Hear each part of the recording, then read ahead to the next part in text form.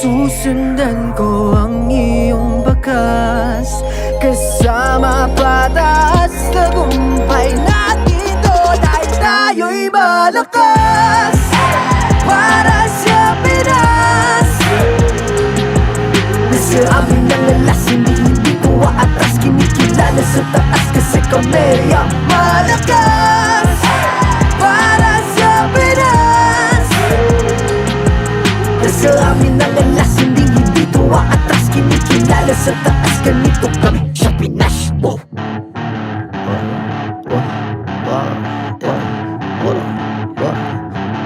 Malakas, Pilipinas, malakas. Kahit anong lane, we become the monsters. Malakas, Pilipinas, malakas. Face the golden sun and repping for the 3 stars.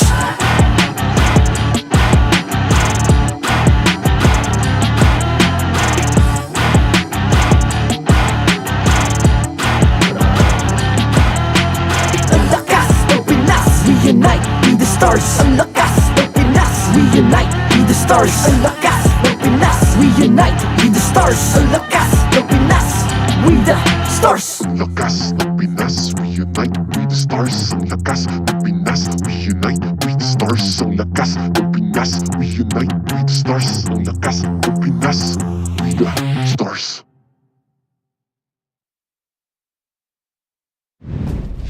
The 12th season of MPL Philippines is brought to you by the following sponsors. Smart, the official telco partner of MPL Philippines Season 12. Our official sponsor, Infinix. Infinix Zero 35G, 4K ultra clear front vlog phone. And FWD Life Insurance. In the epic adventure of life, FWD is your expert wingman. Celebrate your victories living with FWD. Our partners in esports, Maya, it's everything, and a bank. Secret Lab, the official gaming chair of MPL Philippines, Pi Channel, and EVM Convention Center. Experience the MPL-PH Season 12 playoffs action live at EVM Convention Center. Get your tickets now from our official ticketing partner, Slash. Just go to bit.ly/S12 playoffs tickets for more details. Don't forget to catch all of our official league content on TikTok, Facebook, Instagram, and Twitter. To ensure the equality and fairness of our games, MPL Philippines is also monitored and supervised by the Games and Amusements Board. Tinupad ng mga anak ng perlas ng silanganan ang pangako na mananatili ang kampyonato ng mundo sa ating bayan. Pinas lang malakas! Pero ang ating bagong Kings of Sea, ONIC Esports! Nakakawasak man ang puso tignan ng ating mga representatives. Mga kampyon natin dito sa Pilipinas na natalo ng ONIC ay alam natin na napakalakas pa rin ng Pilipinas.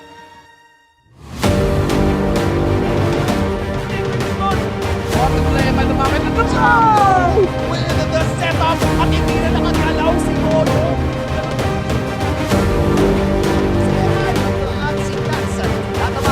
Sakto din! Wow! Man, break the legs! Para sa ONIC Philippines!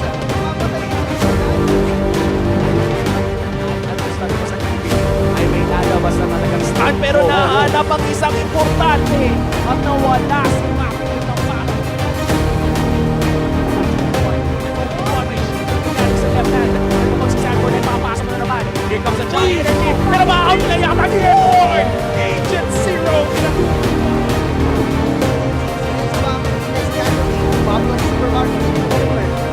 Ay, di! More na part memory! At napabagsak pa si Jesus! Sa third objective, si Satsuki ay tatanong ng Gona. Sanford merong hook. Nakaganin ba? Pero merong mas hook na gagawin doon. First blood. Hook na agad. Kay Cortez. Yan pa rin sa next dalawang testmate. Double kill agad.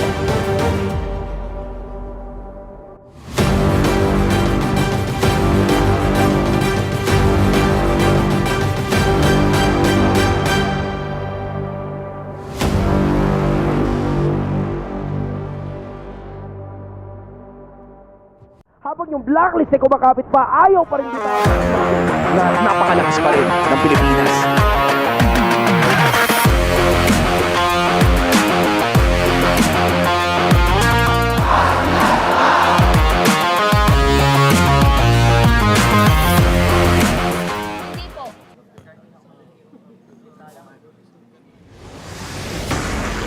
In the field of competition, players who are fueled by determination and dedication grow to become worthy of glorification. Mula sa ligayang hatid ng panalo at leksyong dala ng pagkatalo, nahubog ang mga manlalarong kumakatawan sa mga katagang lakas ng Pinas. Ladies and gentlemen, bask in the glory of those who personify the very essence of ultra-fast gameplay. Presenting your Infinix All-Star Team! A consummate professional who believes that rest is never an option. He proves day in and day out that his skills are legendary. Let us all welcome the Infinix All-Star XP laner, Agent Zero, Edward!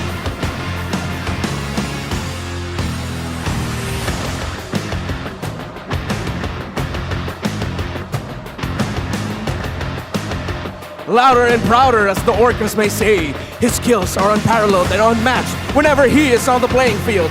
Let's hear it out for Echo's finest, the Infinix All-Star mid laner, Sanji!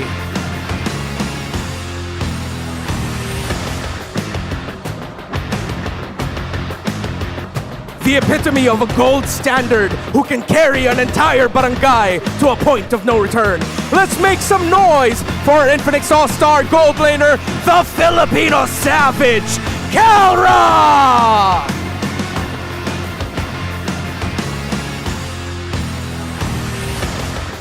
Mastering all the elements needed to become the best, he embodies the true essence of adaptability and versatility. Let's all be buzzing for our Infinix All-Star roamer, Master Ogwen!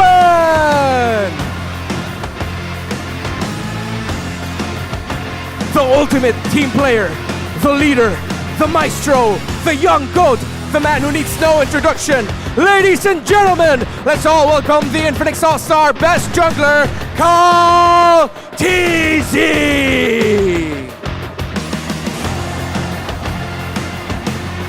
This is your Infinix All-Star Team!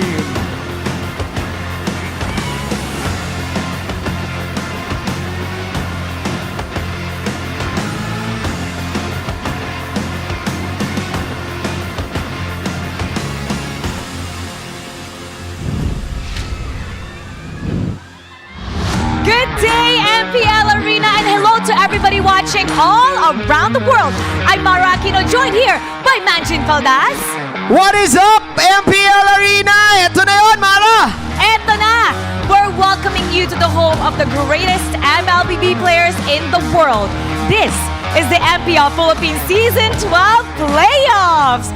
Manjin, after 6 weeks, we have finally come to this moment. Ito na ang moment na to. All roads lead to M5. Alam nyo na yan, kaya naman we're inviting you guys to watch the MPL-PH Season 12 Playoffs now from our official ticketing partner, Slash. Just go to bit.ly/S12 Playoffs ticket for more details. Mag-invite na kayo. At sa lahat ng mga nanonood and to everybody watching our official live stream, post, tweet, and make sure to tag us using the hashtag MPL-PH/S12 Playoffs. And you will get a chance to win MLBB Diamonds and MPL merch. O, di ba? Pwede na kayong bumili sa Diamonds yung skin na parang suot ko. Lagay nyo, oo nga Yeah. naman, as usual, stunning na naman. Mara Aquino. Revenge has blinded me. Ayun na. Ayan na. May ganun pala. Again, Oo. hashtag MPL-PH/S12 Playoffs para manalo kayo ng MLBB Diamonds and MPL merch. Now, to open our very first day of the playoffs, we have prepared a very special guest for you. Ayun na. All the way from MPL Malaysia. Ayun na. The funniest, the witty, best talent. Let's welcome Lafel. Lavelle! Hi, Lafel. Oh, hi! Hi, Oh my Label! God, you guys look amazing! Sorry, what, Lavelle? You guys look absolutely amazing! Oh, for the Thank- playoffs, thank you. You too. I saw you in MPL Indonesia. Now you're here in MPL-PH. You're on demand, You're bro. on demand. So it's so great that you're here with us. I hear you've been busy. So what have you been doing after the MPL Malaysia season? Oh, I've been actually pretty busy. I'm getting married this Sunday. What? Yeah. So Someone's marrying thank you, everyone. Congratulations, LaFell. Congratulations. Congratulations. Thank you. Congratulations I'm to very you, sorry my bro. for my wife. So Congratulations. how's the wedding preparation so far? Oh, it's been very messy, but I'm very special, so it has to be messy. You know what? When it's with you, it's expected to be messy and special at the same time. Yes, one lucky girl right there, Lafel. All right, here we go. Lafel, what do you think about MPL-PH S12 so far? Oh, personally for me, I feel it's very scary because watching MPL Philippines, I would say I'm trying to look for mistakes, looking for holes that other teams can exploit, but I'm not seeing it. I'm not finding it. It's hard to make sure that one person is isolated. I would say it has been amazing, but as an analyst, I'm slightly afraid, but it's to be expected. You're slightly afraid. Yeah. But as everyone He knows. should He knows. be. He knows. Yes. He knows. He He knows. knows. So you know the teams that have made it here for the playoffs. So who do you think will represent Philippines for the M5 World Championship? Okay, so here's the thing. I need to make. I have a reputation to uphold. Okay. Okay. So we'll see. We'll see if it works. I think the team that is going is AP Brand AP and Brand? Blacklist. AP Brand and Blacklist. Okay, you've made a lot of the people here happy because Blacklist is about to Or play. sad. So okay. So AP Brand or Blacklist International. So with those bets that you have, actually, there's this saying that they're saying that the end of the Philippine era. It's the end of the Philippine era. It's here. What do you think about that?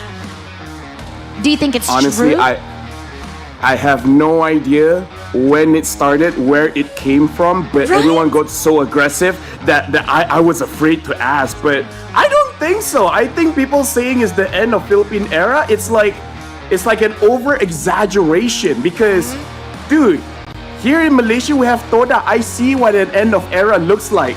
And I don't think Philippines is going through that, okay? Because even in Malaysia, the players from Philippines coming here, Stone, Miko, Demon Kite, Saksa, I would say as players, they're really reinvigorating the league and the coaches as well. So in terms of ending an era, I think it's an over-exaggeration. I don't think so. Okay. I think so too. Yeah, we think so too. Don't worry, Lafel. Even though Todak won't come here for M5, I am still cheering for them. Todak Langgar. Langga! Todak Langgar. By the way, will your bets echo AP Brand AP Brand and Blacklist. Blacklist. Will your bets AP Brand and Blacklist prove that the end of era is far from over? Oh yeah, I would definitely say so because honestly, even though looking at the regular season, Echo has been doing so well, but I kind of feel like according to the script, every road to M5, everyone that's expected to win will lose. So I'm just following the script, and I think AP Brand will be like the strongest one here. Well, a lot's expected from them before the season started. Yeah. But let's talk about the games that's happening for today. For our first series for the playoffs, we have Blacklist International going up against ONIC Philippines. This is the very first step en route to M5. So what do you think about this matchup? ONIC Philippines, Blacklist International. Oh, I would say a lot is on the line. A lot of emotions, a lot of ego is at stake here. So I kind of feel like this is definitely one of the games to watch, and I'm all up for it. What are your emotions about this game, actually? I want to know. Who are you watching out for this? Okay, definitely the junglers because personally for me, I like to look at junglers and EXP laners because I really feel like they're the playmakers, and I kind of feel like when it comes to those retry battles, it is a battle of ego where they're trying to say I'm better than you, and that's always a good feeling to have. Wow. Actually, Speaking of, actually, meron tayong we call somebody here with Sensui instincts because his instincts. Actually, imagine, ikaw ba yung nag-start nun? Were you the one who started that? yeah, Sensui it was instincts? Sensui. He said it in an interview. Mara asked him, why do you always get all of the retries? And Sensui said, it's because of my instinct. Your instincts. And then after that, all season. Yes. And this matchup, of course, is the most heated matchup. Head to head. It's the jungle matchup, Sensui versus Ryzen. One of the biggest roster changes during the regular season was the transfer of these two junglers. Their story heated up even more when they took turns taking wins out of each other. That's right. Now, as both S-class junglers meet, and you only one will get to advance and take a step closer towards the championship, and of course, the M5 World Championship. Now, we got a chance to talk to both of the players before this matchup, and it seems like etong si Sensui has imposed a challenge on Ryzen. Let's take a look at this, Lavelle.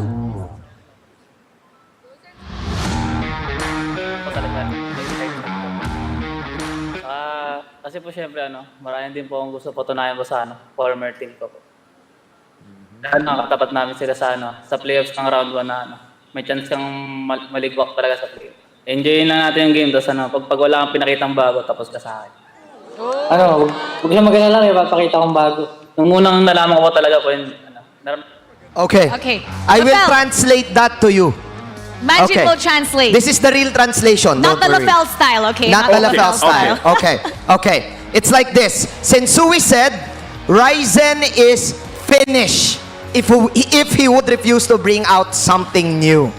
Now, Lavelle, let's ask you this. What do you think about our two junglers? What do you think they'll bring? I would say in terms of what they will bring, it will be interesting to see if anyone brings out Nolan. So far, I've seen in tournaments, it's always getting banned. But in terms of flashy or exciting things, I would say if they want to bring out something new, it definitely has to be a hero like Hellcurt, because Hellcurt. Hellcurt for the playoffs. Okay. It will really change the whole shakeup of the game. We have ourselves a retribution matchup here. I think Sensui is the one leading. But what Lavelle said earlier, he thinks that Blacklist will go to M5. So if I'm gonna ask him right now who's gonna win the retri battle, I think we know the answer already, right? Yeah, because here's the thing. I've seen what Mirko said. Mirko thinks ONIC is going to win. I've seen Leo, shout out to Leo as well, on the forecast. He said ONIC's going to win. And here's the thing. Throughout history, I've been the most correct of every correctors ever. Okay. So I feel like Blacklist should be the one winning. So, you know what? They don't know what they're talking about. Blacklist got this. What do you think about their strengths and weaknesses? If we could dissect the strengths and weaknesses of Ryzen and Sensui. None. No, just kidding. I would say in terms of strengths and weaknesses, when I watch the way that they play, it's more or less the same. The only thing that I'm really interested is looking at Ryzen if he actually does bring out some assassin junglers, because I do believe it is in his arsenal. So that's a strength, but it's only a strength if the team allows him to use it. And when it comes to Sensui, I would say his control of the Riverside is exceptional. It's very, very strong. But I would say you kind of have to win the draft in terms of the EXP and the jungle lane for it to be good. So that's my opinion on their strengths. And like I said, I've been watching MPL Philippines, looking for weaknesses. Very difficult. All right. Well, if you can ask you actually, now we know who your bets are, but this is a best of 5 series. So let's talk about prediction on what's going to happen for today. Best of 5. Okay, so this one I am trying to curse. I would say it's a 3-0, below 12-minute games, below 50-minute games, no pauses, no anything. That's my prediction. I believe that we won't go all the way. It won't be a long day. 3-0. That's my prediction. Oh, okay. So he's saving time. You're saving time. He says 3-0. Oh yeah. 3-0. Yes. So you want it? So it's a 3-0. It's going to be a It's sweep. a stomp. Okay. Any other prediction that you think you're going to see for today? In terms of other predictions, I kind of feel like in terms of the rumors, there might be in terms of the EXP, there might be a little bit of a shakeup, because I do feel in this match particularly, Edward needs to bring something a little bit different as well to go up against ONIC. So when I say about predictions, I would say the EXP might be a little bit more dynamic, even though we're looking at the junglers here. Okay. he wants to see the XP lane matchup. Because sometimes ONIC, they switch their players. Yeah. Yeah. It's they have a little bit more surprise, and Yes. Onic's been a little bit more unpredictable this season. Don't you agree, Manji? But he wants to save time, and he said that he's been correct all the time. And that's Lapel we're talking to. Okay? So 3-0 for Blacklist International. That's your prediction? Okay. Oh yeah, 100%. Okay. I All right. support him. Okay, Okay. we're supporting you, Lafel, and you know we're so happy you found a nice lady to marry you. So, and we're still waiting for the invitation. But you know, we thank you so much for guesting for today, and we hope to see you here for M5. Do you want to say any final messages to our Filipino viewers, Lafel? To all the Filipino viewers, I hope that I get to go to the Philippines as well. I can't wait to see you guys. I hope you guys treat me nicely. I have autism and ADHD. If you treat me badly, then, you know, God might not be happy. So, there you go. By the way, Lapel, before you come here, do you know the Road to M5 podcast? Me and no. Naisu, Ayun. we hosted that. And we have a challenge for you. Are you ready for it? Yes, I am. It's called, Yes, I am. if you come here, do you accept the balut challenge? Do you know what balut is? I know what balut is. Yes. Yes. Do you accept the balut challenge? Okay, I made a promise to my wife. I promised her before I make any decisions, I will ask her. So, let's. I'm gonna hope my wife is kind to me. Okay. That's- We're gonna pick the that's one with my answer for feathers now. for you. So it's a With yes. eyes. It's a It's a yes. yes. It's a yes. No. Bye-bye. All right, Lafel, thank you so much. We'll see you soon. Bye, Lafel.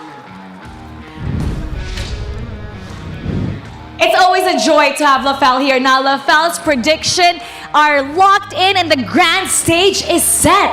Ang tanong, sino nga ba ang magwawagi? Para sagutin ng ating mga katanungan, pupunta na tayo sa ating voice of MPL to call out the players. Raptar, pasok! A game-changing and history-defining trade, defending our world championship in M3. Two teams linked by history, they rose above expectations this season. Welcome to the first elimination match of the MPL Philippines Season 12 Playoffs! Introducing first, the Hitman, Renegade, the Filipino Sniper, Oheb, Sensui and his instincts, Agent Zero Edward, and you, truly top tier, it's Blacklist International!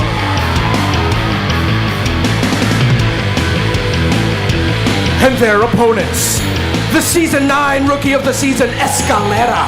Nothing but nets. The Class S Monster Ryzen. Cram Time. And Super Prince. It's time for ONIC Philippines.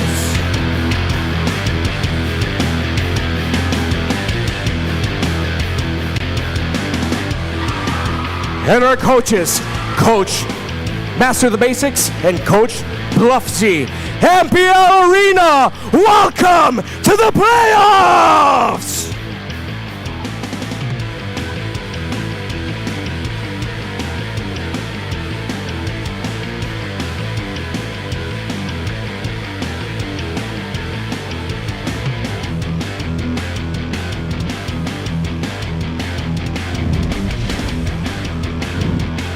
Mga kaibigan, welcome sa Class S na laban ng Blacklist International at ONIC Philippines. Mainit ang unang bakbakan natin dahil i-remind ko kayo na laglagan ang kanilang magiging tapatan dito. Importante na ilabas nila lahat na kailangan nilang ilabas, i-accept yung mga challenge na binabato sa kanila na maglabas nga ng bago dito sa ating MPL Season 12 playoffs. Blacklist International at ONIC Philippines. Class S din ang tapatan natin dito pagdating sa mga matchup. Lalo-lalo na ang ating mga jungle players sa magkabilang koponan. Introducing our teams for both sides. Blacklist International gamit ang kanilang Rosie lineup. Oheb, Sensui, Yue, Edward, and Renajay. Nakita na natin yung success nitong roster na to nung regular season with Yue coming in and yung jungle experience ni Sensui. Yung kanyang capability na kumuha ng tuloy-tuloy na Turtles at Lords ay kailangan naman labanan ng ONIC Philippines. Of course, si Oheb din sa pagbabalik sa kanyang gold lane. Nakita natin yung pagprotekta ng Blacklist International sa kanilang carry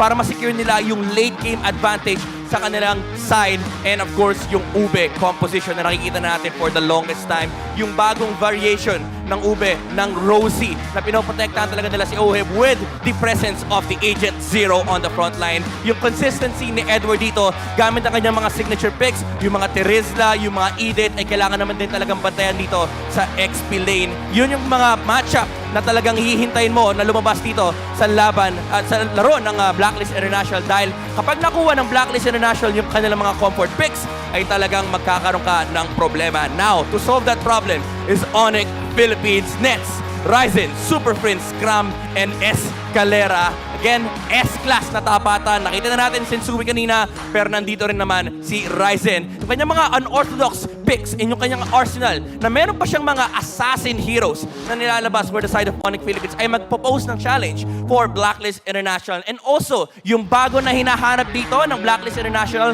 eto na, yung bagong roster with Escalera and Cram coming in for ONIC Philippines. Nakita na rin natin ito before nung laban nila nung regular season laban sa Smart Omega na may flex factor din ang ONIC. Hindi lang sila Renajay at si Yue ang nagpa-flex dito, kundi pati na rin ang roam at XP lane ng ONIC Philippines. Nagkaroon na sila ng support roam, pero nagtatank din naman si Escalera during his times nung TNC na naglaro din siya ng roam para sa roster na yon. Now, looking at the head-to-head matchup, in terms of heroes, makikita natin may similarity pagdating sa gold lane, lalo na sa jungle, yung trio na jungler na nakikita natin, yung Terizla, yung Baksha, yung Fredrin, pati na rin yung Akai, with some of the Martis there. Pero again, may advantage on the side of ONIC Philippines dahil may hawak na assassin heroes ang ONIC Philippines. Now, looking at the stats dito, no, very important na tignan natin yung Turtle and Lord Control, kasi dito talaga natin mababase kung sino yung makakakuha ng early game lead at early game momentum, lalo na at may dalawang capable na junglers sa magkabilang koponan.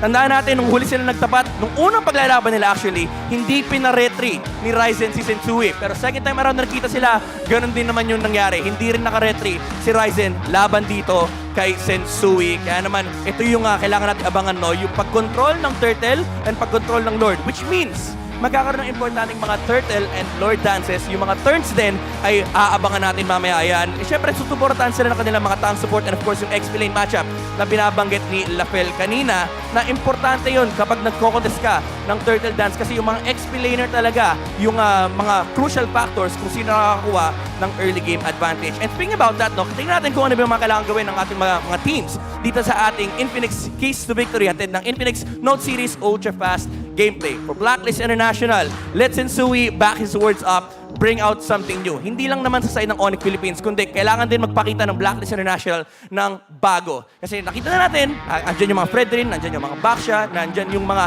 typical junglers for the side of Blacklist International. Pero kailangan pa nila maglabas ng kakaiba dito laban sa ONIC Philippines, kasi mas maraming baon din talaga si Ryzen dito sa kanyang arsenal. And of course, kailangan mo back upan yung sinabi mo before na kapag walang bago dito si Ryzen, tapos talaga ang ONIC Philippines. Now, for ONIC naman, accept Sensui's challenge or not. Kasi again, ulit-ulit na sinasabi, may ibang dala naman talaga si Ryzen for ONIC Philippines. Pero questionable dito is lalabas pa nila yung Nolan. Alam natin si Ryzen very capable na humawak ng mga assassin heroes. Kaya naman pwede nilang gamitin yun laban sa Blacklist International, lalo pat first match to ng playoffs. Lasunan talaga ang laban na magkabilang koponan. For both teams, resolve whatever's left from your meta woes. Nung regular season, hindi rin perfect yung run ng dalawang teams na to. May mga games na nakikita natin yung mga butas at yung mga errors na kanilang mga lineups, mga composition, and of course yung meta approach. Pero this time around, nasa playoffs na tayo, dito na magkakalabasan ng mga tinatagong strategy or yung mga pag-fix ng kanilang mga errors ng regular season. And nakita na natin din yung adjustments from both sides, no? Speaking about yung adjustment, yung roster din ay talagang na-solidify na nila with Blacklist International coming into this playoffs with the Rosie roster and ONIC Philippines naman fielding Cram and Escalera in for this matchup. Again, Class S, natapatan talaga. Lahat ng matchup nagmamatter, lahat ng hero composition nagmamatter, but it's all gonna be about getting that final conversion, that base push into securing the victory here on all of their games. Yan ang kabang-abang na laro ng Blacklist International at ONIC Philippines. Kaya naman, huwag na natin patagalin pa. Ipatanong natin kayo sa ating mga casters. Itinakda na ang oras para malaman kung sino nga ba ang tunay na Class S jungler. Sino ang magdadala sa kanyang kupunan papalapit sa inaabangang Magandang buhay, everyone! Join us as we present to you the first matchup of the MPL Philippines Season 12 playoffs. It's Blacklist International and ONIC Philippines. I'm Auntie Nara, and together with me today are Naisu and Reptor, and we are the Wee Bear Bros. How are you, bros? There you go. He's officially a part of it. Antinara, it's great to have you here with us on the English desk. Welcome. And we've waited for this, Redmar.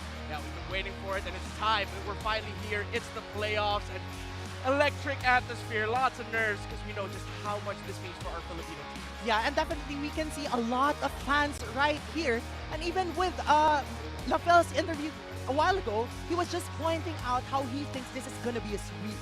Yeah, we have a lot to talk about this match, but before that, we also would like to, of course, thank our official partner, Smart.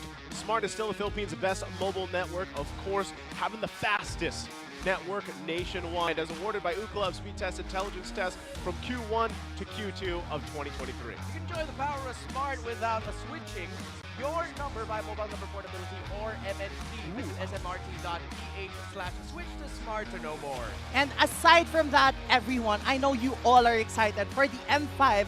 And because of that, the M5 early bird tickets are now out. PH Super Pass and the MVP Pass are now available. So buy yours now on /event.com. And here's a special gift for you guys. All the MPL Philippine ticket buyers that have bought tickets for this will get a 10% off your M5 regular pass. So make sure you guys claim that. A discount code will be sent to your emails on November 3rd for you guys to go ahead and claim. So what are you waiting for? Experience MLBB Esports live now. We can't wait to see all of you guys here over the next, 5 days of jam-packed action.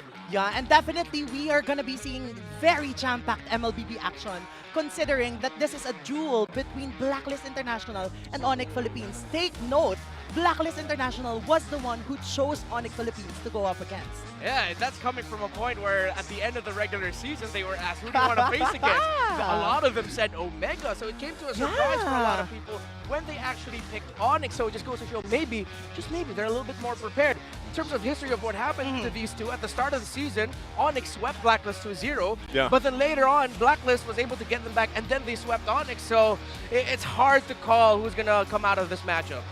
I feel like part of it, and I don't know the true reason why, but everybody knows, and I think this is just I don't know if it's a myth at this point, right? But everybody knows that Omega playoffs Omega is different. That's true. They're built diff. And there's already been memes about it, going around, circling online. And I think maybe that's part of it because, any team that goes against Omega, no matter how their regular season went, there's something about them in the playoffs. So that is something to be scared about. Yeah, and I think it was in the 6th week of the regular season wherein Wolf mentioned that it is not just an Omega poison.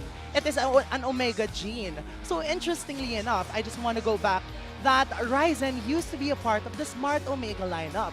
So does he have that gene? That's the question. Well, he's going to need to show that gene and even new genes at that as well, because he's with a new roster now, and he's been shining, and he cannot be super shy when it comes to coming up with a really great performance here against Blacklist. I feel like it's a revenge game for him, because last season, Blacklist swept Omega in the first round of the playoffs. Yeah, and definitely right now we are going to be seeing a duel between two S-tier junglers. But so far, we have been seeing 3 world statistics right now, Renmar. What is up here? Oh yeah, don't worry. It's all different heroes. You see Valentina, Turizla, and Fredrin as priorities here in the PH. So Valentina, Fredrin shared amongst the regions, but then you see variation. You see Turizla for PH. You see Edith for Indonesia. And then for Malaysia, the Martis is there as well. So it just goes to show how strong right now Valentina and Fredrin are in the meta. And it's interesting because these are 2 teams that have very prolific Valentina and Fredrin players. You have Yue, you have Super Friends as great Valentina players. You have Fredrin for Ryzen and Sensui. And that's why I think, you know, even when we heard what LaFell had to say, that is so true. We have to see, one, what happens in the XP lane, if there's any variation from there, right? We know people love Turizla right now, right? They don't divert too much from these heroes that are popping up in the XP lane, but there is a lot of flexibility there. Not only that, but we also have to talk about the jungle, like we mentioned, both junglers going head-to-head. And from what we've seen, again, a lot of MPL regions have now concluded. And we've seen some amazing things, I would say, you know, especially in the jungle. I'm talking about even the Hellcurt popping out, right? But there's more to come, I feel like. And if you want to talk about the gene of Ryzen, for example, I think even like what LaFell said, I completely agree. This might require them, because of the situation that they're in, to pull something out as a surprise eventually. Is it game 1? I don't think it's going to be in game 1, but through the series, we'll see how it unfolds. Yeah, and it's interesting to me because despite not being able to use assassin heroes at all in the regular season, we know Ryzen can pull off these heroes. But going into our draft, an early ban of that Backshot, Dicky, Noveria for the side of ONIC Philippines. Meanwhile, for Blacklist International, it's all jungle bans. Yeah, we're respecting Ryzen here, the Class S jungler as we called him. Valentina's prioritized, and yes, Nolan, Christopher, we're not going to be seeing him in the draft for game number 1. And of course, Blacklist International will take their priorities. I love how they play the Turizla, especially on Edward. They play it simply. They look for the jungler when it comes to the objective fights. One flicker penalty zone absolutely ruins the flow of team fighting for their opposing teams. That's what Blacklist International really showed off with their Turizla. And of course, Matilda for Blacklist, for Renegade at this point is already a given. ONIC with their next 2 picks, they go ahead and pick up the Irithel, which was open, and they take away the Akai of Sensui. Yeah, so interestingly enough, for the side of Blacklist International, they win 44% in terms of the red side, and that's where they are right now. But not much of a difference with that blue side. So what I want to see in this specific matchup against ONIC Philippines is how these 2 teams will play around their rotations, not just in the gold lane, but also towards that XP lane. Yeah, and interestingly enough, these 2 teams actually, they don't rotate that often in terms of the XP laners. They love leaving their XP laners alone. It's like, do whatever the hell you want. We trust you. But in terms of the gold lane, that's where it changes. Blacklist, a key part of their rotation is actually helping out OM.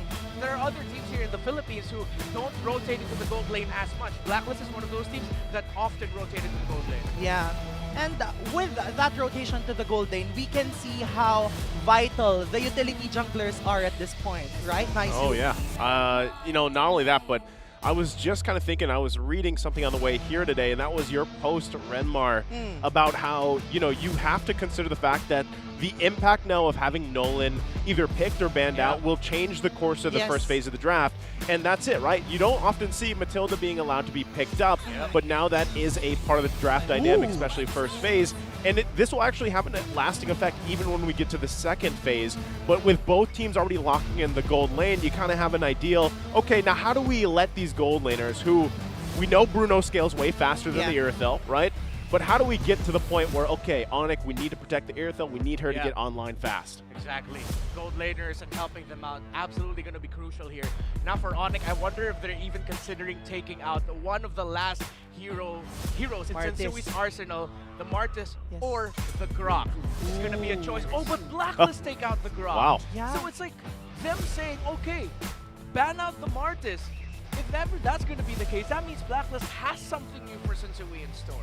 Yeah, and definitely I'm shocked that this Grok has been banned, but so far, we haven't been seeing a hero coming from Escalera. So definitely, this is a respect ban against the roamer of the side of ONIC Philippines. So they recognize just how much powerful this Grok can contribute in terms of the team fight. And as we have been mentioning before, these teams are really great in prolonged team fights.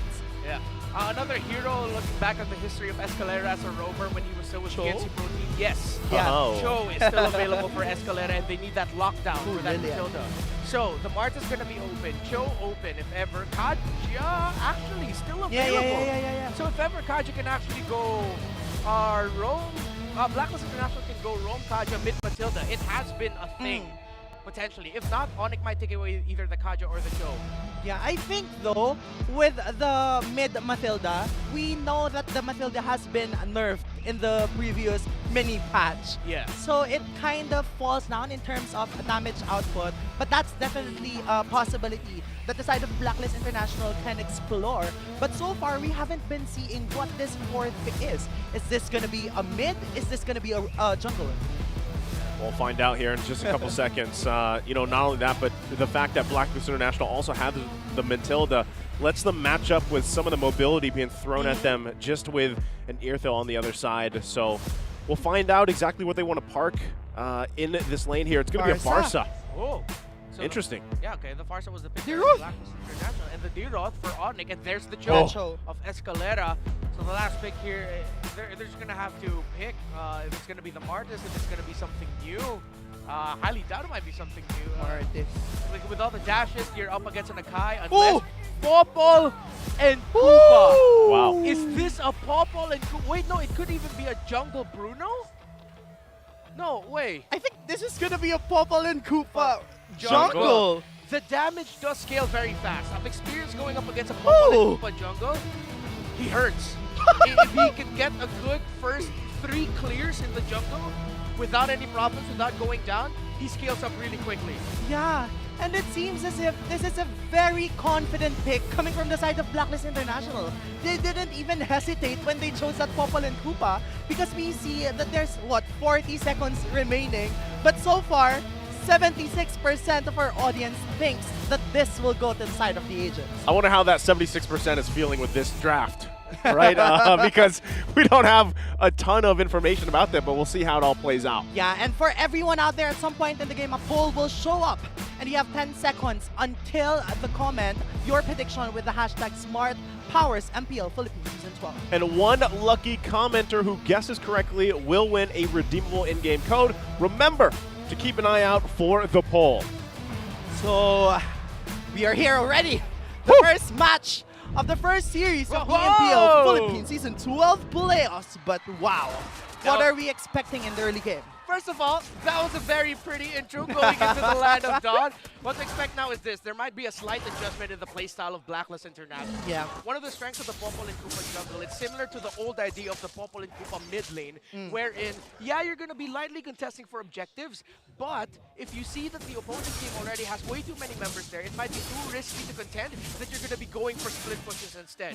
That you're going to be going for tower pushes and then ganking instead of going for the turtle full-on. Yeah, definitely. That's an interesting thought, considering that Popol and Koopa is one of the strongest pushers out there. Oh, yeah? But Renegade with the early aggression against Escalera just so that they could distort the positioning. But this looks like a Little Wonder is going to the hands of Mitsui. You know what's scary?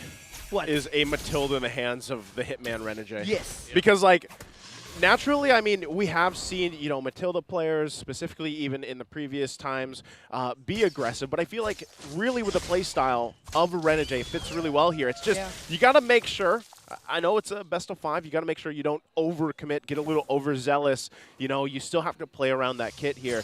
And that's really where I'm wondering, how does this Popol fit into this lineup and how it will work in the jungle? And right now you're seeing they're scaling up quick. That's the key idea right now. That's what you're saying, Mark. They're going for the pushes, they're going for the ganks. This is the strength of this lineup. Yeah, and just like that, they were able to have the gold plating in that top lane and hope against Ryzen. See, that's the thing. I mean, this is a hero we don't often see, right? Yep. And you forget just how much having an extra health bar even Yeah. has to deal with. Assassin emblem. Yep, that's an assassin emblem on the Popol and Koopa Electro. Font of charge. Yeah. The weapons master, and of course, going for the crits as well. So yeah, this is going to be a Popol and Koopa that just wants to scale up really quickly. Paired up with the Bruno, that's the idea of their draft. Again, just look at the objectives and how they're going to play it. Are they going to full contest? If they really can't, they're going to go for the split pushes. And ONIC now, the problem is, it's so hard to reach the Popol and Koopa. Who are you going to send to reach that? He doesn't have the Purify, yes. He does have that little shield that he can get, that knock up for a little bit of defense. Yes. But Escalera and Ryzen have their work cut out for them. Yes, and definitely this Popol and Koopa has a choking point wherein that heavy spin has been casted, but wherein the possibility that you will be able to kick and crowd control Koopa instead of Popol. Yeah, don't kick the dog. That goes for a lot of Please. things. In real life and in the land of Dawn, folks. We love animals here. We do. But I gotta say, you know, that first turtle take, very just simple. Nothing fancy. We're gonna go ahead and lock down who we need to. We get the heavy spin out from Ryzen. We secure ourselves that first objective. So if you're ONIC, you're kind of wondering, okay, how do we deal? Like, how do we even get in range to find someone that we need? And I feel like that's where a lot of this relies on Escalera here. Yeah. And maybe even Super Prince. If I'm Super Prince at this point, I'd consider not even taking the Feathered Airstrike. Yes, it's your best reach weapon for the back line. But then if you can get the penalty zone and maybe even the ultimate of the Matilda instead, it might actually be a little bit better. Yeah, and now you have been seeing how aggressive and fast-paced Blacklist International is trying to make this game in terms of tempo. They have a 1K gold lead, almost negligible at this point in the game. But so far, what do you think, Naisu, can Blacklist International do just to be able to keep up with the pace? ONIC, rather, can do just to be able to keep up with the pace of Blacklist? Well, I think that's one of the big things, right? Is like I was saying, Escalera kind of has to force a situation where they can get a pick off. But really, you have to buy time for nets. I mean, we know how Irithel works. We know how long it takes to get to that point. So even if Escalera finds someone, it doesn't necessarily mean like, okay, we're going to get a kill off of that, right? Yeah. And that's why also Super Prince is kind of his impact on what ultimate he's taking, and that's why we see him taking that Feathered Airstrike, because right now he's the guy. It's him and Escalera to convert a kill. If not that, then maybe you'll get lucky and Kram is able to find the perfect setup, but we know how kind of slow I guess Deroth is, you know, so that's kind of like, all right, this is our plan B here. That's what Blacklist needs to be careful of, because ONIC has a great amount of damage. However, it's for the longest time, it's only going to be coming from 2 heroes. So let's see if they can find someone. See if they're going to go for it. Circuleo with the Feathered Airstrike. Going to come down all this for the second turtle. They force Ryzen off of it. Already going to use the heavy spin. Now still fighting for it. Super Prince on the backside, still trying to find the pressure here. Flicker comes through. Sensui gets the turtle, and Ryzen running for his life. He's going to be chased down. Renegade finds the kill. And now it's Escalera. Their eyes are set on. Edward comes through swinging. And they grab 2 kills plus the second turtle. Yeah. And with that, I think Blacklist really is in the lead right now, and they seem to want to be able to push this bot side just to be able to have more space. Yeah, comparing these two teams, 56% is the first blood percentage of Blacklist over Onyx 50, and this is everything we've discussed so far. When it comes to the objective takes, it's simple. You're gonna send Edward to flicker, or if not gonna flicker, penalty zone onto Ryzen, force out the heavy spin early, dish out your damage onto Ryzen, and then split push. If it's not gonna be the Popol and Koopa, it's gonna be the Bruno that you left alone. Yeah. You know what an interesting item I saw just a while ago, Renmar?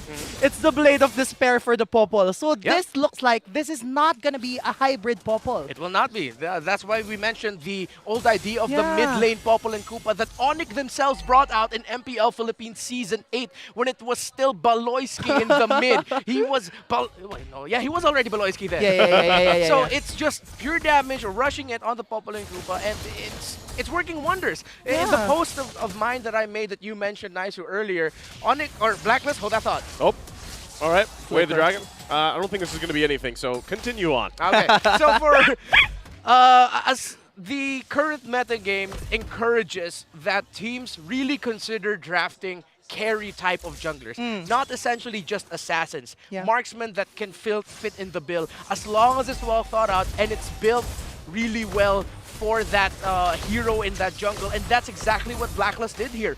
ONIC drafted a very solid lineup from the regular season. Blacklist drafted a very solid lineup with learnings from Singapore, MENA, and Indonesia. Yeah, and you know what's good about that is that they're able to adapt given the 1.5 week break that they were able to see all of the teams performing. And just like that, they were able to take 3 turtles uncontested. Yeah, they, you know, again, it's nothing fancy. They're just playing this really well. Now the heavy spin going to try to zone out Edward here. Oh! He spins him right into his teammate Ryzen down. Escalera going to flicker out of there.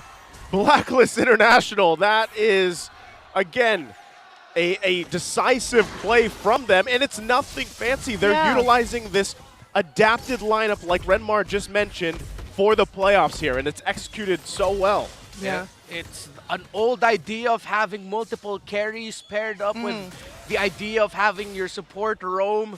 It's an evolution of the metagame based off months and even a year's worth of everything that we've seen in Mobile Legends, Bang Bang esports all throughout the world. As we look at the items right now, they had to rush the empty Cuirass actually for that Akai Dominance Eyes onto the Deeroth. So the Deeroth damage is going to take a long time until you feel it. Up to a Wind Talker already is that Popol and Koopa, almost a 2,000 gold lead for the PNK gold laner, and almost a jungler, and almost a 2,000 gold lead and more for Bruno over that Irithyll. So this means that in terms of items, they're definitely on the lead right now. But what we have to take note is at this point in the game, 8 minutes in, Nets still hasn't fallen down. So this is a good sign for the side of ONIC Philippines because they just want him to be able to build enough items. Yeah, and the good thing is if ever it gets to the point where ONIC can really stretch this out and they have the items that they need, it will hurt for Nets that he has to contend against a Bruno and a Popol and Koopa, 2 great sources of physical damage, and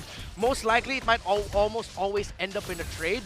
However, they're gonna be looking for the Feathered Airstrike. Once that Feathered Airstrike is out of the hands of Yue, ONIC can go all in, but it will be a devastating trade. Yes, and because this is a double marksman lineup technically for the side of Blacklist International, definitely we want to expect Super Friends dish out enough damage output, be it in the form of the Feathered Airstrike or that penalty zone with that Akai. But this turtle is just uncontested. First Lord, rather. Yeah, that was just deleted. You know, like that was so quick. And again, it's just kind of painting the picture at how far behind ONIC Philippines is economy-wise, right? It's not a huge impact kill game, or rather, it's not a ton of kills going on here. It's just really simple objective play. They find a couple wins when they can, if they can get these kills, but Blacklist International doesn't pressure it. And now what it's all done is it's all fallen into place, right? Everything the past 10 minutes has led to this charge. Yes, it's only the First Lord, but you're nearly 10,000 gold ahead. And look at that. They're going to force Nets already back here with the Feathered Airstrike. Ryzen, the tanky one, is going to get middled down to half health. Mid-turret going to be dealt with. Penalty zone going to go in. Renegade jumps in with a Circle Eagle. Nets in trouble. Can't last it. And that's what the lead will do. Can they keep it going? Still, Lord finally going to be taken care of. That's a triple already for Oheb. They wait for the minions to push in. They take game number 1. This winning moment is brought to you by FWD Life Insurance. Wow. Wow, indeed. Shock and awe. We were talking about new strats. We were talking about new ways to play the game. And we thought, hey, it's going to be a slow rollout. Nope. Right away. First game, elimination match. MPL-PH S12 playoffs, Popol and Koopa jungle. You know what's crazy is, and I don't know what LaFell was actually thinking, but he's like, it's going to be a stomp. Yeah. Okay, I'm sorry, but you know, ONIC fans, that game 1 was an objective stomp, and it all led to that at the end from Blacklist International. Wow. Oh my goodness. Wow. Nice. Wow. Join. I want to join. All right. Okay. 1, 2, 3. Wow. There we go. Nice. That was before the 11th minute mark. Yeah. Blacklist International was done with that game. So definitely in terms of preparation, it looks like as if Blacklist International has a lot of tricks up in their sleeves. Yeah. That's crazy. Yeah. Yeah, you can't help but like if you love our sport, if you love our esports scene, it was just brilliant what Blacklist International did. Again, ONIC drafted a very good lineup if they were up against a tankier jungler. Yeah. If they were up against the Martis, this would have been a much closer game. But then Shock and all, you bring out the Popol and Koopa, the poke damage and the poke. That's the keyword for Blacklist. Yes, poke. They had a lot of poke damage. Sadly enough, ONIC were lacking in that department. Yeah. And, like, the crazy thing about it, too, is, again, this was a game that was not, you know, there wasn't a ton of kills. There wasn't a ton of fights happening. It was like Blacklist International was like, all right, let's just get Ryzen's heavy spin-off, early game plan, that's it. He can't contest the objectives. We'll secure all of them. They somehow continued to demolish turrets. I mean, even in the tier 2 in the bottom lane was down like at 6 minutes or 7 minute mark. And that's something to consider too. We talked about how strong of a turret destroyer Bruno can be. We'll match that with another turret destroyer in Popol and Koopa. You know that. So how do you deal with that? And I think now a lot of people are scratching their heads like, what just happened, man? Yeah, and it's so hard. Even if they drafted, let's say ONIC said, okay, we'll draft an assassin. Yeah. The Ling will struggle against a Popol and Koopa. Even a Hayabusa will be able to get caught there. Well, maybe Hayabusa might be out of all of them is the best thing. But then, yeah, of course, ONIC had to take away the Akai of Sensui, which is a well thought out Blacklist with surprise right away. ONIC needs to adjust. There's a lot now for ONIC to consider. Yeah, and with that surprise pick of the Popol and Koopa, we see how what Renmar mentioned earlier, that they can capitalize on the double pushing of wherever. One lane for the Bruno, one lane for the Popol. And because that Popol and Koopa hasn't been touched at any point in the game, it was easier for him to just snowball and deal out enough damage. When we see the last siege, we have been seeing how that Popol was just poking Ryzen Sakai. Yeah. Well, I mean, kind of unfair because technically with Popol and Koopa, you get 6 heroes on your side. That's what I was saying early on. Basic math. Yeah. Like automatically in the beginning, it's like, all right, we're sieging in this top turret, getting all the gold we want from that, you know, that extra gold. It's 4 versus 3. What are you gonna do? It was animal on animal violence. I mean, historically, like pandas have difficulties defending themselves. This is like animal facts, like especially against wolves. You're the panda in the Wee Bear Bros, right? Yeah, I can't defend myself against a wolf. I don't think anyone can. Among all of the Wee Bear Bros, I think the only one that can defend themselves is the Ice Bear. Oh yeah, that's you. That's you. Wait, hey, I'm the Grizzly Bear? No, that's Leo. What am I? And even OSX. I'm the baby bear. Yeah, you can choose. I mean, at this point, everyone's it's Bear Bro country in the MPL-PH English stream. Wow. And with that, game number 1, I think ONIC Philippines has a lot of things that they need to prepare for. Just like what Renmar mentioned for game number 2. And definitely we want to see that surprise factor, that wow, X factor, just so that to ensure that we will be able to see more of that. But I'm pretty sure our analyst still has a lot more up their sleeves, which is why Midnight tell us something smart as Renmar. Talaga tayo ng bago dito ng Blacklist International as they won over ONIC Philippines sa napakabilis na laro na under 11 minutes nilang tinapos. Nating ihimay niya dito sa ating analyst stand. Ako nga po pala si Midnight. And kasama natin dito ang isa sa mga idol na explainer ng mga bata ngayon, si Boss Renzo. Renzo, kamusta ka naman? Okay lang. Sobrang saya. Sobrang saya. Sobrang saya dito kasi sa venue dahil nandito again yung mga fans. And tatanungin kita kasi galing ka pang Cambodia, kamusta na kakabalik mo lang ngayon sa Pilipinas? Ayun, na-miss ko yung mga pagkain dito. Pagkain yung una mong na-miss. Pero yung laruan naman. Siyempre sa mga RG, di ba? Mga laro tsaka sa mga RG, iba talaga dito eh. High level talaga sa Pilipinas. And yung pinagkaiba ng Pilipinas, kasi kanina magkausap kami, nakita natin yung draft ng Blacklist International. Popol and Koopa, jungle, mula kay Sensui. Ano bang explanation natin dito bakit Popol and Koopa yung kinuha ng Blacklist? Sa tingin ko yung Popol and Koopa pick strat nila para alagaan yung Bruno, doon sila sa rumitid sa gold lane.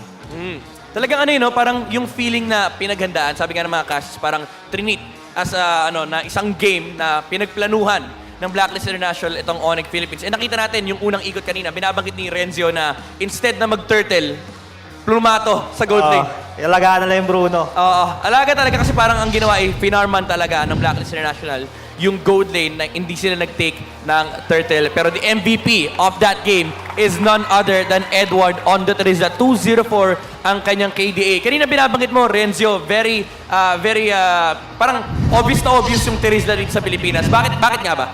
Si Trisla kasi sir, early pa lang, ang laki na ng impact niya eh. Dami niya pwedeng gawin. Pwede siya mag-field, pwede siya mag-start ng clash. Lalo na, nasama pa ng Rainier Airlines. Oo. Pwede siya mag-in and out. Kumbaga may ano siya, may way siya na makapasok, makalabas. Tapos siya na yung nagpipil para kay Bruno, tapos siya pa yung nag-go dito sa mga turtle ticks ng Blacklist International. Ganun kaigsi yung game, guys. Yun lang yung highlights. Yung first turtle lang yung highlights. Kasi naman, 3 kills lang yung Blacklist International before they broke the base of ONIC and nakakuha sila ng additional kills. It's all on the strategy of the Bruno and Popol Kupa dahil naalagaan. Pero looking at the emblems, Boss Renzo dito, ano ba yung mga napapansin mo mga kakaiba dito for both sides? Ay, sa Popol, Quantum Charge, tsaka naka-fatal. Tapos naka-weapon mastery. Full damage, no? Full damage. Full damage yung Popol and Kupa. Kaya kita natin kanina, binabangkit din ng mga casters na, actually ikaw din, binanggit mo, na yung mga lalapit, hindi na nga, minsan hindi na nga kailangan si Edward eh. Kasi si Sensui na eh. Parang, itabi mo, sige, ako na. Tapos kinakasil din ni Sensui yung mga, try na pumapasok sa kanya. Yep. Kinakagat niya agad eh. Oo, parang every time na lalapit ka sa box ng Blacklist International, nandun kagad yung response mula sa Terizla. Tapos kapag na-bypass yung Terizla, si Sensui na mismo yung kakagat. Oo. Ay, tatrap niya na agad. May mga trap pa siya. Yep. Ang dami niya sobrang sisi. Yeah, napipigilan din yung mga frontliners. And isa pa sa napansin natin, and napansin din ni Renzo dito, is very well-rounded yung draft ng Blacklist International. Meron silang early to mid, tapos pagdating ng late game, kaya din na talaga nila magbasag ng base, especially with the Farsa pickup ng Blacklist International. And kung titignan din natin, medyo nalugid din talaga yung ONIC kasi pagdating sa lineup. Kasi parang yung hero sila ay hindi talaga kaya yung composition ng Blacklist International, especially when they picked up the Diroth.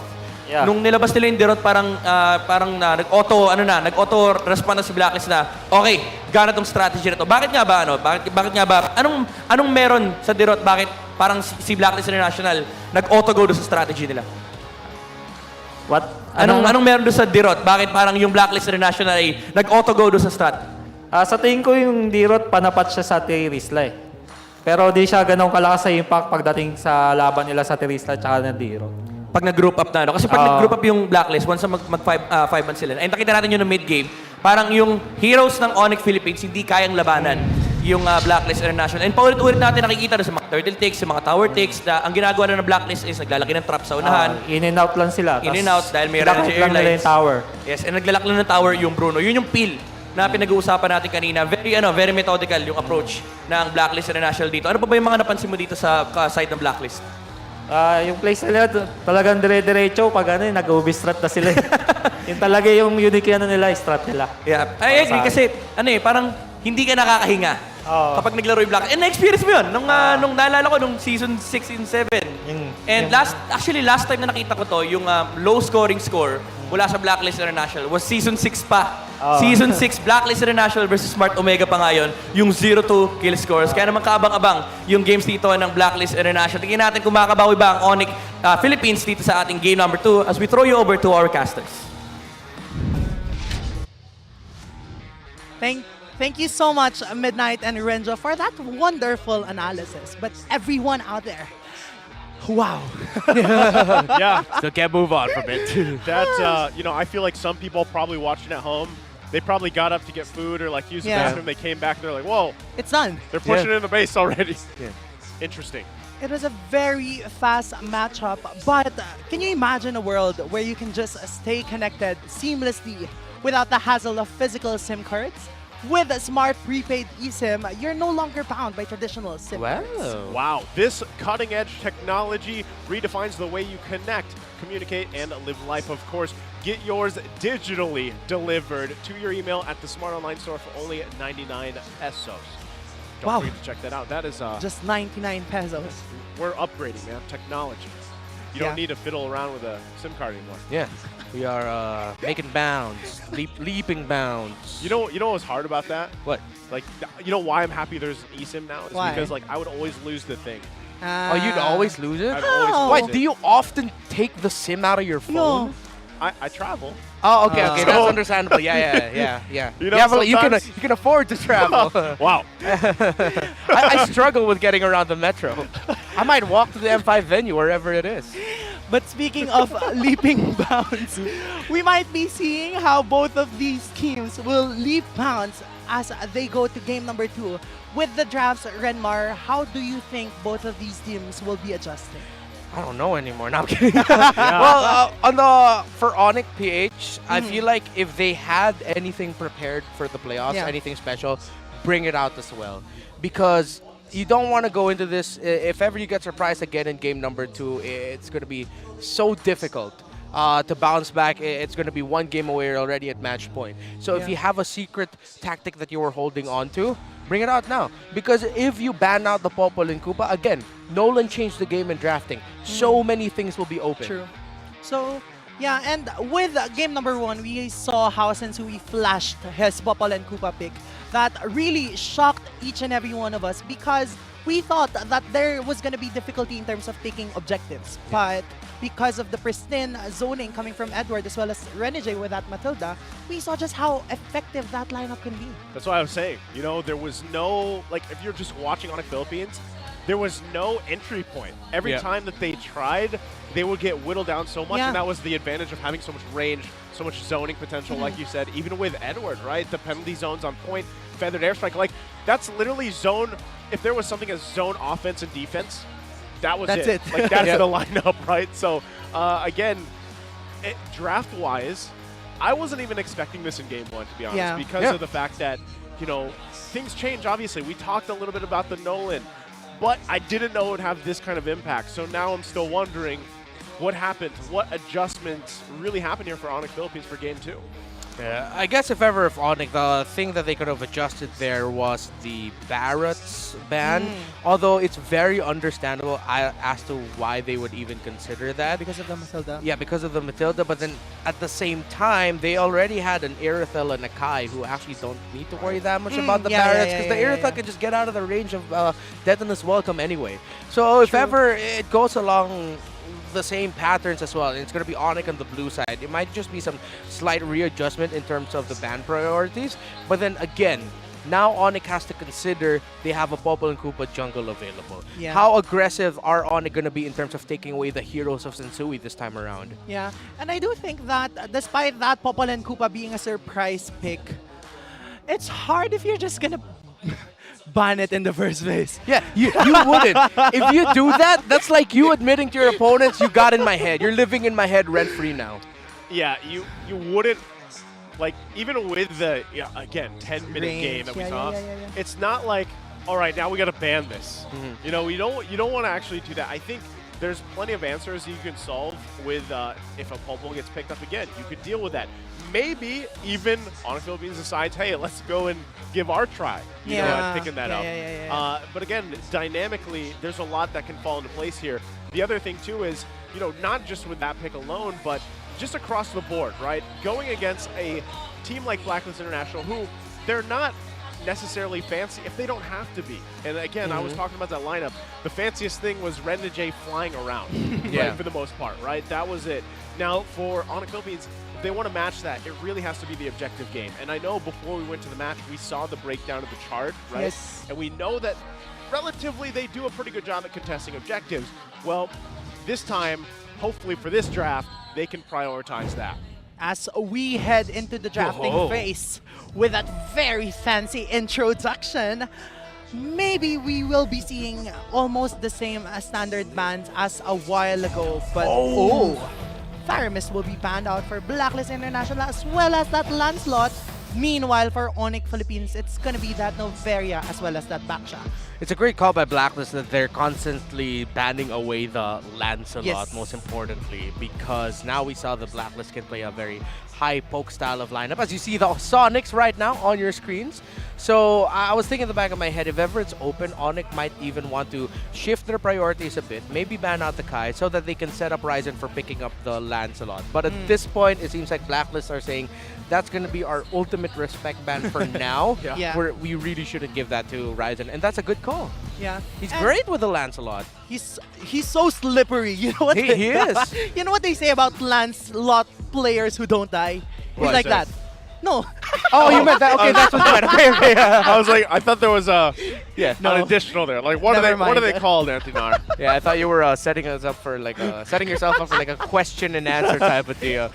First pick here, Edith is available from Blacklist, Matilda as well if they want to. Angela even. And Angela. Well, Angela, I'd rather pick up the Matilda instead. And again? All right, this guy, Nolan. They gave the Nolan. Hey, ONIC, if you have a Mincetar, pick it up now. Or maybe later. Wow.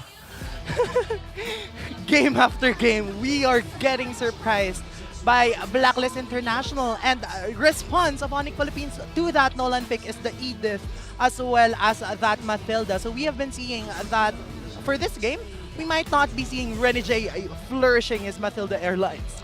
I'm curious, you know, and before I bring the question here of curiosity, a lot of people have been saying that I have a narrow hero pool. Just count how many heroes I'll use in the playoffs. Second. Says Sensui. And this is now a second to that. Yeah, of course, we haven't seen Nolan. But Redmar, this was my curiosity. How does Nolan fit here? We have seen him, you know, even in other regions, but since his debut here, how does he fit in the current meta of things, and how does he shake it up a little bit? Well, of course, the ban priority, the pick priority, and the fact that you can flex him in the XP lane and the jungle. We've seen an XP lane Nolan that actually has Assassin Emblem but then goes for Concussive Blast because, he clears minion waves really quickly. And yes, that's something I got from MDL Philippines, Antianara. I know why you're excited. I was there when that pick came out. I was watching live. So that's really the effect of Nolan there. And then Jungle Nolan, as we've seen from the streams of other players, specifically Carl TZ, he scales up so quickly. The damage really hurts you. You might usually see a lethal ignition paired onto him. So Blacklist now will get the Fredrin. We still don't know who's going to go where. They can adjust it depending on the needs. But with the Farsa getting picked up by Blacklist, ONIC made the obvious right call of picking up the Joy. So the Farsa will struggle here up against the Matilda and then the Joy. They now have a lot of dive. ONIC now, though, just need to somehow build a little bit more damage, as Blacklist International might even consider banning out the carry or the Brody of Nets instead. So Brody and Iritha bans might be what we see. Bruno first for Nets, yeah. So Brody or Iritha is the second one, if ever they want to. Yeah, and because I think right now in this meta, one of the most difficult gold laners to get into lane with is the Brody because of the range that the Brody has.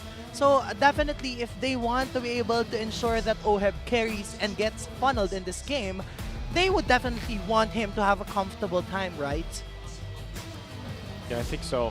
Again, you know, as we wait for these last couple bans to come out, I think comfort's a big kind of question, right? Not only that, because, again, if you look back at the previous game, if you guys are just joining us right now, it was very quick, right? ONIC Philippines, for instance, I was even saying this in the draft. I was like, man, they really want to buy time for Nets. But there was just no opportunity for them to buy time.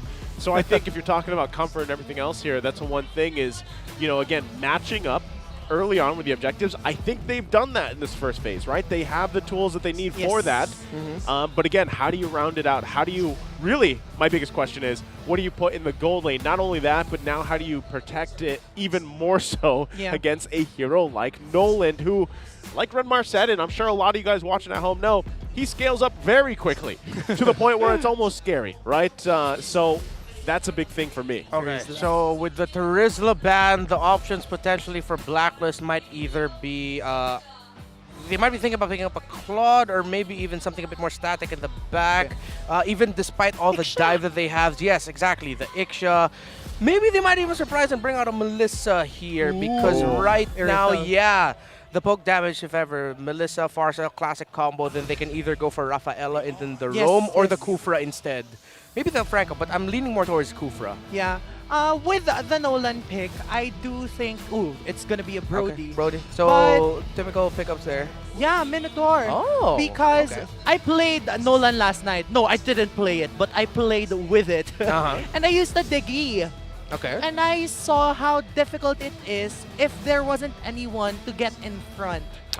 So definitely you want that utility coming from that Minotaur, but as well as that inherent tankiness from that Minotaur because he has a lot of health, and therefore he can also be able to, you know, crowd control the enemies. But so far, we don't know who's going where, as you've mentioned. Yeah, I wonder who's... Rome Matilda for sure. The Joy might even be mid. Post 4, yeah. It doesn't need to be a jungler. If ever they can... Akaya is going to be lacking. Oh, it might mess up the fighting. Ooh! Okay, Paquito. Interesting. It's going to be put into a very dangerous position, but then, okay, that puts the pressure onto the Joy and the Matilda to really go for the dives. It's really just for the faster wave clear and access. I think they might be betting that on the Fredrin X, Fredrin XP, so maybe that's why they went for it? Yeah. But in terms of laning matchup against a Paquito, who gets to win? The Fredrin or the Paquito? Well, in terms of the wave clear, yeah, the Paquitos are like a little bit faster. Yeah. And usually these kinds of matchups, the times that we've seen it, it's usually the Paquito pushing the Fredrin back and then actually winning duel-wise. Yeah. But a good amount of the times that we've actually seen this matchup is that they're just clearing waves and then going, and then just leaving. It's literally like, all right, your wave's cleared, my wave's cleared. All right, let's go catch up with the team. Yeah, I'll see you later with the others. We'll duke it out later. As with all other XP laners, but it's game number 2 for Blacklist International and ONIC Philippines. We have been seeing how much good this introduction is as we go into the land of Dawn. But will ONIC Philippines be able to tie things out come game number 2? How much good? How much great? Yeah, they ought to. They ought to. They got to keep it going here because one big thing about this is, once again, eyes on Sensui. Is he going to be able to actually utilize this Nolan like a lot of people are assuming he will be able to do, or has a team figured out how to shut him down with that kind of hyper scaling that he can have? Yeah. This Nolan, I'm wondering what his first name is. All right. They never showed his name. No, it's Christopher. Is it? No, it's not. We know it's not. But I like the lore, okay?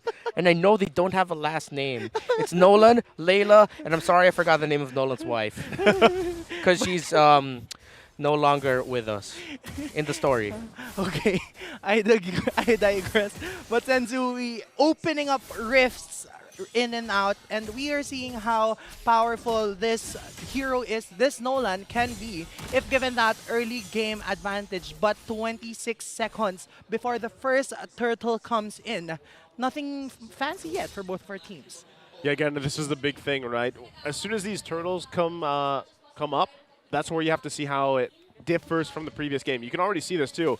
The turtle control rate for both of them, but already this is what Blacklist International wants to do. Put pressure on one of the lanes, get any advantage they can before the next turtle fight breaks out. The first turtle fight, rather. Yeah, so both Yue and Edward wants to be able to get their ultimate come the first turtle, and that's going to be the response also of ONIC Philippines. So 3 of our members here have level 4s. Meanwhile, Ryzen still on that purple buff. Yeah, with Escalera not taking level 4 yet, it might be tough, but they're going to try to get to it. Sure. Just, not enough time. Again, you saw how that whole rotation kind of unfolded before the first turtle came up there. So, again, Blacklist International doing what they have to do. No bodies fallen, though, just yet. Yeah, and don't forget the ultimate of the Nolan Fracture. Actually, it's sort of like a escape tool and damaging tool at the same time, being able to remove all debuffs on himself, and of course the burst damage he can dish out, especially if he has some rifts left onto there from either Gauge or expansion. I mean, that's how his passive works. Yeah. Oh no, his passive, like the increased attack that dashes. Yeah, I think his passive allows you to deal out enough damage when you have 2 rifts open in a specific hero. So definitely we want to see more of action coming from this Nolan. So they look like they're about to set up against a Nets. It's 4v2, 4v3 rather. ONIC, they know this, right? But the question is, even when you have this information, can you actually stand up toe-to-toe with the fight? Because in a way, with this setup, Blacklist International, this is another form of Ube. So, Yue going to take some damage. Escalera going to go in. Still, the flicker comes through. The wings by wings. He gets out of dodge. There's the Feathered Airstrike response. And no one goes down here. Great counter punch as well. Yeah. Great initiation coming from the side of ONIC Philippines, but Blacklist International headed by Renny J knew what to do. But Reptar, what do we do to break this equilibrium? Oh man, ONIC at this point, they need to tighten up their rotations. Blacklist always seem to be a step ahead, and that's funny considering that they actually have the Matilda on their side, ONIC, and usually in this scenario, they're the ones a step ahead, but right now I think ONIC just trying to read the rotations. Oh, UA gonna be in trouble this time! First blood going to the hands of Super Prince. And this is still, again, the power of Matilda, which is probably going to see a lot more play this playoffs because of the fact that you have some of these dynamic changes with the heroes available. And now top side as well. Cram with a 1-2 punch. Edward going to get spotted out. Has Sensui with him. Renegade there as well, but the caught in between a rock as Edward falls. Ooh. ONIC Philippines is now being more aggressive against Blacklist International. But Super Friends will fall down. A trade coming from the side of the agents. But so far, nothing fancy is happening. There's not much going on.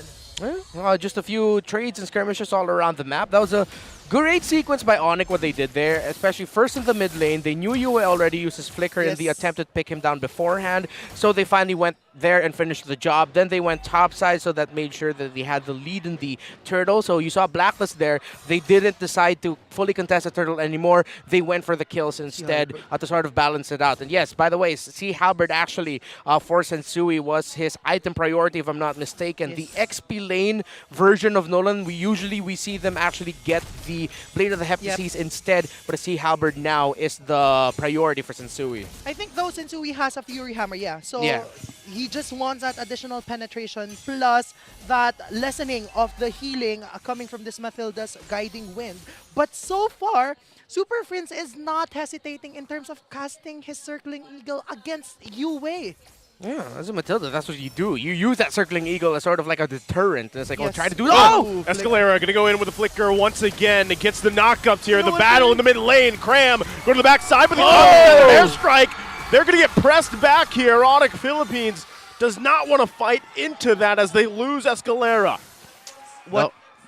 Very crucial Minoan Fury coming from Renegade. The Farsa is a problem right now. The Minoan Fury from Renegade actually just provided so much space for Blacklist Farsa to really deal damage. Can they get Renegade here? He's one hit away! Ryzen able to get the kill finally. Now, Edward there. Keeping Ryzen, Super Prince, nets as well. Edward, gonna flicker Appraisal's Wrath. He's now taken. Ryzen will get it. That was a smart use of the Guiding Wind. It's like Ryzen says, okay, I'm going to be coming back and then finishing the job here.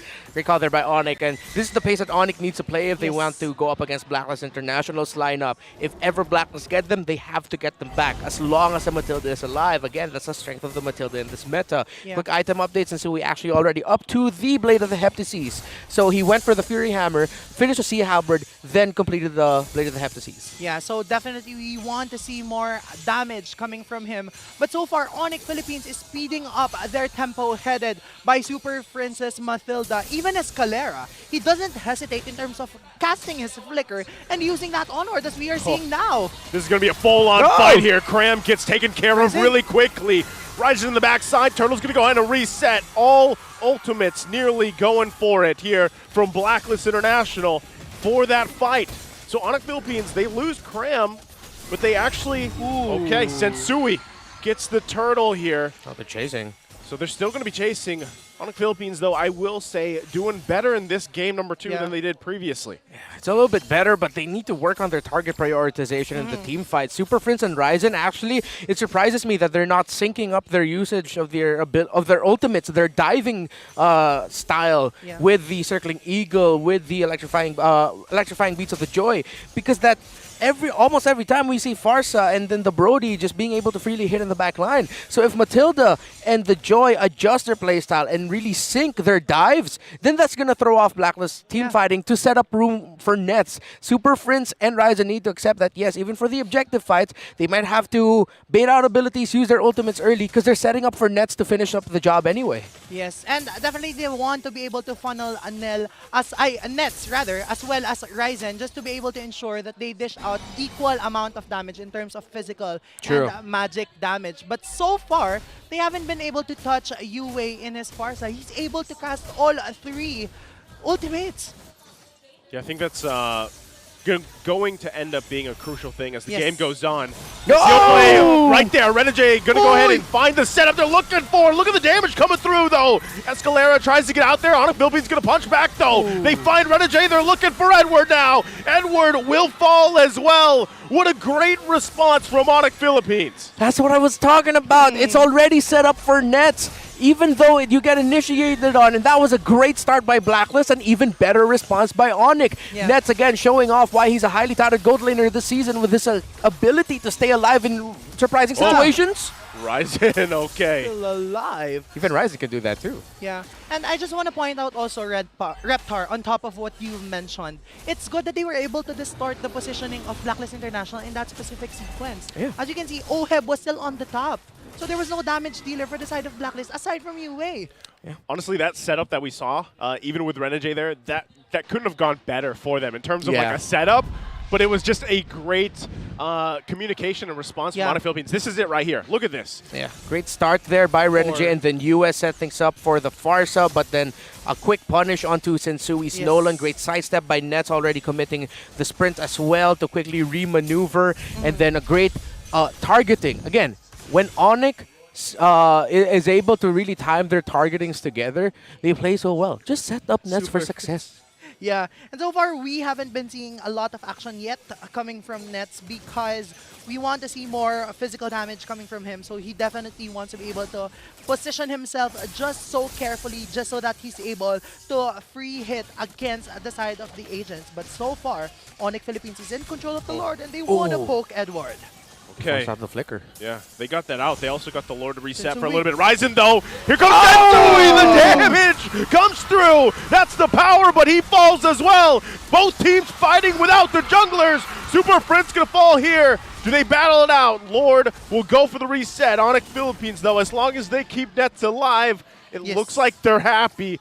But they got to defend the mid now. Blacklist International wants to get this tier 1 down.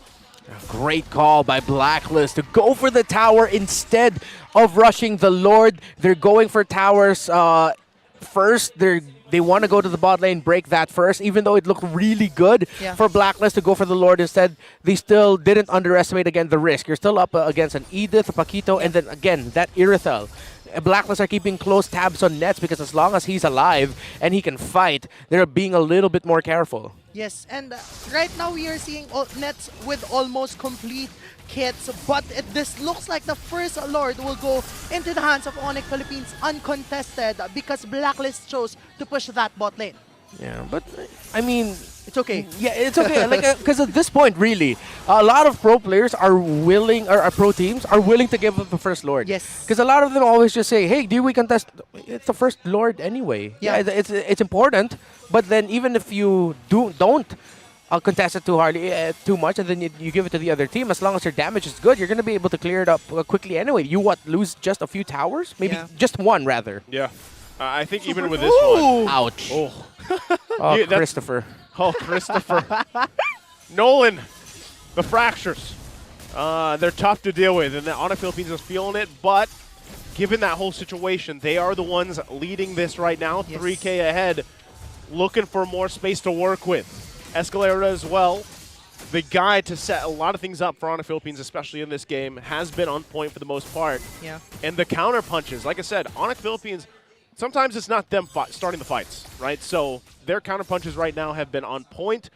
Can Blacklist International deal with that? I think that's one of the big questions. And those big fights that have happened so far, OHEB hasn't been able to really be there and unleash yet. That's kind of one of the missing pieces for Blacklist International. Yeah. Now, this is one of the gambits that Blacklist played. With them going for the towers instead of the Lord, yeah, ONIC, again, didn't get too much out of it. But what happens is ONIC has a little bit more presence in the map now. So now Blacklist are getting pushed more towards their side of the map, their side of the base, which means in terms of the objectives for the Lord fights especially, Blacklist are going to have a little bit more work cut out for them in terms of actually being able to position properly, especially up against a Matilda, up against a Joy. So Blacklist, this was the choice they made. They put themselves in this situation where they're now more on their side of the river instead of the ones pushing out.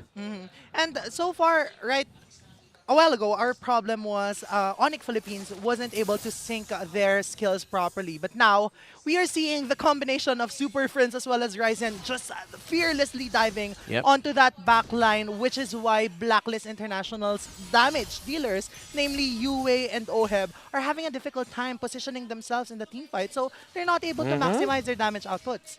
Just time it all together, and then you're going to get the Farsa and the Brody. Even Kramer. Oh! Wow, Cram. Who knew getting punched would hurt so bad? You know, and the thing is when you have that kind of threat with a Keto here that was an XP lane against your jungler, it's tough to deal with. But, you know, ultimately nothing is going to come of that just yet. We are 10 seconds away from that Lord coming up here. So that's really where you kind of expect things to fall in place. Once again, with these two lineups, they will want to be going full force 5-on-5 for this Lord here. Yeah, and it's a sort of a hybrid build, but actually it's the build that we've been seeing with more Matildas, where it's Enchanted Talisman, Flask of the Oasis, and then third item, Holy Crystal. Because, again, even though her damage was nerfed, Matilda can still deal a good amount of damage. And the Flask of the Oasis is now even more crucial for Matilda if she wants to give so much more shields, because that was nerfed as well. Yeah, and you know, even with the absence of the damaged Matilda, the mere fact that they can get security with that Guiding Wind combination with the Flask of the Oasis is a threat on its own. So right now, they have to watch out for this, and Cram is now distorting even Yue. Great call. This is a typical ONIC thing to do. Yeah. Especially we saw it in ONIC versus Omega earlier into this season, where in Cram with a Hansel and a Paquito actually was able to go for a split push and via the mid lane because he controlled the mid lane so well. Yeah, something to keep an eye on here. Blacklist International has to deal with. That's the pressure they're going to be looking for. And as we know, the Lord dances. Yes. These can go on for quite a while, but with this lineup, especially the fact that Sensui has his hands on this lowland, a fight could break out and turn the tide really quickly, just like that. Escalera going to find Renegade, tossing him over. Now Yue going to be in trouble. Ryzen will chase them down. They lose 2, and they're still going to be going. Escalera jumps in with the Primal Wrath, still going to be looking for it. Oh! To Escalera as 3 down for Blacklist International, and Sensui just runs for his life. Sensui. Can he get away? Super Prince! Go! But look at the damage! Sensui! Cram will finally take him out. And look at that, the Lord. The Lord was taken for Blacklist International. Can Edward defend? It's Nets and Escalera. Oh! It's just Nets! Wow. With that, Blacklist International was able to minimize the risk given that they were almost wiped out by the side of the Sonics, but good thing for them, they were able to get the Lord, and they were able to take Super Prince and Escalera down. That was the result of Onyx's choice. Yes. Earlier, the choice of Blacklist was towers instead of Lords. Onyx said, let's take him down. They get the Lord, but we'll be able to clear it anyway. How that will fare now for Onyx? That is the question that we're going to be watching out for here. But they made the right call to continue the aggression and then chasing for kills. Quick item update. No wonder why that Nolan Hurt's already up to a BOD. Same thing for the Joy as well. Already up as well to a Divine Glaive. And even got the Wings as well for a little bit more sustainability for herself. So right now, ONIC rests comfortably at the 2.9k gold lead. 90 seconds before the third Lord comes out. But so far, we want to be able to see setups from both of our teams just to know which one of them has more damage at this point in the game. But so far, ONIC Philippines is the only one showing aggression. Oh, Escalera, okay. Thank God he has the Guiding Wind here. Now still going to be fighting for it. Engage. Pushing it forward. Renegade going to jump in, gets the Noise Fury before he's taken down. Edward takes quite a bit of damage. Cram falls as well to Sensui. Oheb on the run. One hit. Super Prince gets the kill. 2 down from Blacklist International. Sensui waiting for Escalera. Can he get the kill before he gets taken down by Nets? So 3 members versus 2. They're in the base. I don't think they can pressure this one just yet. No minions to help them push in on the top and the bottom either.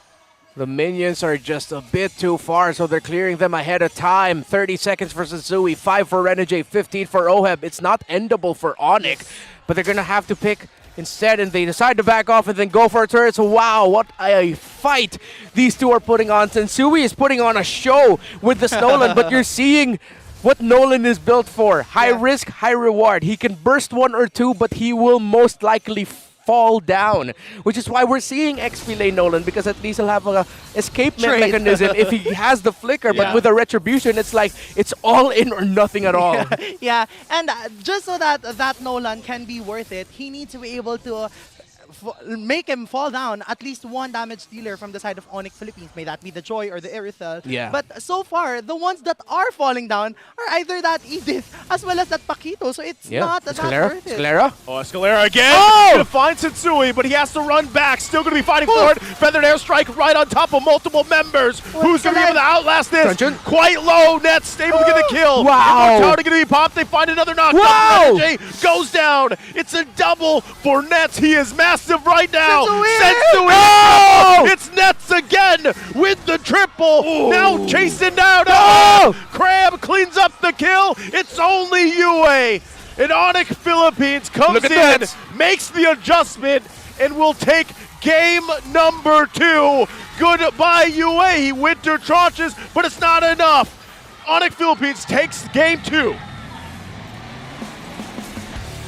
This winning moment is brought to you by our official sponsor, FWD Life Insurance. With a clean wipeout, ONIC Philippines ties the game. That was freaking great, guys. That was freaking great. What a response here by ONIC in game number 1. Imagine starting off your playoffs fight like that, getting stomped like that, then bouncing back. This is the effect Escalera brings to the table for ONIC. They get an incredibly decisive and aggressive shot caller. Someone who can surprise, and that is actually something built into the DNA, the genes of ONIC, not just Ryzen, but of ONIC. The surprise performance has shown of whoever their roamer will be all across the long history of ONIC PH. Yeah. I love that you said that, because, you know, after game 1, I was like, oh, that's rough. That is a mental struggle to lose like that.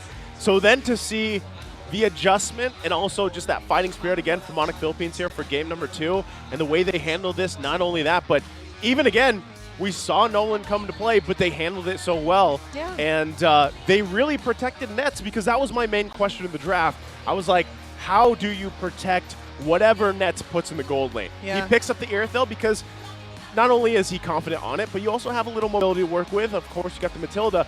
But again, we saw how much damage Nolan can do, right? And I still think ONIC Philippines did an amazing job at protecting who they had to do. And this one as well, man, Escalera, like you mentioned, Renmar, was on point on this Edith.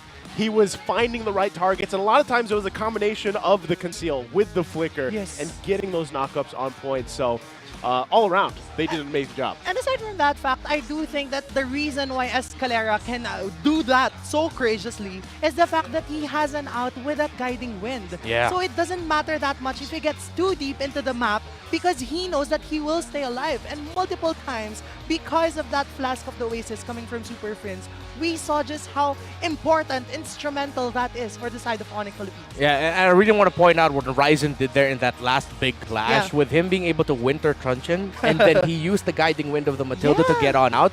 That was big there for ONIC, for Ryzen not falling there, because he was able to, he went out and then he was able to re-engage just a little bit, and it was just ONIC again now playing their strength, understanding, being able to reset well. Nothing but Nets. Anyone else but Nets. That's like their idea in going into this. You mentioned it, and that's what you praise, and I agree. That was such a crucial thing that ONIC did there, where they said, hey, we have an Irithel, very mobile. We have a, we're going to adjust Cram's build. He went with 3 damage items. A Bloodlust, the Hunter Strike, and then the Maleficor. That's great. Yeah. So with that, ONIC Philippines ties the game against Blacklist International, but let's hear more from Midnight.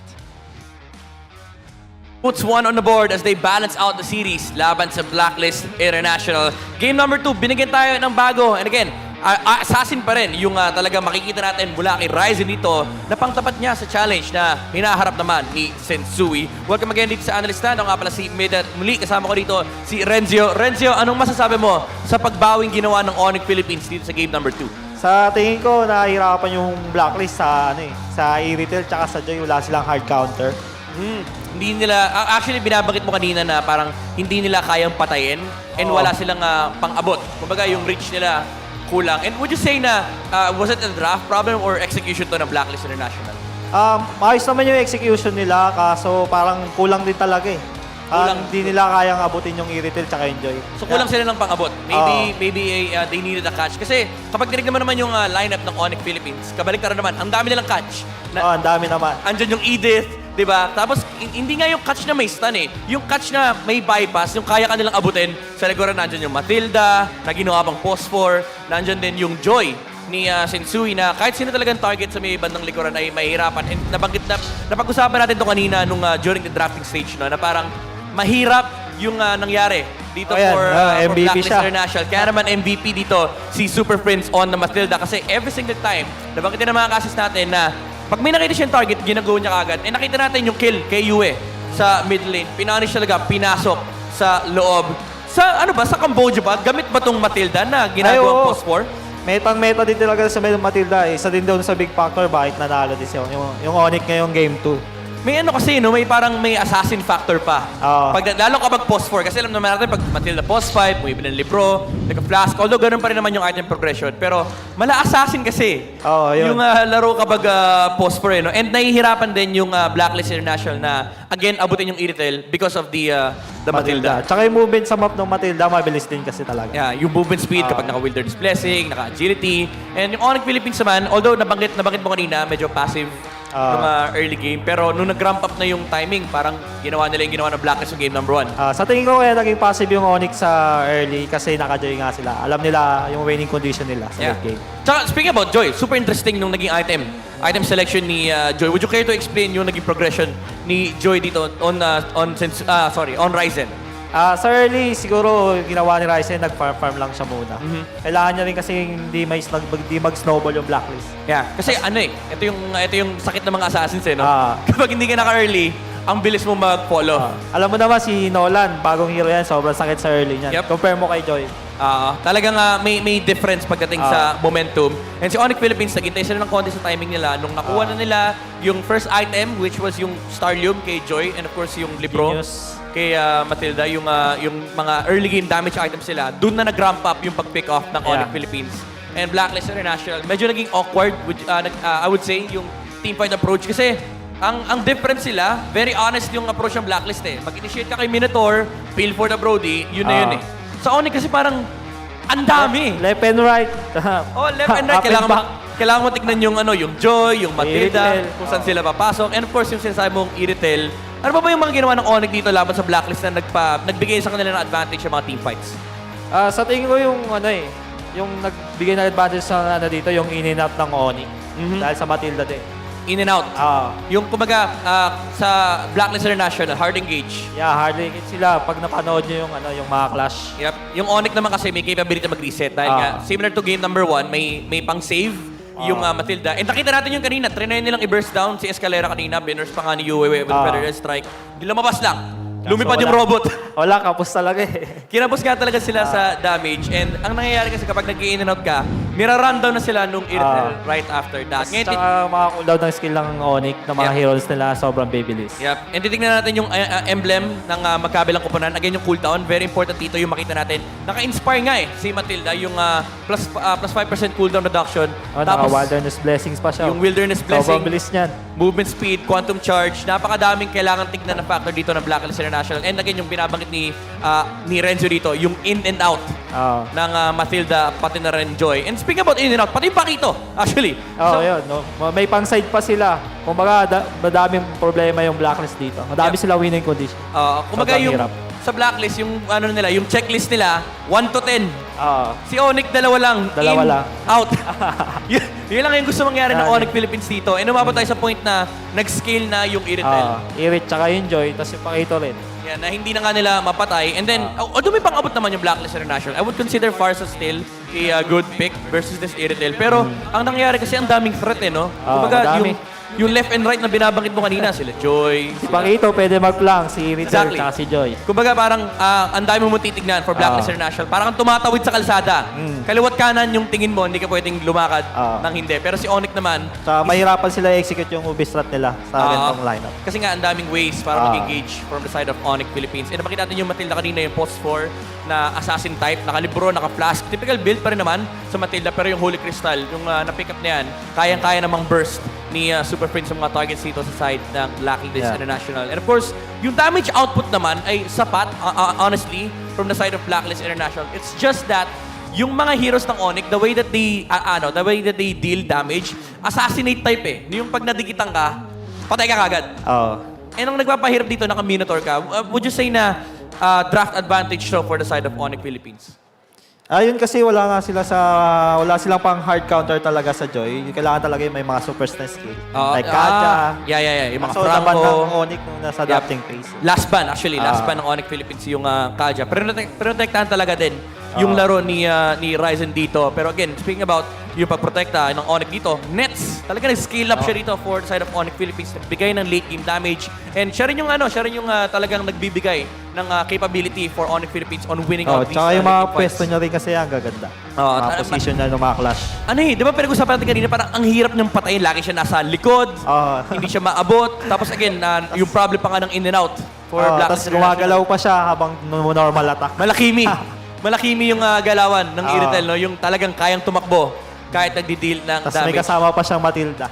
Yep, talagang ang daming ways for ONIC Philippines to really engage on fights. Yung in and out strategy nila, yung talagang nagpapahirap dito sa laro ng Blacklist International. Game number 2 pa lang yan. Marami pa tayong aabangan. Speaking about mga abangan natin ang MPL-I sa November 15 to 19 para ma-witness ang top 4 MPL-PH teams na mag-compete dito sa nag-iisang tournament na kailangan nating i-dominate. The only tournament in which a PH team has yet to dominate. Pero again, lagyan natin ng asterisk yung yet kasi hindi natin alam, hindi pa tapos ang Philippine era. Pero again, abangan nyo ang MPL-I November 15 to 19. Any last thoughts sa laban na yun, Renzo, sa game number 2? Siguro, ang ganda ng draft ng ONIC talaga. Yun lang yung masasabi ko. Kumaga, game number 1, nakalamang ang Blacklist International sa draft. Sa draft, tsaka yung ganda ng plano nila. Yeah. Kumbaga ng rotation ng game 1. Game number 2 naman, napunta yung draft sa side. Tumabor yung draft sa ONIC. Yeah. Yan ang kailangan natin abangan dito sa ating laban. Pero bago lahat, ay magpunta muna tayo kay Hans para sa konting insider dito sa ating venue.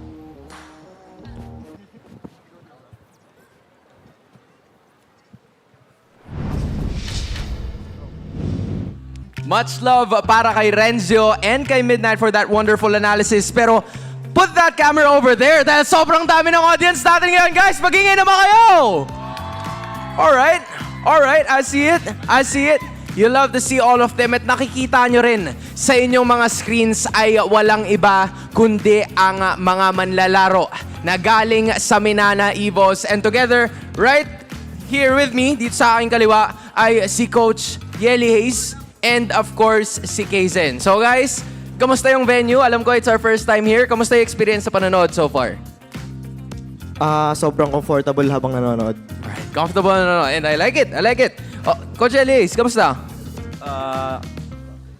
Dun sa, from yung mga dating venue, parang mas okay yung ngayon kasi, organize yung mga upuan tapos, ayun nga, ang laki na ng pinapanooran, ang laki na ng space. Kaya masaya. Tsaka... Okay, kitang-kita nyo naman yung saya ni Coach. Di ba? Kitang-kita nyo naman. And I'm sure na witness din yan ng lahat ng ating manonood dito sa venue mismo. Kaya naman kung hindi pa nakabili ng tickets, make sure to go ahead because I believe there's still a bunch more available. Now, moving forward, nabalitaan din natin kanina that before the series started, nagkaroon kayo ng, you were part of the community hub, di ba? Na kung saan, meet and greet nyo yung players ng Minana Evo. So how was it interacting with your fans once again? Kasi 2 linggo tayo nawala eh. Right? Syempre, sobrang sarap sa feeling na makita muli yung mga fans after 2 weeks. And yun, sobrang solid yung bonding namin kanina. And yun, sobrang saya. Alright, kaya naman, in behalf of course, Manana Evos, maraming salamat sa lahat ng mga nag-participate and sa lahat ng mga tao na nakakita sa kanila. Of course, taking pictures, making sure that they feel comfortable here at the venue. Now, Coach Yeli Hayes, kung hindi mo maitatanong, of course, meron tayong recently na naganap na 10 greatest players for M5. And sobrang dami ng mga naging nominations mula sa iba't ibang bansa. Okay? So kung ikaw ang tatanungin namin, Coach Yeli Hayes, sino yung 2 players mo to represent the Philippines para sa the greatest players for M5 at bakit? Let's go with number 1. Syempre yung number 1 dito, si Carl Tizzy. Number 1, Carl Tizzy. Bakit? Kasi since nung pagka-start niya pa lang, parang yung laro niya, hindi pa rin nagbabago eh. Parang mas nag-i-improve siya. Tapos, ayun, maganda pa rin yung mga pinapakita niya. Tsaka yung laro niya ngayon, makikita mo talaga yung pagkakaiba sa mga junglers. Pati yung mentality niya, parang mas maganda na. Okay. Tapos, yun lang, parang... Alright. And kita naman natin yun, di ba? Kasi of course, Infinix All-Star Team Best Jungler si Carl Tizzy na nagmula sa Echo. So, nabanggit mo na yung number 1. Sino naman yung number 2? Sa number 2 kasi, ang hirap eh. Pero, siguro para sa akin si Edward din. Kasi, alright, Edward! Yun nga, pagpapaliin talaga ng mga players, yun lang yung dalawa na isip ko. Kasi si Edward talaga parang sobrang solid ng fundamentals niya sa XP lane. Tapos, ayun nga, ang ganda nung, pag maganda yung ginagawa niya sa in-game yun, na nakakabuhat talaga yung yung laro niya. Alright. And again, we see it kasi si Edward din ang best XP laner for this season together with the Infinix All-Star team. Kaya naman ngayon, of course, final words para sa ating mga MPL fans and sa lahat na sumusuporta sa Manana Evos. Kaysen, go ahead. Ayan, sa lahat ng MPL fans, salamat sa walang sawang suporta. And sa Manana fans, thank you din and babawi kami next season.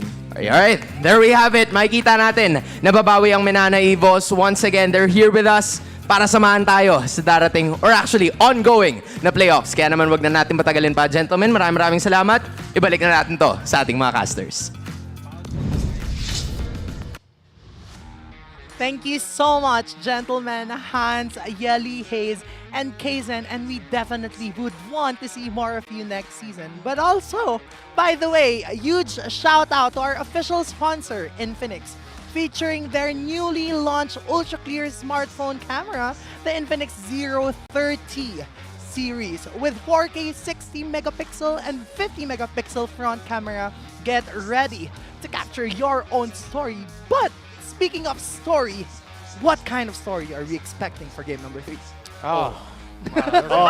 The way you both Why said do that. all our old man reactions always time up? It's always, wow, or, oh.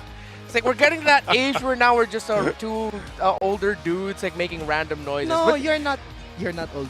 thank you. Well, we're getting up there. But yeah, anyways, I feel like, yeah, in terms of the drafting, I like how Blacklist aren't taking, how do you say this? They're not hesitant with the risks. Again, first time Popol and Koopa. Nolan is a great pick, but again, not really that tested in the MPL scene just yet. Yes. In MDL, yes, we saw him. In MPL, not that much. So there is an ounce of risk there. But then on the side of ONIC, it's like, I never say die attitude as well. We always often say that with Omega. Yeah. But now Onyx also showing that with how they bounce back after getting stomped in game number 1. Yeah, I think that's really important to kind of just highlight because, like I said, you know, game 1 was, yes, it was a stomp. ONIC Philippines, they rose up to the occasion very quickly because there are teams out there, there are players out there that after having that kind of a loss, it might take them a little more time to reset, but True. they did it like that. And I think that's very important because now this leads us to that game 3, right? How do they really continue on what they had if you're ONIC Philippines, and how does Blacklist International now adjust, right? Yeah. I think Renmar made a good point. It's nice to see some risk factor here. Yeah. From both teams even. But now where does this Diggy place ban? you, now that it's 1-1? Oh. And it's really mental fortitude for the side of ONIC Philippines. But now, as we go to our drafting phase, an early ban of that Baksha Varia as well as that Diggy for the side of the Sonics. Meanwhile, for the agents, it's still the Lancelot, the Joy, as well as that Nolan. Why were you reacting that way, Renwar? Okay, so the Valentina gets picked up there by ONIC as a priority with the Faramis still open. Blacklist will have to think about if they're going to go and pick that up. The Matilda now is up, and of course it's a Matilda Fredrin. So ONIC needs to be careful here. They can't be put into the situation yet again where they're going to be lacking poke damage, especially long-range poke. It's a Valentina that they have. If ever I want to see them pick up their catch hero already here for this Matilda. Something to really just lock it down, make it struggle. Either Kaja or Franco, even though we don't see them picked up as often anymore. They have fallen out of priority. If it's going to be the Cho, they run the risk of seeing the Popol and Koopa jungle yet again, which is still available. So now this time around, ONIC, we'll pick up the Edith. So they're changing up their priorities just a little bit from game number 1. Yeah. And now they go for the Bruno. Okay. So for game number 1, the story was about the inherent capability of the side of the agents to deal out enough damage from a ranged position. And for game number 2, the narrative changed quite a bit because ONIC Philippines was slightly more aggressive in terms of catching the bushes and setting a place for their team. Meanwhile, for game number 3, we have yet to see just how this will pan out. But Brody has been picked up for the side of Blacklist International. Meanwhile, Bruno picked for the gold lane of the side of the Sonics. Okay. Both gold laners already locked in for that first phase. My thing here, too, is do we know what Blacklist International kind of wants to do, obviously, with the Fredrin? Do they actually go and put it XP again? Do they throw it in the jungle? I think that's kind of decisive on what they see also from ONIC Philippines, so to speak, right? Because they want to be able to play around that, of course. Even in the previous game, it was very different where in terms of the objectives, there was a lot of contention going on. There was a lot of fighting going back and forth. So already, if you look at both teams, they're in a good position for the first phase. Again, highlighting on what we saw previously from Escalera, right? On that Edith previously, it worked out really well. So I think still, even if the same thing happens for him, though he plays the exact same for this game 3, they're going to set themselves up for success. Not only that, you've got great scaling already in the gold lane with that Bruno here. Ooh. Okay, so seems like we're not going to be seeing a lot of crazy surprises right now. I'm still holding on to the idea that we actually might. So, by the way, 3 times pick for Energy, 100% win rate on this Matilda. And it just goes to show with the length of the season that we've had, of course, the amount of games, how long they've had to play with the Matilda, especially after the Week 3 change-up with the patch. The fact that teams barely give the Matilda to Blacklist International is crazy. And, folks, if ever ONIC win this game, they're dishing or they're giving that Matilda its first loss in the hands of Renegade. Yes, and yeah, that's definitely what Renegade has to watch out. But speaking of flexibility and versatility, as what you mentioned, Nice, a while ago, this Matilda, we don't know just yet if this is going to be in the hands of Renegade, but a Popol and Koopa ban already, because we mentioned Renmar in game number 2, just how much this Popol shouldn't be banned in the early phase of the draft. Yeah. Now, it's in the second phase. Yeah, and it's a good ban, actually, because Vision Check was key for the Sonics in game number 2. Yeah. And it would be great if now they draft a few more heroes that can actually provide a little bit more vision. Because, again, that's what you get with the Matilda. You get like a flying drone. She's like a drone at this point. Yeah. With how long her ultimate is, she'll use her ultimate to just get vision and then go in there. You see, Oheb actually excited, so I'm excited to see what the last picks are. So ONIC, they pick up the Uranus, and now it's a Fanny for Ryzen, and that's a signature Fanny at that. Do they have catch for this Fanny is the question. Are they going to adjust? Yeah. This Fanny by Ryzen, we haven't seen this for quite a while. But we know Ryzen can pull off this hero, and with 2 two very tanky heroes in his front, namely Escalera and Cram. Definitely, they want to be able to sustain enough damage, but at the same time, set up that play for Ryzen's Fanny. But of course, in game number 2, if we go back, Escalera and Super Friends combo, the Mathilda plus the Edith combo has led to ONIC to even the series. But now that that Mathilda is gone, the question is just how much deep should Escalera go in terms of the map? Yeah. Especially now that, still picking up the Farsa into the... Despite the Fanny. Into the Fanny, yeah. Again, Escalera and Super Friends really need to time their combo. Yes. Them playing so well together in game number 2 helped even out the series. So now they have to find this Farsa yet again and this Brody. So, and you know what? It's surprising to see Farsa getting prioritized again after so long. That's exactly what I was thinking. When she was picked up there in the last pick, I was like, man, it's so weird to see Farsa now, at least through this series, being picked up so many times because she kind of fell off, right, for the most part.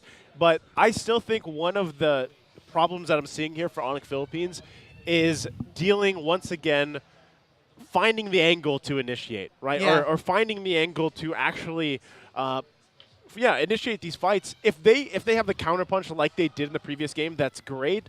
But with the zoning potential, you have a Farce to deal with, you have the penalty zone to watch out for. And of course the range that Brody brings as well. So not to mention mobility. So I feel like their work is cut out for them in this game 3. I just want to point out also that 3 of the 5 heroes used in game number 1 is picked up again for game number 3, namely the Terizla, the Farsa, as well as that Mathilda. So definitely we want to be able to see more of that combination with that Feathered Airstrike as well as that penalty zone to counter out Ryzen's Fanny. Okay, so both junglers right now might meet up at around the top half of the map unless they change their rotation. From the top half, they might go to the mid and then first exit out into the gold, as they're actually not going to be contesting for the Litho Wanderer here, the 2 junglers. Super Friends. And it was Super Friends who got the last hit on it for ONIC. Yeah, a relatively quiet game, but that's what you would expect coming from both of our junglers. This is a Fred Grin who needs to be able to at least get into a level 4 as well as that Fanny. But because of the tanky and sustainable side lanes that we have, specifically in that XP lane, we're not going to be seeing any action just yet until like that. Escalera going to go for it again. Still looking for the first blood here. They've got the Fanny and Ryzen will get it. Edward able to survive, but that's exactly what ONIC Philippines wants to happen when you draft a Fanny here. And that's a great start for it. And now ONIC, can they build onto that? It's not snowballable just yet. Well, we just add a ball a lot ever since Echo started saying endable. Yeah. So it's not snowballable just yet. Maybe after 2 or 3 more kills, it might be. Yeah. But that was a good start. And this is what we have been mentioning just a while ago. This is starting to be... We're at what, maybe 2 of the letters now. A bowl. Yeah. Of a bowl. We got the A-B right now. Snowballable. Something like that. Yeah. Right, he's got 2 kills now in the hands of Ryzen. And you don't want a Fanny when you have these early kills. This early on, again, it's only 2 minutes. He's got 2 kills. It sets yourself up for success. And so now, with that lead that they've garnered themselves to, Blacklist International needs to be able to respond. Yeah, and with a 1.4k gold lead and with the first turtle being up, we have been seeing still the aggression coming from Escalera in this Edith. If we want to go back to that first skirmish in the top lane, he didn't hesitate in terms of casting that Earth Shatter as well as that Flicker combo. So definitely something to watch out for Blacklist International, because the first turtle is up. Nice too. Right now, I don't think they're going to contest this. Sensui still working on the orange. Ryzen will just go ahead and secure that. Blacklist International was there just for the vision. Now Sensui gets that orange buff. So again, it's safer for them to just give up the first one, honestly. Despite even the lineup that they have, they don't want to continue that snowball to build up for Ryzen. Yeah, but Ryzen's hunting them down. He wants it. It doesn't snow in the Philippines, but I want that snowball. That's the right call to make. You're a Fanny. You're paired up with a Bruno. You want to be able to scale up quickly. Yeah. and don't give Blacklist any inch of room to maneuver and then keep the games close. How ONIC will convert into that eventually. I just want to say I'm always a big fan of the Uranus pickups, especially up against the Theresa. One of my favorite matchups to play as a Uranus in the EXP lane. Just constantly messing up the Theresa. Theresa thinks, why am I stuck in lane? Why doesn't he want to leave? And again, that's the strength of the Uranus. He's a split pushing hero, even though he's not built for that traditionally, but he is. Yeah, and because of the sustainability as well as the healing coming from that Uranus, we will just be seeing them clear lanes. But so far, because of this split pushing, not split pushing rather, but because of Cram cutting the lanes, he's able to speed up fast in terms of the team fight right now. Look at him, he's just smacking on that turret. Well, Edward's there trying to desperately clear the minion wave. As we look at the item, Heptasis already for the Brody, Bruno, of course. Both of them went for the pants, actually. Haskloss on the way right now for nets. Yeah, so now we haven't been seeing any action 4 minutes in, but this is a 2-0 and ONIC Philippines is still leading with 2K gold lead. 12 seconds before the next turtle comes up, but it seems as if Sensui is in a better position now compared to the first turtle. Yeah, I think now that the second one is going to come up here, you'll actually see them all just fight out for it. You can see that both gold laners still going to wait on. Still, Cram though. Here's Ryzen as well. Going to try to fight and force something from Blacklist International. Renegade going to go ahead and use that Circling Eagle. They respond. Still going to be fighting for it, though. Ryzen now clearing that mid lane, putting the pressure there where they can. Again, he doesn't really have to be the one to start this up, focus this down, and that's kind of what you're seeing. Sensui will hold that turtle there. Ryzen gets in position. No! Comes through as well. Sensui able to secure the turtle. The feathered airstrike going to come down. Edward gets out. Escalera in trouble. Sensui gets a kill as well, puts Blacklist International on the board. Did you see the timing of Edward and Sensui? That was picture perfect. Yeah. No way, of course, that Ryzen rather would be able to get the retribution off. He was pinned down by that ultimate of the Terizla. Oh, can they go in under the turret? Wow. Goes in, puts the pressure there, and caps it off with the turret. And again, we are going back to the intention of the side of the Sonics to just allow Nets to live comfortably in his lane. They want to be able to drown Oheb out just so that Blacklist International wouldn't have a primary damage dealer early on in the game.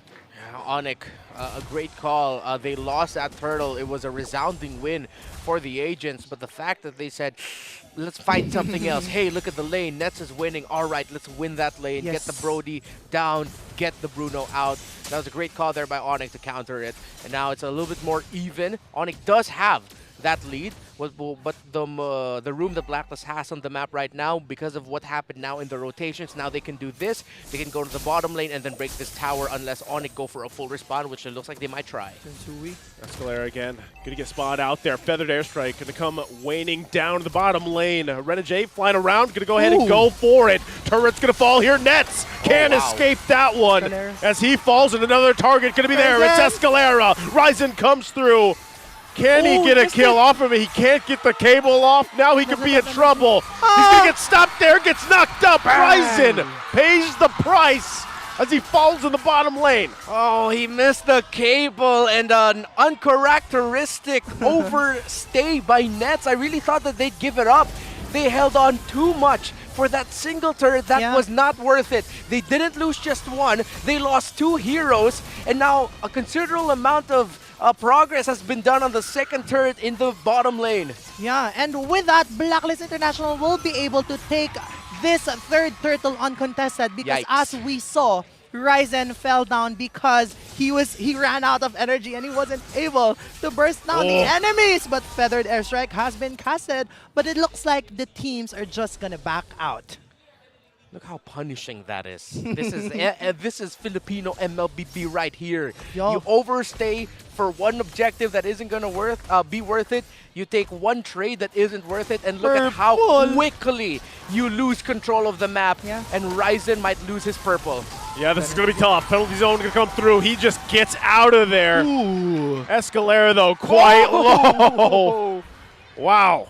Again, like you said, Renmar. You know, you have this lead, you have this snowball forming, and then all of a sudden, in a snap of the finger, it just completely stops. So from being snowballable, it's just Just right now. It just might be. It has fizzled out. Your snowball has fizzled out at this point. What happens to a fizzled out snowball? It melts. It turns into water, gas, something about science, liquid, solid. I was never good at things. Yeah. The same. That's why I cast Blacklist International. Now they can just continue this momentum here. As long as they keep taking the condition of the constant invades and the purple buff, it will make ONIC struggle. Yeah, and with that, Blacklist evens out the game against Sonics. The 2K gold lead has now dissipated, and so far, we have been seeing Blacklist take on a much more aggressive form because they know Renegade will take them out at any point in time. Man, so quickly, too. Again, how things change here. Even Cram. We know how Uranus works. We talked about him in the early part of the game, but even that's getting a little scary, right? The fact that on this tanky hero who's known for just being a punching bag, really, takes quite a bit of damage, forcing out that ultimate already. Yeah, okay, so because of the game that ONIC has had, the Blacklist lead is just a little bit bigger. But yeah, another purple invade by Black. They're going to go for it, put the pressure down once again on Ryzen. Can he get this one? Feathered Airstrike there, also being copied and used from Super Prince. Torn apart memory, going to find it nets. So down a gold laner for ONIC Philippines. It looks like Blacklist International wants to go for the Lord here. Ryzen going to put some pressure on the top side. Wow, Oheb. The torn apart memory. It's like he walked just a few pixels forward. It's like, if I could just get this off, put him in range, he will be going down, and he did. Oheb didn't even need to commit flicker there because with the gold laner down, Blacklist gets a free Lord, the first one of the game. And with that, Renegade still taking on that aggressive form. He brought Edward with his guiding wind, but meanwhile, Ryzen still on the top, trying to push and give his team much space, considering that we are now having the first Lord in favor of the side of Blacklist International, and on top of that, a comfortable 1.6k gold lead for there. Anticuras already built up there by Escalera. So that item is going to help them out in terms of reducing the physical damage that the Brody can dish out. But yeah, at this point, both marksmen are in very comfortable positions, even more so Oheb after what happened in that last sequence, already up to Roar. Down the mid lane, put the pressure here once again. All they want is this turret. If they can get a kill out of it, they're happy. But Blacklist International gets the tier 2 in the mid. Next, the bottom, as they march in with this Lord now. Ryzen goes and gets the purple. Still, the rest of the team going to find it out here, pushing them back. Blacklist International still has to respect the damage coming through from ONIC Philippines. Yeah. Ryzen gets his buff finally. Is he going to cut them off? He might look for his own here. Ryzen, is he going to try something? Multiple members there. Renegade still should be able to get out just fine, as he does. Well, he is the all-star EXP laner for the season. Yes. Is Edward. A great initiation, but yeah, you see there the damage output of ONIC, especially with Super Prince being able to dash and Shadow Strike easily, nets as well. Was able to get some hits in Escalera, so the damage is there for ONIC. And now at this point, it's more similar to what we've seen all throughout the regular season MPL Philippines. Yeah. It's now about being very disciplined. Being very fundamental. ONIC are in this position right now because they were uncharacteristically undisciplined with staying too long just to defend one turret, and then it was turned around. But Blacklist, if they're not careful here, and they're a bit too over-aggressive with their dive and their attempt to try and end the game, ONIC has the capability at this point to counter-punish. And penalty considering zone. that nets will fall down, but it's not yet done. Wow. You were just talking about this earlier. You know, the fact that Edward, he always finds those moments, even when you're not expecting it, and that is I feel like even a nail in the coffin for Nets so far. He's had a tough game. Yeah. And standing at the 0-3 right now, Nets really isn't able to breathe comfortably in this specific matchup. 2.3k gold lead for the side of Blacklist International.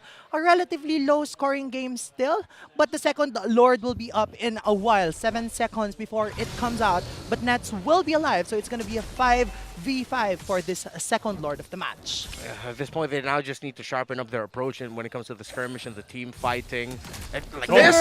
Escalera doing what he did before. Not going to be able to get Edward just yet. He still lives through it. And it's Escalera that pays the price this time. Now Nets on the run again. He's caught out by Yue. 2 down for ONIC Philippines, and that means a Lord for the taking here. Ryzen buffless. It's a huge risk if he goes on something. Oheb going to go in quite aggressive himself, using that flicker. Just wants Ryzen out of this Lord pit. A disconnect. They look disconnected right now, ONIC, in terms of their fighting. Yeah, they started that off trying to take down Edward, but at this point with the slight lead that Blacklist had, it would have been way too risky. You already had vision, a little bit of vision, I guess, on where the Farsa or idea of where the Farsa is, but then with everything that you use for the engagements, ONIC had nothing to use to protect their Bruno, who is now 0-4-1. Earlier we were talking about how ONIC, they started this off with the idea of, okay, let's protect Nets. And after that, it's like they've lost track. After losing control, they haven't been able to gather themselves. Yes, and while we want to take note of that also, for the side of Blacklist International, they're just capitalizing on these mini mistakes coming from the side of ONIC Philippines. Even now, Feathered Airstrike has been casted, but the second Lord will be up. You're going to have to deal with it as they do. But now, holding on to one turret. Blacklist International has to wait for these minions, but again, you can see the struggle here too. I mean, even Ryzen, the fact that he has to go and take Blacklist International's purple buff, swing around or go back to base, and then be there for the fight. That's tough to deal with here. Started to Spider-Man at this point. This is again trouble. Ryzen, not a part of this fight just yet. Goes back to base, but with that, as soon as you get back, the base is fully exposed now. And Edward survives. See Ryzen there rushing onto the mid lane to just try to clear minion waves, and at this point, this is what ONIC can do. As we look at the items right now, up to an immortality already is the Brody of Oheb, Wind of Nature, BOD. He picked that up ages ago. There's only 3 damage items right now for Ness. I believe he's still trying to chase that Wind of Nature. So in terms of the damage department, yeah, he just turned level 15. This Bruno is still really catching up. ONIC, again, they have to be careful in their approach. If they see that there isn't, they can't go ahead and burst him down right away, because then you still have to deal with the Farsa, the re-engage of the Matilda, and then the Brody as well. Yeah, and I just want to bring it up, Renmar. A while ago in game number 2, we saw how powerful the Matilda as well as the Edith combo can be. And this in this specific matchup, we are seeing what Blacklist's version of that is, and that's Edward with the penalty zone, and when he gets too engrossed in the fight, Renegade takes him out, and with the Flask of the Oasis combo, he gets out scot-free and alive. Yeah, in the Philippines, they have a lot of opportunities of making what we call asim plays. Yes. The sour moments where it's like, yo, what are you doing? You're a bit way too deep. And then it's like, no, we have a Matilda. He's completely fine. Yes. The Asim place. Yeah. I like how you say it. Yeah. Asim? Say it again. Asim. Asim. Say it again. Asim. What's your favorite Asim food? Is Sinigang Asim? Yes. Welcome to the English stream, folks. I thought we'd get through the first day without food references, and here we are. Every week. At this point, I believe our streak has gone on since Season 8. I just want to say I brought it up because he mentioned that a while ago. But it seems as if he didn't know what Asim meant, but Ryzen has been spotted right there. Oh, the pressure in the base too. Yeah. You're going to have to deal with that. This is where it gets hard to juggle these responsibilities around. How do you deal with this? And also, Ryzen once again. Yeah. You know, because honestly, Blacklist International could just play the slow game if they want to, forcing ONIC Philippines to respond. Yeah. Again, go back to the history of our game. When there is a Bruno on one side, you love picking up a Bruno, Brody, anyone like that. You pick up the Farsa. Marksmen hate Farsa. And right now, US playing it to perfection right now in terms of pressuring Nets. Yeah. And standing comfortably at the 2-0-2 KDA, the Lord is about to get bursted down. But Blacklist's minion wave into the top lane is so wonderful. It seems as if ONIC would want to respond to it in one way or another. Escalera with a concealed play, but he's gonna get stuck with that penalty zone. The penalty zone gonna come through once again. Cram, Immortality gonna be popped. Oheb has to flicker defensively. Escalera to fall. And once again, the Blacklist International fighting for the space to work around with. They're going to try to catch Ryzen. Ryzen gets Oheb gets the kill, and it's all falling apart from there. Blacklist International won't even worry about the lore. They know 3 down for ONIC Philippines. They march in with the minion waves. This will take them to match point. UA with some finesse can't get the kill, but they'll get the crystal as they take this next game, and they head to match point. This winning moment is brought to you by our official sponsor, FWD Life Insurance. Classic thing when you're going up against Blacklist. You cannot give them an inch of opportunity to turn control of the game around because they will break a hole in your house. That's a reference to something that I said earlier in the season if you've been following on. But yeah, again, the costly mistake of overstaying, trying to hold on to a turret they didn't need to hold on to, forgetting that they want to set up for their Bruno. ONIC-PH were just punished and outplayed in this game number 3. Yeah. Different from the first 2 games, we didn't see Nets deal as much damage output in this specific game. And I think that has got to do with the fact that, as you've mentioned time and time again, and quite obviously, that they were failing to protect Nets and allow him to just sit comfortably in his lane, but at the same time, sit comfortably in the back lines. Like they tried to, but I just feel like in this game number 3, Blacklist International made all the adjustments they needed to, right? And this is kind of what you expect. When you get to the playoffs, these teams have played each other multiple times throughout the past, 6 weeks or so. Of course, we had a little bit of a break there, but now they have really gone to a point where they just adjust so quickly, right? And this time it was a Blacklist International that played the part. Not only that, but it's also a risk. And we talked about risk, right? Through draft, we do know that Ryzen loves that Fanny pick, but it doesn't matter what team, what player around the world picks Fanny. You know that is a risk in itself. Yeah. And teams will play to that weakness of how do we force these situations where we're taking control of their side of the map? Because even then, you force Ryzen. We saw it multiple times. Ryzen literally went halfway across the map to get their buff or put pressure on the side lanes. And what does that do for the rest of your team when you're already behind and your gold lane is struggling, right? You're at a disadvantage. So well played there. But I'm pretty sure our analyst still has a lot more to say, which is why Midnight, what is up there?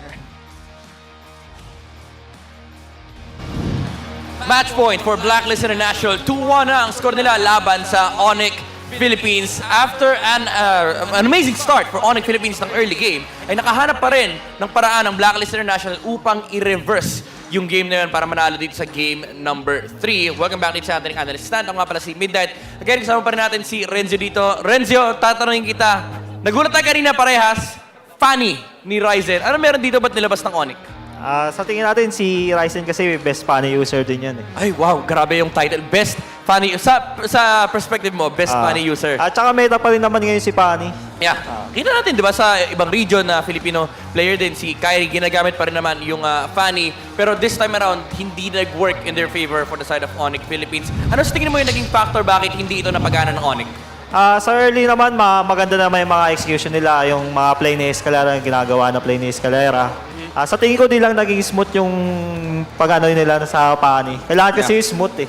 Di ka pwede mag-amalay doon. Lalo na sa comp ng Blacklist is nakapang-UB strat na naman sila. Oo. And speaking about smooth and UB strat, itong Brody ng Blacklist International, the MVP of our game, Oheb, on this Brody. 5-1-5 ang kanyang KDA. Naging smooth yung laro ng marksman ng Blacklist International. Even though namatay siya one time, pero nakita natin nung mid to late game na, parang tayo mismo nasasabi natin, parang hindi na kaya ng ONIC Philippines yung Brody. And alam naman natin yung Brody kasi may natural way para sagutin yung Fanny eh.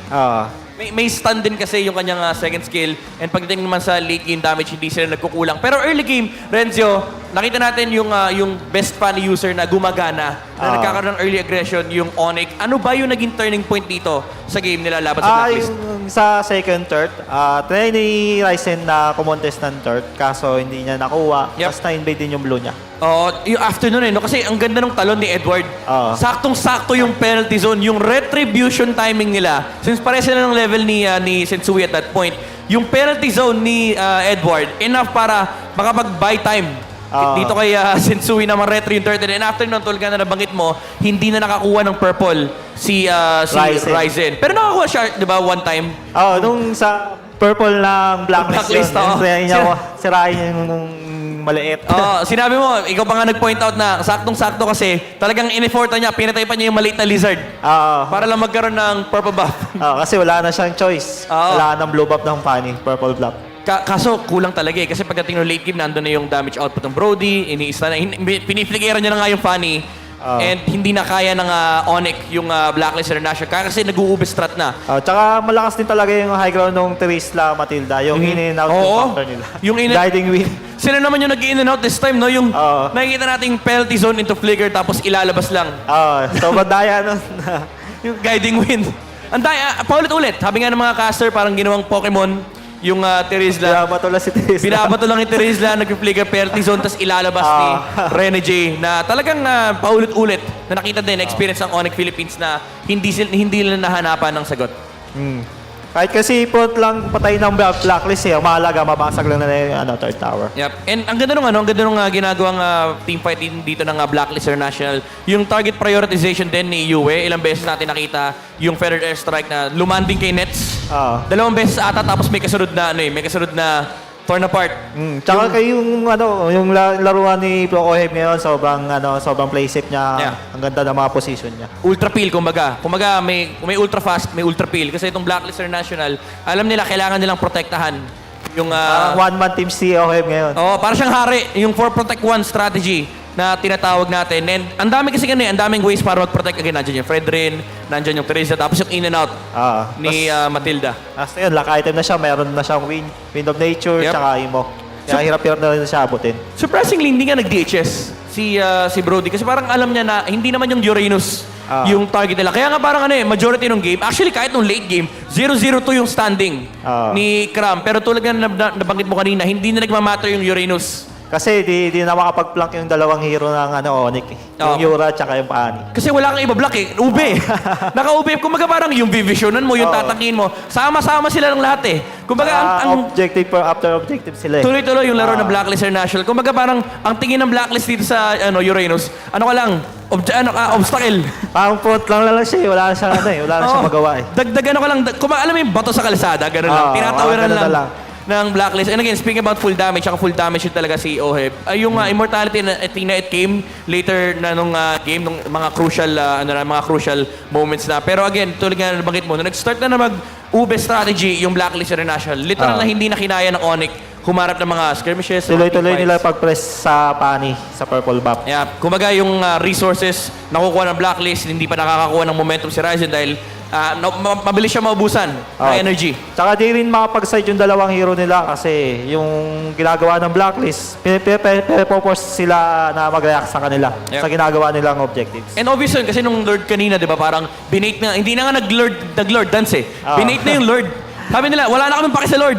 Pag dumaba ng 10k HP, doon na nagkaroon ng turn. Pati yung kaya ginagawa ng Blacklist yung para wala na comeback. Hirap kasi pag nakuha pa yung Lord tatagal pa yung laro. Kasi parang mas maganda na maubos mo yung team versus na magkaroon kayo ng Lord tapos may mga patay naman on each side. Kaya mas maganda mag-hero na lang kaysa makuha yung Lord. Very methodical yung naging approach dito ng Blacklist International laban sa ONIC. And again, this was a comeback victory kasi early game, ang ganda ng start ni Fanny. Kaya ako sinasabing comeback kasi yung mga casters mismo nagsasabi, pag naka-snowball yung Fanny, kailangan kasi dire-diretso talaga Diba? Dire-diretso yung game nyo. Kahit sa mga RG nyo, alam niyo yung feeling na yan. Pag yung Fanny, nakita nyo, 3-0, 4-0, ang bilis matapos nung... Lalo na yung Fanny kanina, nakakuha ng first third, diba? Exactly. And Fanny pa ni Ryzen. And na-experience mo yan kasi naging kampiyon mo si Ryzen before. Ano ba masabi mo sa Fanny ni Ryzen? malakas naman talaga siya magpani. Sa tingin ko, magkaroon lang sila ng Magkaroon lang siya ng purple buff. Kasi again, after nun, di na talaga siya nakakuha ng purple buff. May one time lang nakakuha siya sa side ng Blacklist, pero it was all over kasi momentum na Blacklist International. Saka yung mga gusto niyang patayin, hindi niya mapatay. Yeah, dahil nga sa appeal ng ube strategy ng Blacklist International. And again, ito yung mga refactor. Bakit nanalo ang Blacklist International dito sa Game 3? 2-1 na ang score. Again, tinitignan natin kung makabawi ba ang ONIC Philippines. Pero bago lahat, bato muna natin kayo kay Mara Aquino.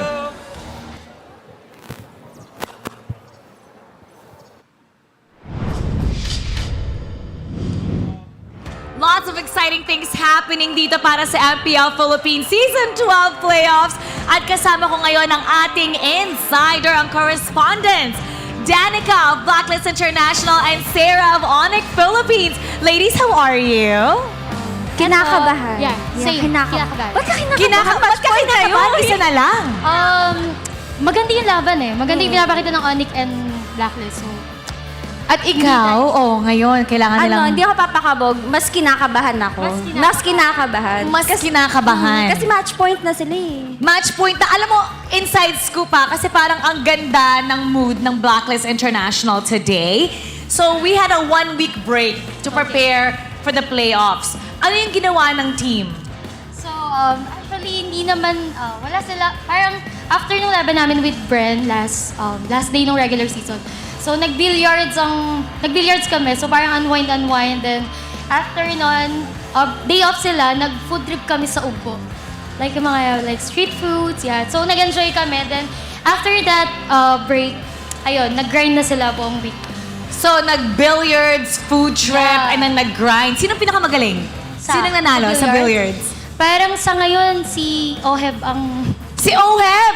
Sharpshooter talaga. Parang feeling ko gusto din nila maging pro sa billiard. Shooter talaga. Shooter talaga si Oheb. Sa ONIC naman, anong ginawa? Anong kwento? For ONIC, nag-unwind naman din sila sa, I think, Batangas. Out of town! Yeah, swimming sila doon. Kasi pangarap yata nila maging sikadita. Maging sikadita. And then after that, syempre, bumalik sa grind and ayun, more grind for preparation nga dito for playoffs. Kwento niyo sa akin, inside scoop, yung preparation na naganap. With Blacklist, may mga bagong heroes na nilabas. Did you know that was gonna happen? Yes, actually kahapon, yun. Nalaman ko rin siya kahapon ba, like yung orientation nila dito. So, nalaman ko na marami silang heroes na parang dinagdag nila. So, para daw mabigla yung mga kalaban. So, Nabigla nga. Nabigla. Natuwa ako sa Farsa. Yeah. Sakto sa aking Sakto sa outfit ni Miss Diba? Mara, yes. Very. Let us spread your wings. Yes. Kwento naman sa ONIC. So, for ONIC, alam naman natin na 10-man yung ONIC. So, medyo surprise na si Escalera yung pinasok for playoffs. Kasi alam naman natin, yung umikot yung roam ng ONIC with Perks, Rapidut, and si Yoshi. So, I think nag-prepare talaga sila for these playoffs na si Escalera yung main tank sa laban with Blacklist. There's lots of surprises happening. Yeah. Pero kwento naman kasi for sure, yung ating mga fans dito, nakita niyo yung mga support nila. How is the community support? Sobrang iba din talaga yung agents eh. So, parang last time gumawa rin ako ng content with them. Like, nag-ask ako ng mga questions about, like, fun facts about sa players. And alam nila, like, kung anong favorite drink and anong name nung pet ng players. So, alam talaga nila. So, ganun sila. Dedicated talaga sila sa Blacklist. Yeah. Let's invite the agents. Let's invite also the ONIC fans to keep supporting them. Lalo na ngayon. Kasi only this match will determine who will get to move on. Okay. Yeah, so ini-invite ko yung mga Sonics dyan na patuloy na sumusuporta na manood kayo kasi sa atin to. Uy, sa kanila daw. Sa inyo. Sa'yo na. Okay, sige. So, agents, alam ko naman na win or lose, lagi kayong nandyan sa Blacklist. So, ngayon, siguro, tiwala na lang tayo sa team kung alam ko namang ibibigay nila yung best nila ngayon. So, yun lang. Ladies, magsisimula na ang ating laban. So, let's throw it over to the casters. How about let's all do this together? Yes. All right? Casters, pasok! Thank you so much for that wonderful interview, beautiful ladies Mara, Sarah, and Danica Suazo. And just like that, Blacklist International is at match point. But this is a best of 5 series, Renmar and Naisu.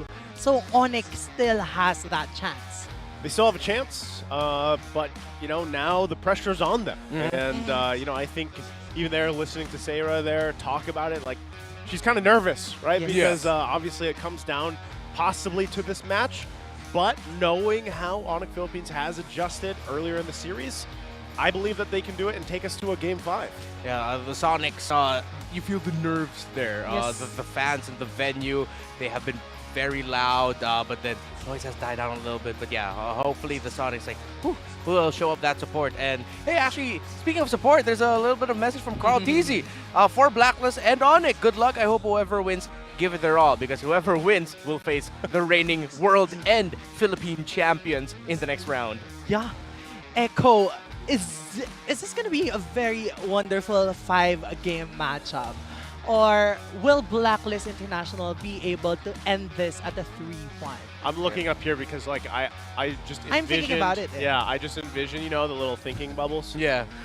I'm like, I'm thinking with you, Antonaro. But, I think one part is, for this series, Matilda's now 3-0. That's fine. It happened again. It happened again. It's cursed. It's cursed there, yeah. It's just over here. Yeah, it's all right, Auntie. You feel my pain and the pain of so many people in terms of getting high fives in that area. I don't high five that many people. Yeah. Nice. Oh yeah, we fist bump usually. We fist bump or we sorry, hug. we fist bump. We talked That's part about of it. this yesterday. I don't remember. You told me you weren't going to leave me hanging. I don't remember. Yeah, actually, yeah, that did happen. Oh yeah. So a few stats that Nice actually set up earlier in terms of heroes. Matilda is currently 3-0 in this series. Valentina is actually 0-2 for ONIC as their first pick. Yep.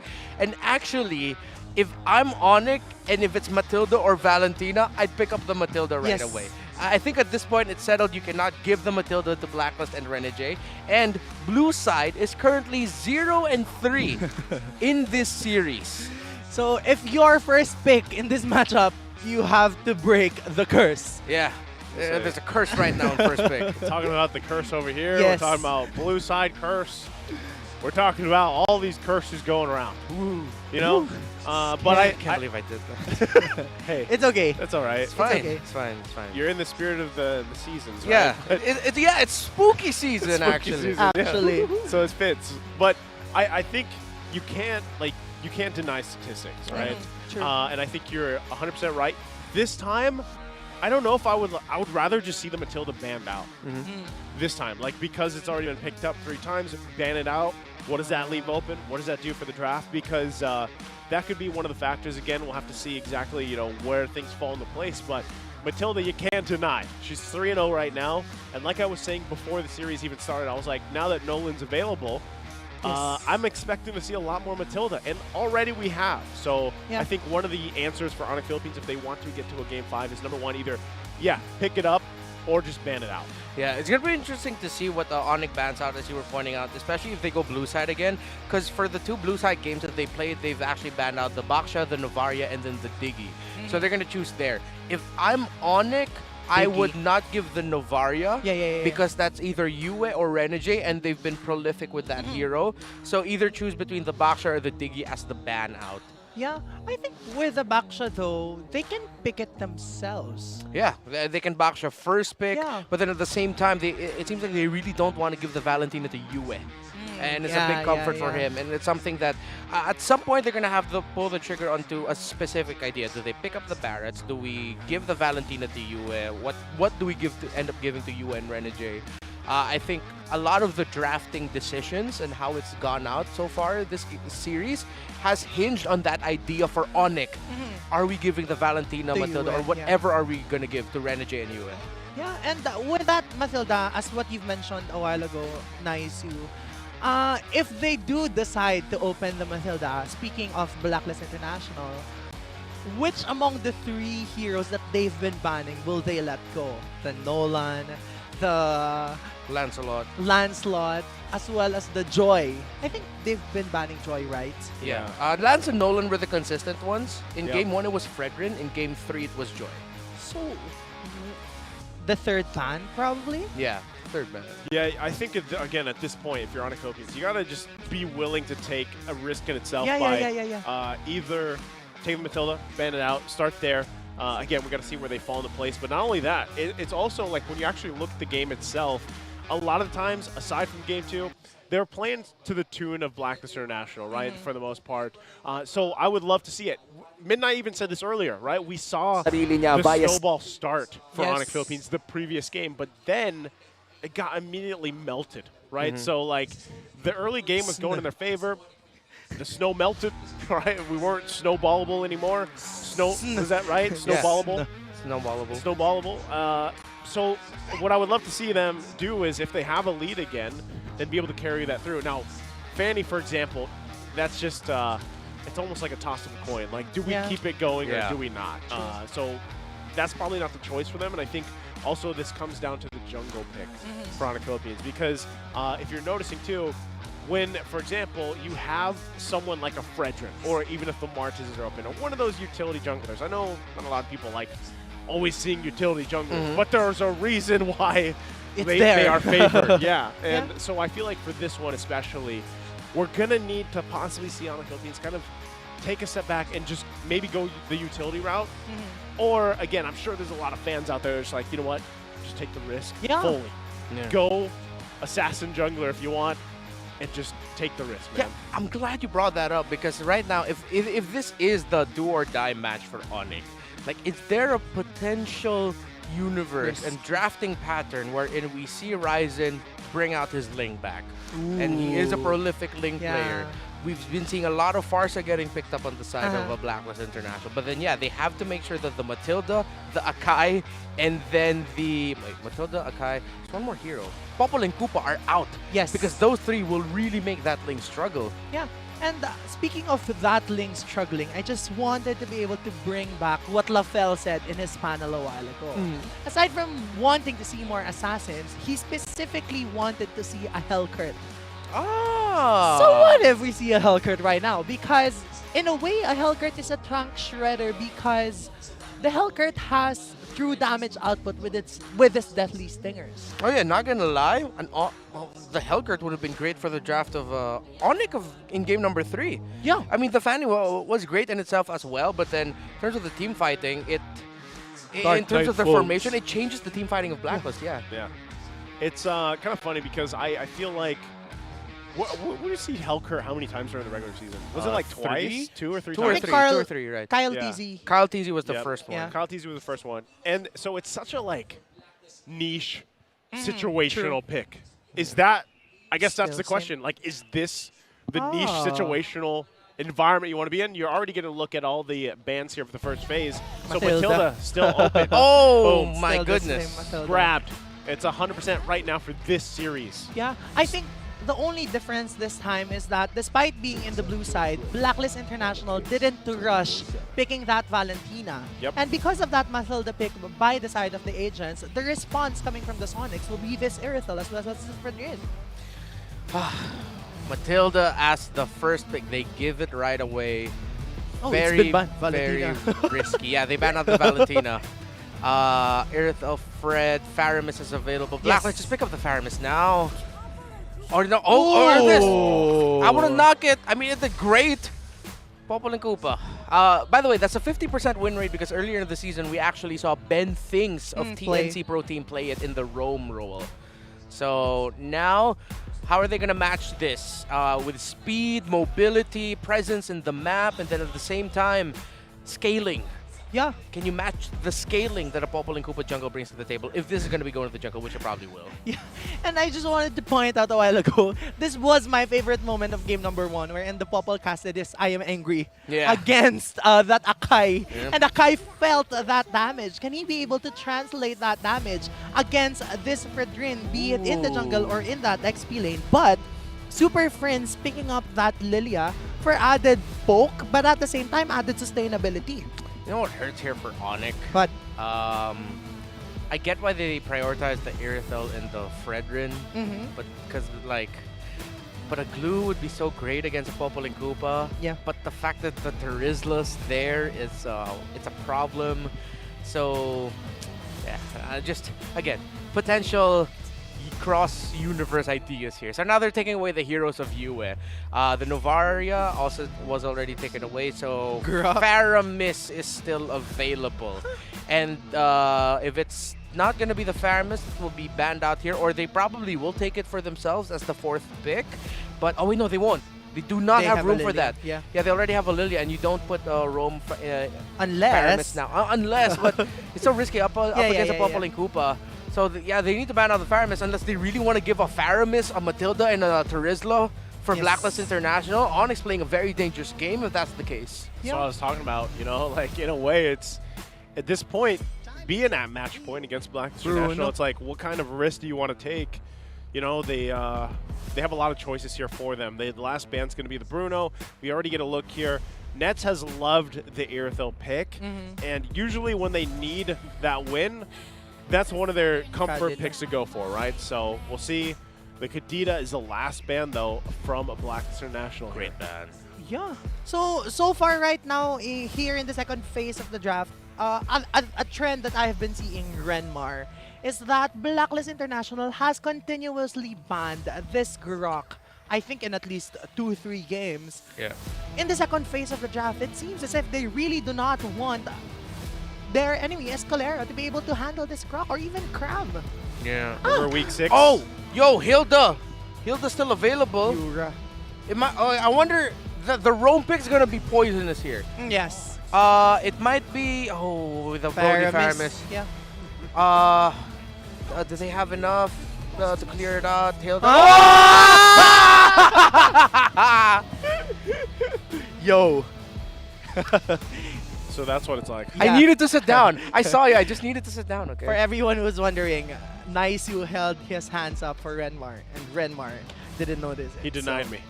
It's a reverse card against you, Naisu. I have weak knees. I have to sit down slowly. But okay. Sorry. Blacklist International at match point. This is a best of 5 series, and we're entering game number 4 in quite a while. This Hilda pick by the side of ONIC Philippines. And quite interestingly, Renmar, this Hilda pick has also been picked by ONIC Indonesia in their grand finals match against Geek Fam. Yep, they've done it. TSA Pro Team has done it here as Yeah. well. Hilda does get picked up in other parts of the world. When you're up against a carry type soft jungler, you pick up the Hilda. But it's up against a Matilda, Faramis, and someone who can place traps, the Popol and Koopa.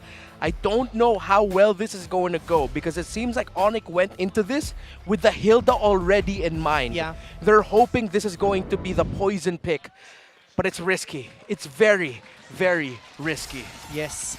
Game number 4 starting between the Agents and the Sonics. Will the Sonics be able to turn around and extend it to a game number 5, or will the Agents secure the win? Oh man, again, Escalera here on this Hilda. Sprint. Is he going to be able to do what we've seen before with this hero alone? I think that's one of the big parts of this kind of the success here for ONIC Philippines to get to a game number 5. And this could be it right here. If they can get this first blood, as they do. So first blood going to the hands here. Escalera will fall as well. They trade, but is it worth it? Wow. They're still continuing, and Cram just doing his job right now. A great call here. J. Okay. He's fine. Cram's got to get out of there, though. Was able to guiding wind, shield himself up on out of there. And yeah, ONIC are playing this right. Send your XP laner alongside everyone else. Can they continue this, though, without losing any more? And Sensui has been effectively delayed and denied for the first wave of jungle creeps. Yeah, in game number 1, this is what we have been mentioning, that Sensui has to be touched and he has to be distorted in terms of his jungling pattern just so that he wouldn't snowball again. Snowball. And right now, that's what specifically ONIC is doing against the jungler of Blacklist International. It's 3v3. Oh, they're making this hell for Sensui here. Just getting that level 3. Going to be fighting for it. Orange going to be taken. Avoids the Appraiser's Wrath. Now, this could be a counterpunch if they're still going to commit to this. They got to be careful how they approach this. Blacklist International going to give the go signal. Fighting for it. Quite tanky, though, is ONIC Philippines. No one falls, though. Turtle now up. And this is ONIC Philippines Turtle here. Yes. Coach Bluffzy and of course entire coaching staff of ONIC, what have you drafted this?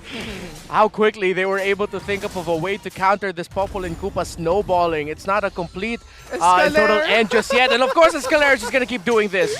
He's already level 4 while Sensui is level 3. It's 3 people in the purple buff at 2 minutes in. They don't want Sensui to farm. Okay. We're going to look, I mean, this is what it looks like if you're going to be Sensui for this game. I'm not sure, you know, how long this is going to go on, but this is just, now it's ONIC Philippines just dominating his jungle. And a lot of that is, once again, with this Hilda pick here. Yeah, you see the emblems on your screen here. The most important thing there is the tenacity and the brave smite on that Uranus. We cannot downplay here the effect that Cram's game has had in this initial start for ONIC. Escalera is being able to do what he's doing because Cram is there every time in the orange side. And again, the Uranus-Thurizla matchup. Yes. And this Uranus is able to just cut. Look at what he's doing right now. And while Sensui is going back to the base and going to his orange buff, Cram will be there. And just for safety measures, Escalera will now be staying in the gold lane.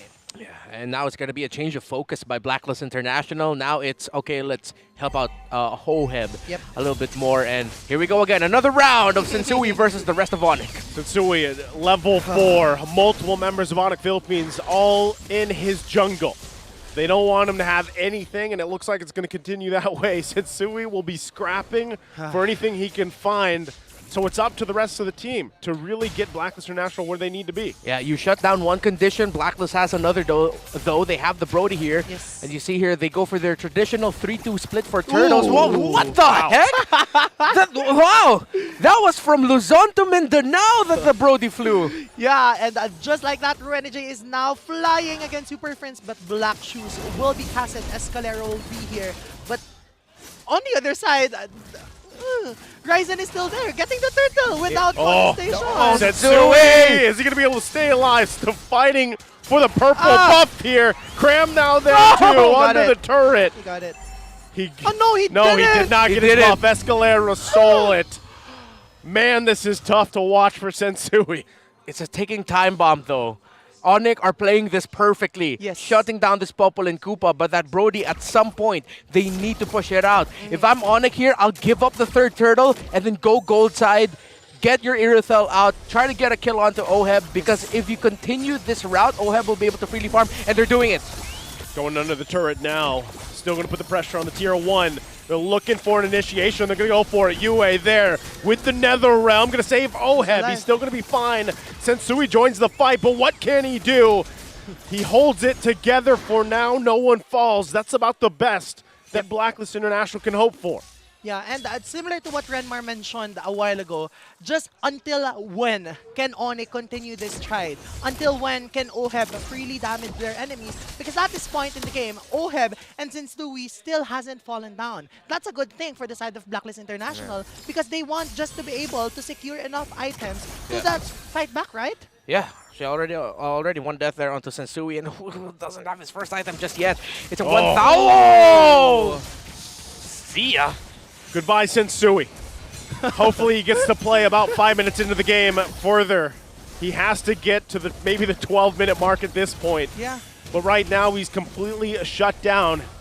Barely any buffs in his hands as well. In ONIC Philippines, they continue to put the pressure on the wound. Even when we talk about Oheb, Nets is pretty much doing the same thing.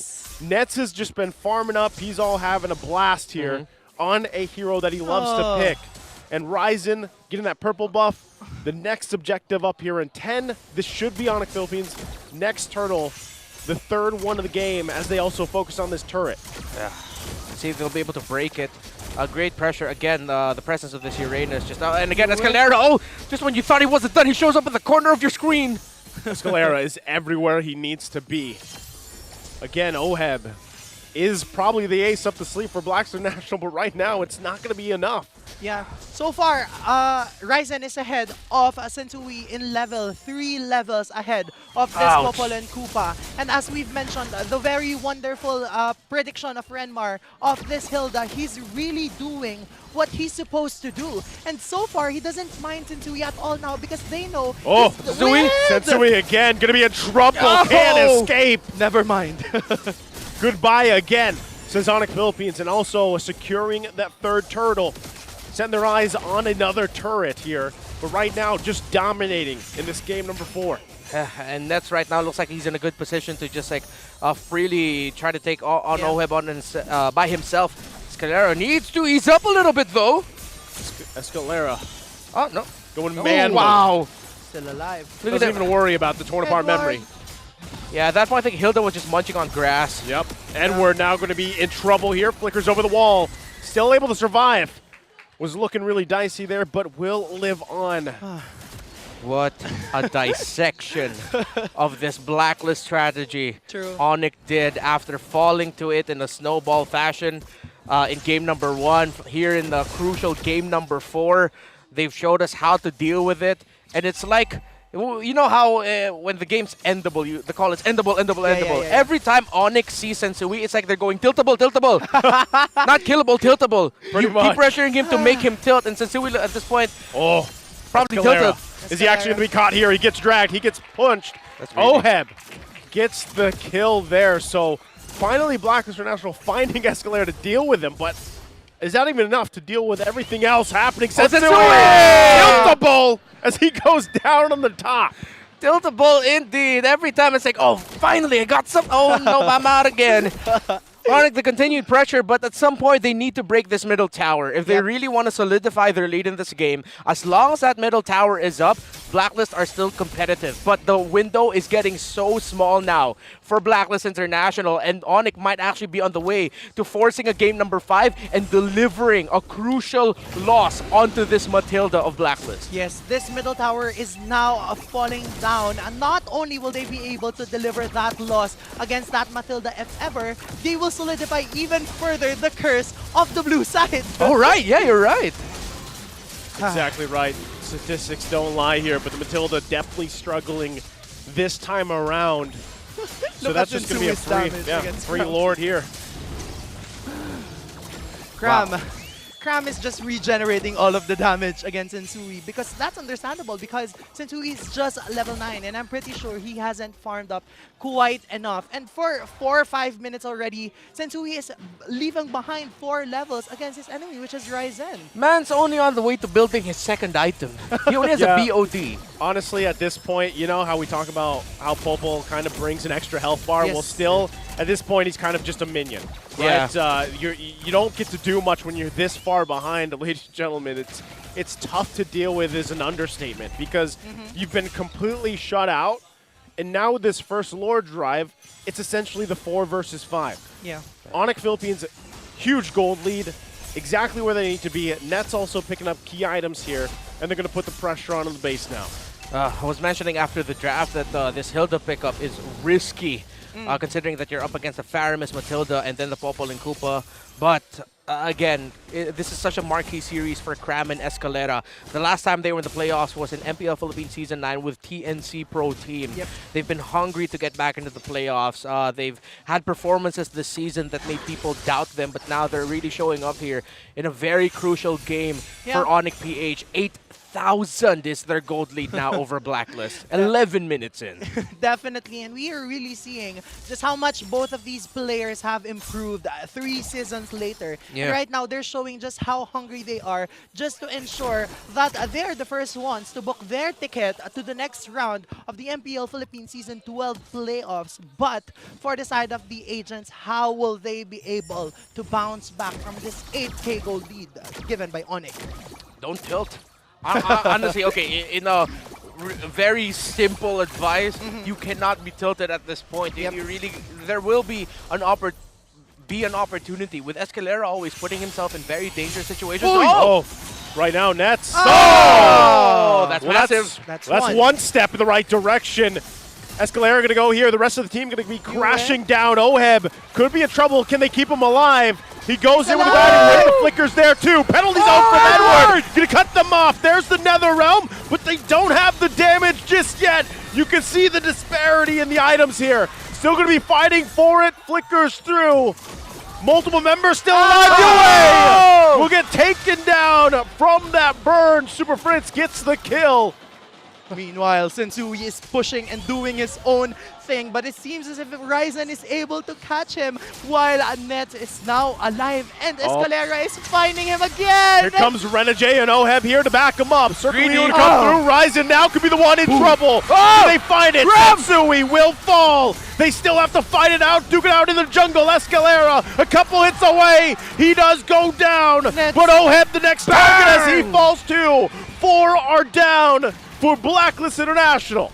Grasping at straws, a desperate attempt. We thought it looked good for the Aegis, but the ONIC said, you have all of that, we have a cram. It's cram time. We have barely been able to say that all throughout the season. After his, I'm sorry, I have to call it back cram, that time that he TP'd behind in between 2 turrets and cost ONIC a lead in their game. He is coming up big time right now for ONIC PH. Definitely, we are seeing Kram at time today, and now we know how much he has improved since then, Renmar.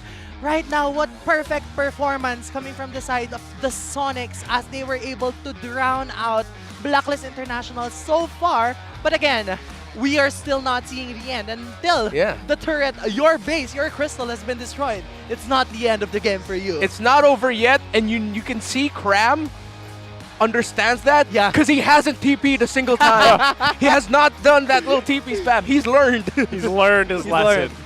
Again, it's, you know, you see that kind of desperation too, you know, as we get this little breather here of Sensui just trying to catch up, like doing anything that he can to get caught back up into this game. Because I do think that if, let's say, we get another 5 minutes, Blacklist International will be in a position where they can actually fight those fights, because you saw it, how big of a lead that ONIC Philippines has when even technically positioning-wise and everything was falling into place for Blacklist International when it actually came to the firepower or the durability because of the items they were lacking, right? So that's the thing. ONIC Philippines, if they want to get to this Game 5, they cannot allow this to drag out in some way or another. And the whole way that unfolded just previously before we took this breather was, some would say it was kind of messy, right? Things were all over the place. Well, that's one thing that ONIC Philippines has to control. They can't let things get messy. They can't let themselves get split up, especially when it comes to this portion of the game, because we know how Blacklist International likes to play. We have seen crazier turnarounds from 10K deficits. But now we are back in the game. Edward is the only one alive. Penalty zone has been casted, but it seems as if he's just gonna back out. A successful defense coming from the side of Blacklist International. They'll have the 5 members, but ONIC has their 5. Will they burn this Lord, rush it, try to contest? Will Blacklist try? Will they try to go for the split? You see a topside rotation actually for Sensui. Let's see what the call will be here for these 2 teams. Wow, Sensui's just going up there. He just wants to be able to push that top lane, but with a very wonderful position coming from Escalera. It's 4v5. Edward is getting poked at by Super Friends, but they still haven't seen where Sensui is, but Edward is gonna fall low. And Nets is there too. Nets helps clear that out. Sensui's gonna stay there. Escalera, we gotta keep an eye on his positioning. Oheb might be walking to a dangerous position. They do spot him out here. So Escalera there, the rest of the team still going to be holding that Lord together. 25k into this next Lord. 8k gold lead for the side of ONIC Philippines. Edward will cast his penalty zone. Penalty zone, going to flicker over the wall. Takes the defensive route here. Lord resets. They pulled the trigger. Still too tanky, but you feel it a little bit more. The damage coming out of this Popple and Koopa. ONIC at this point. Renegade! Oh, he's playing a very risky game here. Couple shots away, but this might just be the signal for ONIC Philippines to go ahead and take this Lord. It's Blacklist International in the defense. Now ONIC, can they end it here? Because we're getting to the ticking time bomb point. It has taken this long, but Sensui's catching up with the items. Man built rapid boots. They're going to try something a little frisky here eventually. That might be the plan because it's a Wind Talker second item priority here. Yeah. The Uranus isn't as tanky. It's still very tanky and still a nuisance, but I think now Cram is starting to feel the damage a little bit more. It has to be now. Yep. For ONIC, this needs to be like a major win. Yeah. If you're not going to break the base and win this game, you break all the inhibitors. Well, mid-turret already down here. Lord's still going to be worked on. Cram taking quite a bit of damage himself. Will be able to just heal back up. Now the focus. Can they get more turrets here? ONIC Philippines going to be trying for it. Cram has the immortality as well. Still quite tanky, durable. Wow. They're finally going to deal with the Lord here. Black International backs against the base. Sensui there as well, trying to hold on to what they can. Bottom turret's going to go down.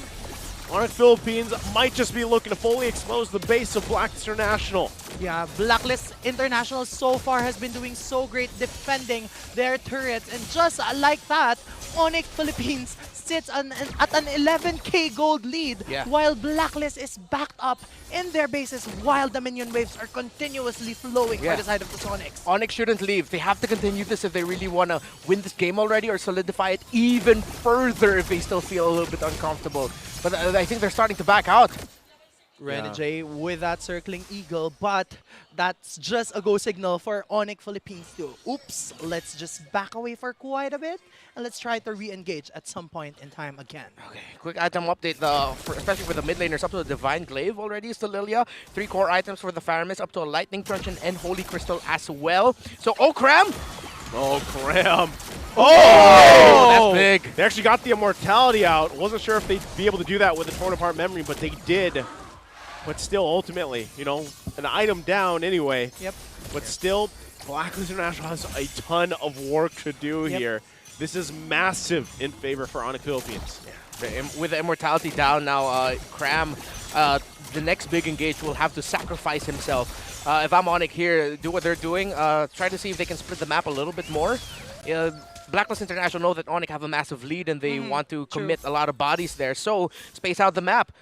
Send your, just like what they're doing, someone with nets to an opposite side. Clear up the minion wave, show up there. If there's no response, if you get the vision that no one else is there, continue pushing. Get Blacklist out of the Lord pit, and then ONIC, make sure that the Lord doesn't get reset. It has to be a cross-map Lord dance. And with that, Blacklist International decides to go with OHEB as well as Renegade to push that top lane while UF falls down low. ONIC Philippines is slowly trying to keep the Lord in their side, but Super Prince with that flicker out Cram is slowly feeling the damage coming from Sensui, but on the top side, Escalera going to take the focus, but meanwhile here for the Lord pit, it will be secured by Ryzen. Still, Net's going to jump in. There's the Netherrealm to save them. They went in with the penalty zone too. They're in trouble here. They're down a member. Still going to be putting the pressure on the top side. It's Edward. It's Yue. Can they hold it together? The top side, they're going to be pushing with Renegade and OHEB. Yue trying to keep them back. Yue stops Super Prince. Look at the base though. Can they finish it? What siege minion? It's Super Prince there. Renegade with the circling heal. They're desperate. Blacklist International. Bobs and weaves, but it's not enough. ONIC Philippines keeps it from falling apart. They take us to Game 5. Blacklist, and this winning moment is brought to you by our official sponsor, FWD Life Insurance. That's how spicy it is in the Philippines. It was a dominating game for one team, and you thought it would end with a simple little base defense. No, it became a little spicy base race. I'm pretty sure even ONIC had their behinds puckered up, really clenched tight. I was like, oh guys, this is way too close for comfort. But ONIC go with the victory and force a game number 5. But what an effort by Blacklist and by OHEB and by Renegade to try and end it there. That was quite a scare. Wow. But Super Friends still with that clutch clearing of the minions, which rendered the backdoor play of Blacklist International very, very helpless. Yeah, that was a spicy game. You know, I had to have some water as well with that, but Same. man. Me too. Yeah, I know, because, you know, I was talking about risk before we went to that game. That was risky. And I almost thought for a second that they were going to pull it off. Blacklist International was going to pull it off. It's been a while, I would say, since we've seen a base race like come down to that close. Like we've seen backdoors and we've seen, you know, that thing, but a base race when it comes down to what's on the line here, that was a little Risky. tense. I know people were probably like, I know the crowd here was like, everyone was like silent. Whew. It was like, whew, ah. And then just like, wait, is this really gonna happen? Yeah. Is this how ONIC gonna go out and bow out of the playoffs? But no, they forced a game number 5. And you gotta commend their super friends respawning, just really focusing on the minion. It's like they talked about it. I'll focus on the minion. Oheb, if we can get him, would be great. But then it was Nets who focused on Oheb, and then the Siege minion was focused by super friends. And by the way, you also have to commend Oheb actually flickering because that changed the approach of ONIC. Like, oh wait, he flickered. Someone really has to get him down, and that was a great call. But yeah, with only one Siege minion, it was a very, very brave attempt by Blacklist International, but ONIC handled it well and continued everything else. They didn't over panic. They still continued and go ahead and go for the win. And you see, right now, we are really solidifying the fact that the blue side is cursed. Yeah, it is. It's 0-4. Yeah, so cursed that the Matilda finally lost. A 3-1 for the Matilda in this series. But this just goes to show just how heated MLBB action here is in the Philippines. But I'm pretty sure it's heated more down in the analyst segment, which is why Midnight, what do you want to say? Of course, it wouldn't be a playoffs without a Game 5 as ONIC-PH stretches it to the last game versus Blacklist International. Naging maganda yung bawi nila dito. And again, huling match na. Laglaga na to between these two teams. Muli kami ang inyong analyst for this game. Welcome to this analyst na si Midnight. Sama pa rin dito si Renzio. And Renzio, kakaiba yung naging game dito ng ONIC Philippines. This time around, tinalo nila yung Poporin Kupa. Dahil doon siguro sa Hilda pick. Oo, classic no? Classic. Kasi naalala ko, ano pa to, signature pa to ni Escalera at ni Bentings before. Ngayon, ginamit nila laban sa Blacklist International. Hindi pinag-jungle. Hindi pinahinga Hindi pinahinga. May point nung game na level 8 na si Ryzen. Si Sensui level 5 pa lang. Oo. Kaya nakukuha din yung mga buff niya ni Escalera pag napanood nyo. Ito yung tinatawag nating jungle control talaga mula sa ONIC Philippines. Ito na ba yung counter laban sa Popol and Kupa? Oo, sa tingin ko yun ang hirap pero big factor din yung kasama ng Popol, yung Matilda, tsaka yung Paramis. Wala namang pang-def kasi yun. Kaya lalo siyang nahirapan. And speaking about walang pang-def, ito yung taong to, punong-puno naman ng defense mula sa ONIC Philippines Cram on the Uranus. 5-0-6. This time around, in contrast nung previous game, literal na wala namang kayang gawin yung Blacklist International laban sa Uranus na to. Siyempre lalo na wala naman silang panghuli. Tsaka wala silang burst. Nung late game, nagkaroon ng damage. Ando na yung DHS mula kay Oheb. Pero again, naging crucial kasi dito yung early game invades na ginagawa ng ONIC na again, hindi pinagpapahinga. Tulad ka sinabi ni Renzio, kinukuha yung mga buff, kahit yung mga green, kino-contest. And dito natin nakita yung strength naman ni Uranus. Alam ko ikaw, Uranus player ka. Ano ba dapat yung ginagawa ng Uranus pag ganitong snowball mula sa ONIC? Siyempre magbibigay ka ng mga isang pressure sa side. Tsaka kung kaya mo mag-invade, pwede ka rin um-invade. Yeah, which is nakita natin. Kung pwede ka manggulo. Yung constant invade na ginagawa ni Uranus laban sa Popol Go pa. And again, wala namang kasing pansagot. Yung Blacklist, naka-Matilda, naka-Faramis. Literal, yung early game for Cram ay napakaganda. Tsaka lalong nahirapan si Popol and Kupa nung sumama na si Ryzen mag-invade. Kasi parang hindi mo pwedeng i-let go din yung jungle camps. Lalo first 5 minutes, may punishment pa sa pagkuha ng minion waves. Kapag ikaw ay jungler, kailangan mo talaga yung mga jungle camps, yung mga buff. And yun yung napigilan ng ONIC Philippines. Kaya naman nagkaroon ng parang block dun sa kanilang objective capabilities. Kaya naman hindi natin nakita yung early game na nakuha ng Blacklist kanina dito sa game number 4. Now, in this game, ONIC Philippines, hindi rin naman ganun ka-dominating yung mid-game nila kasi nagkaroon pa ng mga konting mishaps na napanish yung Blacklist International. And ikaw na rin nagbanggit kanina, nakakatakot yung lineup pa rin ng Blacklist kapag nagpantay yung pera. Why is that? Kasi yung lineup nila, sa lineup ng ONIC, wala silang pang high ground. Mahirapan sila pasukin yung Blacklist sa lineup ng Blacklist. Kumbaga yung endgame, no? Yung pag-take ng towers, yung final push, basically, yung sa base ng Blacklist International. Hindi nga naman din ganun kaganda kasi wala sila nung natural dive. Meron silang frontline. Lalo na naka-Hilda pick lang sila. Exactly. Meron silang frontline. Nandun yung Hilda, nandun yung Renus. Pero at the end of the day, ang kayang gawin ng ONIC-PH dito is i-survive yung team fight ng Blacklist International, which is nakakatakot pa din kasi may dalawang damage dealers sa side ng Blacklist International. And naging clutch din yung pag-take ng Blacklist doon. Muntik tayo makakita ng comeback. Kaya nga. Mula kay Rene J, tsaka kay Oheb now looking at this. Kinapos lang, isang ano lang kasi. Isang canon lang kasi yung hawak nila, yung dala-dala nila. Siguro may mate doon o kaya isang minion. Omsim. Siguro matatapos. Kaya nila eh, no? Kumbaga, yung damage andun sana, kinapos lang din talaga ng minions para sa Blacklist International. Ngayon, makikita natin dito yung KDA map, tsaka yung jungle pattern ng ating mga players. Again, very, very particular yung ONIC Philippines sa pag-invade ng jungle camp ng Blacklist International. Kung makikita nyo, yung nag-iinit na part ng mapa, karamihan nasa side ng Blacklist International. O, dyan sila tumagal eh. Tinambayan eh, no? Tinambayan nila yan eh. In and out sila dyan. Exactly. Eh, no, yung part na yan, yung may lumalakad dyan, ONIC po yan.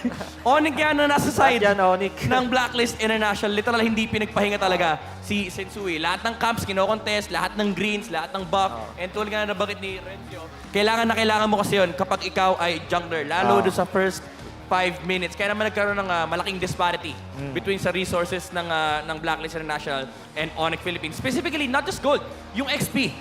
And ang laking factor nito kapag mababa yung XP mo kasi, first turtle. Kailangan mo nung mataas na level para mas malakas yung retribution. Exactly. And mas mataas yung retribution damage ng ONIC Philippines, which just means na naturally sila makakakuha ng turtle, which leads to another layer of snowball. Nawawala ka na nga ng XP, sila pa nakakakuha ng turtle. Tsaka magagap din yung kampi mo pag syempre pag ay di kahit sa level. Yeah. Kasi yung mga kampi mo eh. Sim. Parang kung ikaw yung jungler, kailangan mo ng tulong, pero yung mga kampi mo, may mga gusto ibang gawin sa mapa, pwersado silang tulungan ka. Tapos magagap din sila kasi mababa yung level mo eh. Yup, kasi nasasayang yung oras na, again, kino-contest nila yung Uranus and just having a Matilda and Paramis, hindi enough. Basically, kumbaga parang si Cram nagbabuy time lang. Alam ko, madalas mong ginagawa to, Renzo, dati. Uranus Classics ka din.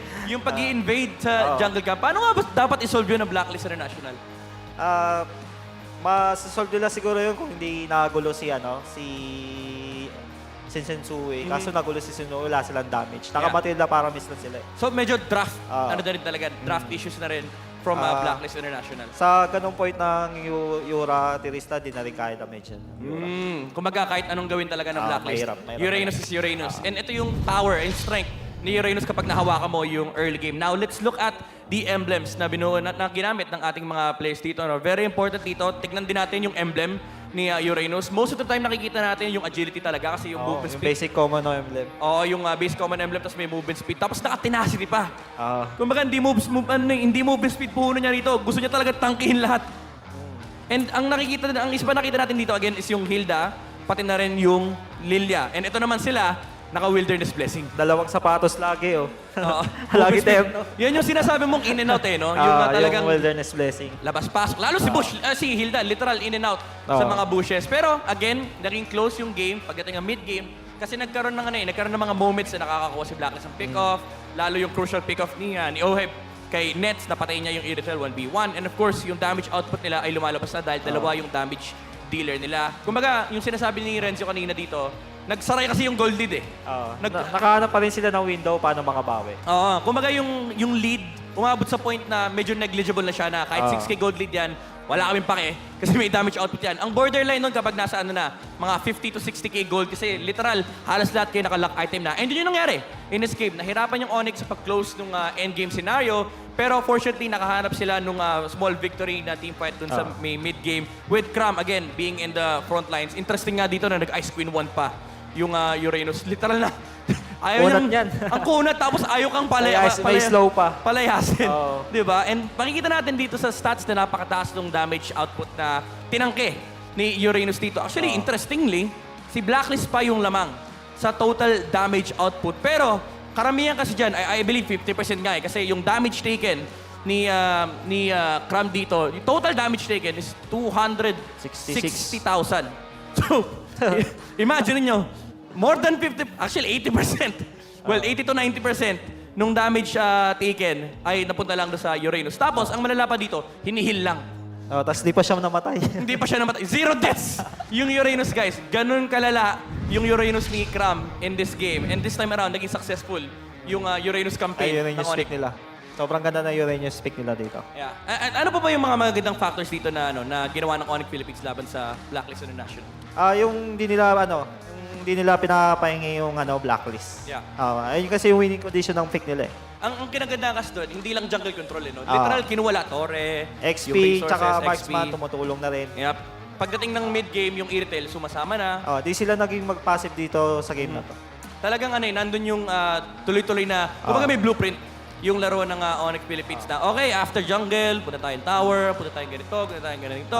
Ang mahirap din talaga is yung base push. Kasi wala ka silang... Yun lang talaga sa high ground. Mahirapan lang sila talaga. Kumbaga wala yung mga Farsa. Pero dahil nga sa gold lead nila, sa 10k gold lead nila, dumali yung pang high ground nila. Tsaka yung Uranus na nando sa base. Nakita natin kanina si Cram, tumatambay sa loob ng base ng Blacklist International. Pero again, umabot tayo sa point na very crucial yung naging team fight.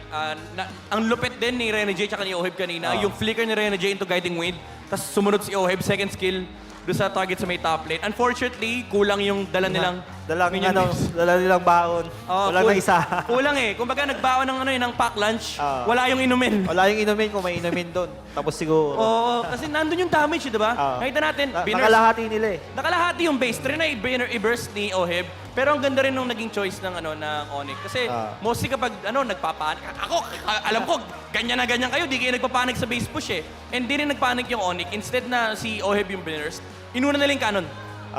Kasi pag wala na yung cannon, nandun na yung damage reduction ng base. And ito yung Tsaka umabot din yung Lilia.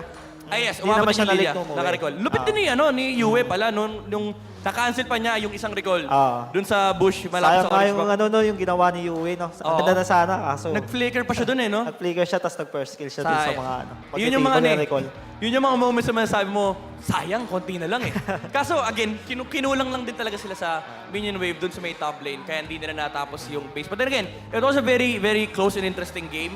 Nakita natin yung approach and yung adjustment ng ONIC Philippines na alam nila, may Popa and Kupa. Although maagang pinik talaga ng Blacklist International, nandun yung answers. Mas prioritize nga nila yung Lilia, I think.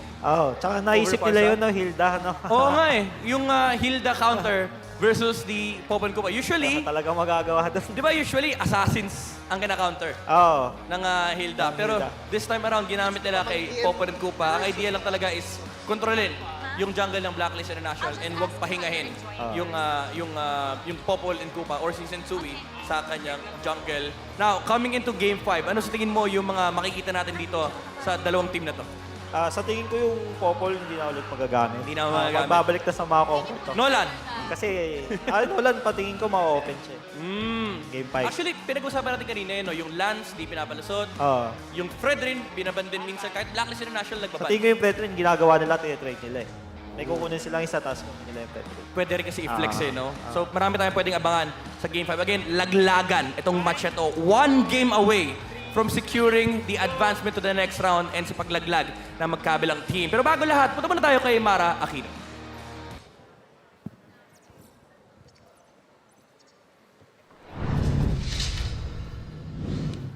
We have a lot of special guests here for MPL Philippines Season 12 playoffs, and one of them, we are graced by the presence of Director Robbie Alabado III, DOT Film and Sports Tourism. Welcome. We've been having this conversation about the game. How are you enjoying this so far? So much. First time ko makakita ng this big of a crowd and the excitement of people screaming, cheering for their teams is just too much for me. Talagang sobrang exciting talaga to watch live kasi dito mo talaga madadala ka sa mga feelings and yung mga cheers ng mga tao. Pero alam ko earlier, you just had a recently concluded press conference, M5 press conference with the Department of Tourism. How was that? Yes, I would like to announce to everyone here that the Department of Tourism has entered into a memorandum of agreement with Montoon Games. So we are a partner of your favorite e-games pagdating po sa M5. So the Department of Tourism will be actively promoting and at the same time treating your favorite players to a very good tourism experience here in the Philippines. Love it. Thank you for that. As somebody part of esports, we really appreciate the support. But what do you think is the significance of having the M5 World Championship here in the Philippines? The just think for this year, we have been handling a lot of World Cups here in the Philippines. So these are the traditional sports. But what is exciting for us in Department of Tourism is bigla na lang sumulpot e-games. And we were looking at it, is this a good investment? And lo and behold, when we talked with Montoon Games, they showed us the numbers, they showed us the excitement, and they showed us everything that sold na agad kami. We are going to support Montoon Games M5. Love it. Esports definitely Yes. is on the rise. And for sure, you'll be happy with the numbers that you'll be seeing in the future. But how do you think with the esports coming to the Philippines and all the other countries, how do you think this will help their tourism in the Philippines? Yes, for this competition, we're looking at the World Cup. And World Cup, we're looking at so many teams all over the world. And when we have so many teams coming to the Philippines, then dagdag turista na agad yun. Yes. We have the numbers. But I think the important thing there is these teams have their own followings back in their countries, and at the same time, some of their fans would travel to the Philippines just to see them live. And we are very fortunate that M5 is here because we are expecting that this will translate to more jobs, more tourists who will be exposed to what we have here in the Philippines. This is the value of having M5 in the Philippines. And I'm so glad also that it broadens the opportunity. And also, it's also a chance for other people to see how beautiful our country is. Not just in Manila, but I hope they also get to travel all around, even in the provinces, to see our beaches. Now, is there anything that you want to say to the crowd? Any last messages? Yes, for the tourism industry here in the Philippines, we are in partnership with even our private sectors. So we are going to have our tour operators, our transport operators who will be giving services to our tourists who will be coming here. And they're not just the international tourists, but we know that all over the Philippines, you want to see the games. You're coming to Manila just to see the games. So we are going to, this partnership will result into bundling of tickets. We're going to give you discounts in hotels, in whatever, where you want to go after or even before the games. So we will, with the private sector, we will be preparing tour packages for you at a discounted rate so that you can enjoy the Philippines. Oh my God, that's such a nice incentive. Let's invite everybody to come and support the M5 as well. Okay, so sa mga Pilipino po dito sa atin, kinakailangan ho natin suportahan ang Philippines. And we are inviting everyone here in the Philippines, come and see the games. M5, Filipinos, we are coming. So we love Montoon Games, we love M5, we love the Philippines. It's so great to be getting the support from the Department of Tourism. Thank you so much. And I hope you come here for the playoffs grand finals Of so you course. get to enjoy this, enjoy the rest of the game. And now we're going to throw it over to our casters. Pasok. Thank you so much, Marakino, and for the Director of Tourism's support, because it's really valuable for us to be able to perform well in the M5. But going back to the game, we are down to a best of one, and this begs the question, who is going home? This is why I like to say it. You know, I love seeing the support, of course. And at this point, we've been saying all season, all roads lead to M5, which is obviously here in the Philippines. We can't wait for it. And things are falling into place because, like you said, Antinara, it's now between these two teams, it's to a best of one. Yeah. In the previous game, man, for Game 4, who would have it any other way than the way it unfolded? Yeah. The blue side curse is still there.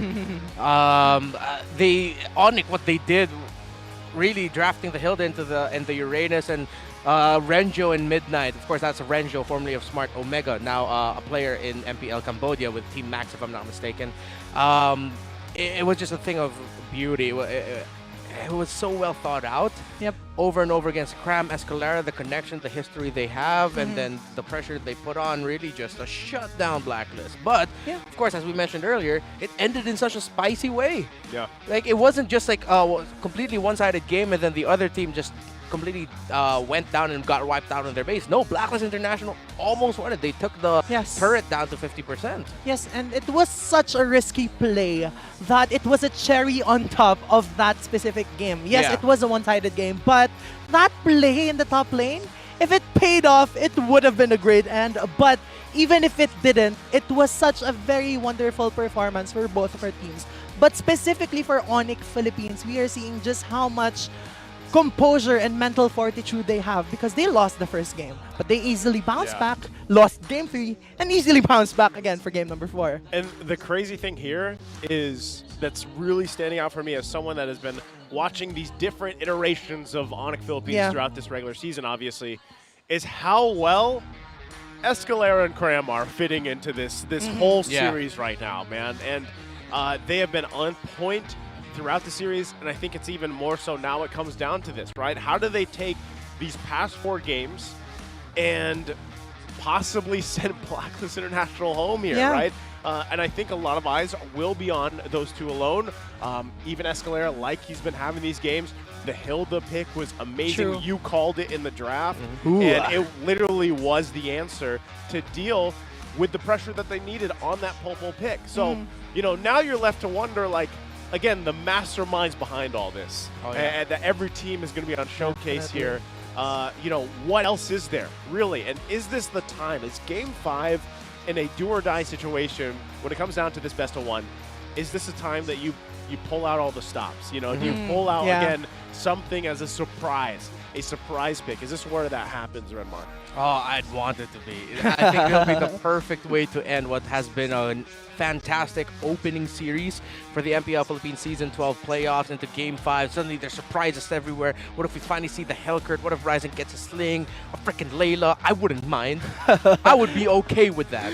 Yeah, and at this point in time, we really are looking forward to surprise picks for both of our teams, given that this is a best-of-1.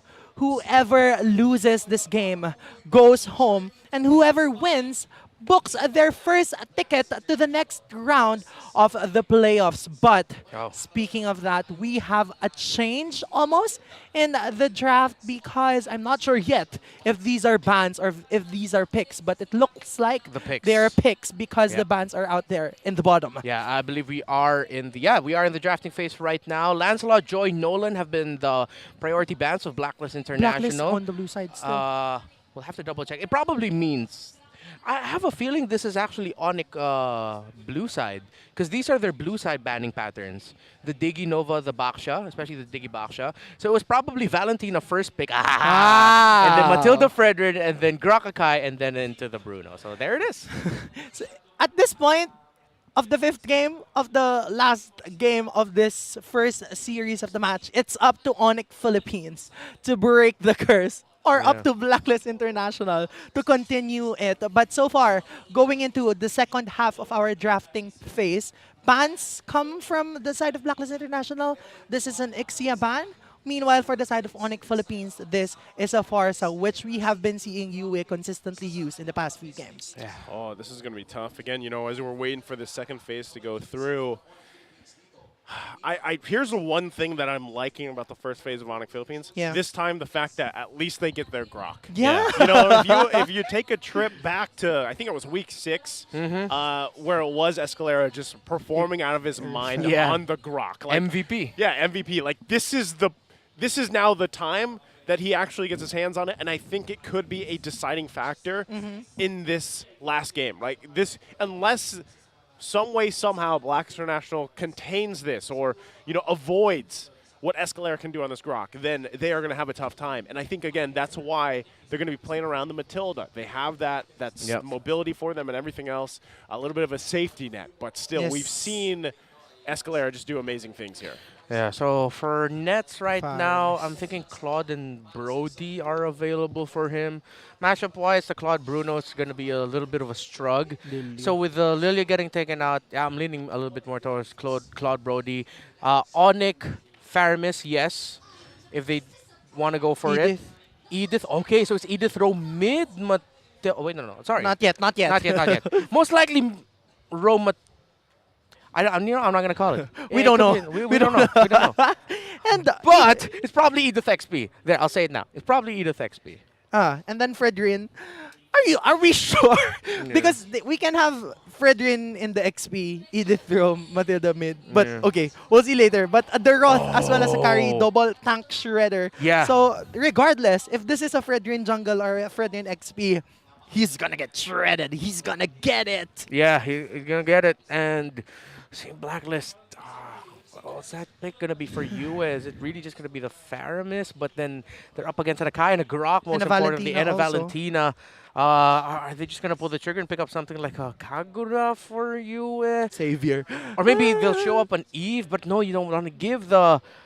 Oh yeah, Savior actually. But the Savior's still available for him. We'll go for if they want to go for long range. Yeah. But this has been a great drafting pattern by ONIC, and yeah, they'll go for Faramis instead. Yeah. Still with that Faramis, but with that, yes, definitely Reptar. You are correct. This is an XP Edith as well as a jungle Fredrin. So now we are going to be seeing how much both of these lineups will fare against each other. For the side of ONIC Philippines, it's really more crowd control centric. Yep. Meanwhile, for the side of Blacklist International, it's really chain crowd control, yes, but more sustainability. So. Yeah, ONIC really need to be disciplined with their team fighting. Yeah. When you're up against something like a Matilda Faramis, of course, and then the Edith at that, sustained team fights, second chances. That's what Blacklist has in spades. Meanwhile, for ONIC, they're a bit more reliant on their own mechanics. Actually, making it simple and just going for outplays. You don't have any fallbacks. You don't have any saves. Unless Super Prince commits the IMU with getting the Faramis Netherrealm instead. So a lot more pressure on the ONIC lineup in terms of being more mechanical, because Blacklist, it's a little bit easier to pull off. Yeah. And now we are down to a best of 1 in this best of 5 series. It's going to be Blacklist International still against ONIC Philippines, down to a wire. Who gets to go home? Who gets to continue their run in the playoffs? Naisu, what are we expecting now? Honestly, I just feel like both teams are obviously going to lay it all on the line here. Carl Teasy referencing that quote earlier, he's ready. He's wishing both these teams the best of luck. And, whether you're a part of the Sonics here or the Agents, both teams have battled it out up throughout the regular season. We know how rough it's been for both of them throughout the back and forth, and now they've gone back and forth in this first series to open up the playoffs here. Yeah, it's going to be a goodness to honest, typical of the metagame we've seen heading into the Season 12 playoffs, fight for the objectives. But hopefully these two teams have to consider that they really cannot forget about the side lanes. I feel like that's going to be the X factor here. Which team decides to sacrifice a little bit more control and a little bit more advantage for a little bit more map pressure. Nothing too crazy with our emblems right now. Both Assassin...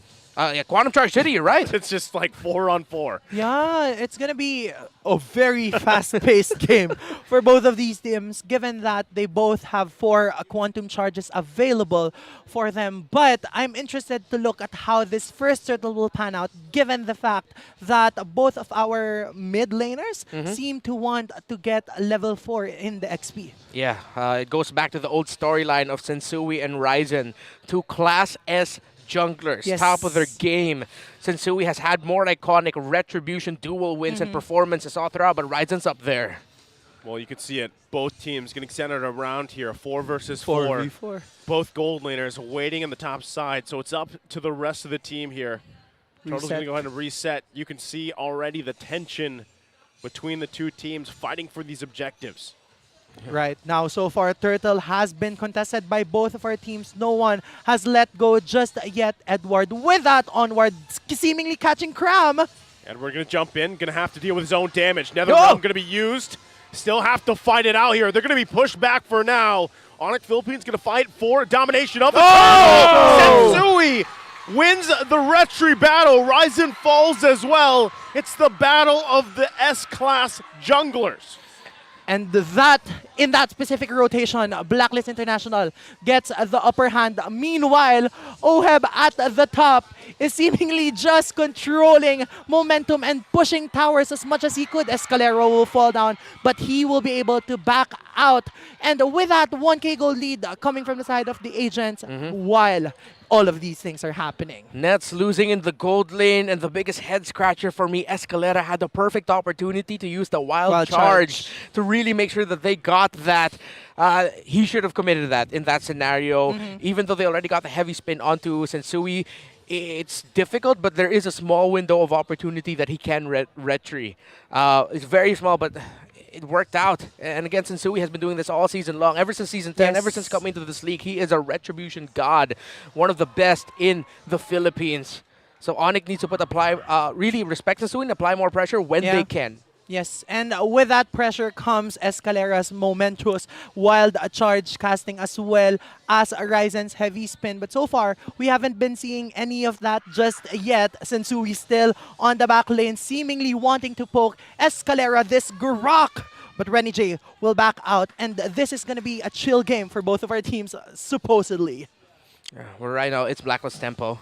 ONIC are playing right into it. They're waiting a bit too much for the Turtles, a little bit too cautious. Where's the Escalera surprise wild charges that made him an MVP Grok in his return late into the season? Yeah, 12 seconds until the second turtle comes up. Sensui there on his purple buff. Meanwhile, the rest of the side of the ONIC Philippines squad is positioning themselves here in the second turtle, so they have the upper hand in terms of control in this turtle. Turtle now up here. Sensui grabbing the buffs that he needs. And as we saw, Blacklist International guarding themselves a nice little lead here. They're going to go in and work with it. Circling Eagle to come down. They find more. Escalera could be in trouble here. Wild charge and defensive flicker. Fight. The lockdown. Sensui does it again. Gets the second turtle out of the hands of Ryzen. Now going to be focusing on the purple buff as well. Ryzen has nowhere to go. How did Sensui get that? How many times have we said that throughout this season? How did Sensui get that? And ONIC, you need to apply more pressure onto Sensui. My gosh. When teams go up against Echo and Carl TZ, they blow everything that they have to get Carl TZ down. You can't just control Sensui. You have to bring him low or even take him out. What the heck? 2 turtles for the side of Blacklist International while they sweep that bottom lane outer turret. Meanwhile, 2.9k gold lead still in favor for the side of the agents as they want to be able to push this mid lane, but no, they wanted to respect the damage output coming from Super Friends as well as Ryzen's heavy spin. 1,200 gold lead is the difference between OHEB and Nets right now, with Blacklist gold laner in the lead. Up to Dominance Ice. You see here the difference in priorities. Dom Ice here for the Edith, and of course the Radiant Armor as well for Cram instead. So again, similar to earlier, this Diroth is going to be a little bit more utility because he's just there. Oh, no way. What? Mr. Worldwide. That's what he was going for. Escalera, though, going to get forced back. And this is, you know, honestly, this is just the fundamentals from Blacklist International. There's nothing fancy about it. It's just what you expect from these teams. It's very clean. Yeah. So ONIC Philippines, you know, how do you disrupt this? And this could be it. Concealed play going to come through. Escalera finding OHEB. There's the response. Renegade with the circling eagle. Escalera, will he be able to escape? Once again, now OHEB avoiding the lockdown. Heavy spin not going to be utilized either. Yeah. Escalera didn't have the wild charge there. Of course, we saw him have to use it earlier for an escape when things got shaky down at the bottom lane. So right now, Blacklist are in control. They can continue this. Oh, they get the heavy spin out. Ryzen able to survive a little bit longer. OHEB could be in trouble here. There's the wild charge, knocking OHEB up. Edward, the next target. Can they get it? Sensui working on the turtle. He gets that. Cram now going to get tossed over. He's the next target. Knocked up. Can't play. Cram's gone. Can't play. That is the perfect statement. So much control coming from the side of Blacklist. How can you play when you can't even move? He really couldn't move. What was that? Chain crowd control coming from Edward. Wow, it was a trade after trade, but I think it was in the favor of Blacklist International, mostly because of the fact that they were able to secure all 3 turtles in this game. ONIC still not at the end of the game because despite the 2.5k gold lead with the side of Blacklist International, they can make plays. They can make perfect setups for their teams. Oh, again, Escalera gonna go for it. UA survives, drags 3 with him though. He will fall. Now Edward there. The rest of the team gonna crash down, looking for the sandwich play. Renegade gonna find nets, but can't go forward. The turret still stands. Blacklist International now. Can they press it on? They look like they want to do it. Bringing them back now, forcing him. Cram once again getting tossed over. Gonna get trapped here to his death, along with the turret falling. They keep it going. Blacklist International is out for blood. Onward again, cats it against Escalera, but he will be able to back out with that Wilderness Power of Guardian. And with that, Blacklist International has ballooned their lead into 5.1k gold lead in terms of economy. What do we have in the items? Okay, up to a golden staff already is the carry. Berserker's Fury Haskell's already on the way to the third item is Oheb, and he does build it. The Great Dragon Spear in his hands, and the problem now for ONIC is that UA has a Lightning Truncheon. But Superfist is able to match that as well. And this is what we talked about. You mentioned it, Naisu. And we talked about it leading up to this game. It's not going to be flashy. It's not going to be fancy. It's honest to goodness, just who can play better. And right now the answer to that is it's Blacklist International. Sticking to their conditions. And ONIC, they'll just try to open up the map a little bit more, sending nets up top. Oh, what the heck? Ooh, big play maneuver coming out here, Ryzen. Can't get away, even with a heavy spin. So the Lord in the hands of Blacklist International, they continue on. Taking out the jungler of ONIC Philippines. Net's still on the top side, doing what he can. That tier 1 just about down. And now ONIC has to defend against this Lord push. A 7k advantage coming from the side of Blacklist International with the Lord at their helm. This is what we were talking about, folks. It's funny because we just said nothing flashy, nothing fancy. Blacklist pulled out one of the flashiest plays we've seen this entire series. Yes. That flicker, guiding wind, plus ultimate circling eagle coming from Renegade in combination with Oheb. Wow. It can work so well when they pull it off again. Renegade keeping them on their toes here. They have to defend against this. Sensui sliding on through the wall. There's the heavy spin from Ryzen. Oh! Flicker as well. The turret's finally going to fall here. They keep them alive. Blacklist International now focusing on the bottom turret. They get that. They're happy. They make their way to the top lane. 9,000, 11 minutes. Only one base turret standing here for ONIC. Can they hold on, or will Blacklist continue their playoffs run as the third seeded team heading to the playoffs? Cram could be. Oh! Cram is gone again, as well as the turret. Does Blacklist International look to end the game here? They have everything they need. Wave's going to be pushing in. Do they have enough? Do they press the situation? They might look for it. UA waiting for that wave to come in. Might be it. Waiting for that Nether Realm. They're going to toss them up here. Escalera in trouble. He falls. Their own Nether Realm going to be used. Do they have enough damage? ONIC Philippines trying to hold on for their lives here. The waves push in. Full force. Ryzen pushes them back. Sacrificing himself with a heavy spin. More minions. It's Nets. It's Super Fritz. It's Cram. Defending the base the best they can, but Blacklist International wants to end it here. Another kick goes through, and the code will continue on into the next phase of the playoffs as they send ONIC Philippines home. This winning moment is brought to you by our official sponsor, FWD Life Insurance. The history between these two. What Blacklist and ONIC means for the Philippines and the history of MLBB esports across the world. They open up our playoffs with a banger Game 5 series. And the agents and the code will stand strong as ONIC's time has run out, as Blacklist continues to advance to the next round to face their rivals, to face Echo. Wow. You can hear the crowd. What a series. My goodness, there's a lot of agents in the crowd here. Just as many ONIC Philippines, Sonic fans out there. Yeah. But man, what what a series. I honestly think this is one of the best series that we've had opening of playoffs. Yeah. I don't know that many that have gone actually these full 5 games and this intense, like the back and forth here. And you know what makes this special? It's because aside from the history for both of our teams, for this whole series, we didn't know who was going to win. And contrary to what Lafel said here in the panels, wow, this is game number 5. And with that, ONIC Philippines, you can stand proud because your performance was so well here in the first day and the first match of our playoffs. Yeah, they're going to be, again, they might get a chance here, of course, you know, to talk before they take that final bow and everything. But yeah, again, what a series that they brought us, what they displayed here. Yeah.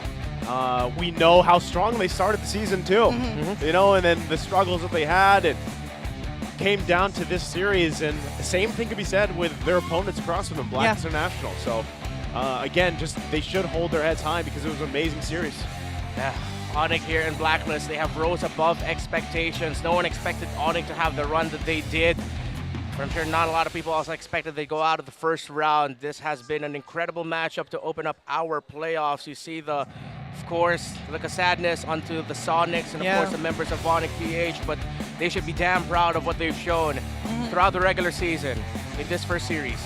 ONIC's time has run out and Blacklist International can continue to break the code. But so far, let's throw it to Mara Aquino. Thank you, casters. Here with me, ONIC Philippines. It was a hard-fought fight. Coach Bluffsy, would you like to say your final message to our crowd? Yun po. Gusto lang namin magpasalamat sa lahat ng mga sumuporta, lalo sa mga ONIC fans. Sobrang appreciated po lahat ng mga efforts nyo. Alam namin na kasama namin kayo hanggang dulo. And sa team, marami kami natutunan ngayong season. And hanggang sa huli, pinandidigan namin na magkakasama pa rin kami isang desisyon. Yun po, salamat. And thank you so much. Once again, everybody, let's give a round of applause to ONIC Philippines. You may now take your final bow. And the journey ends here. Thank you so much, ONIC Philippines.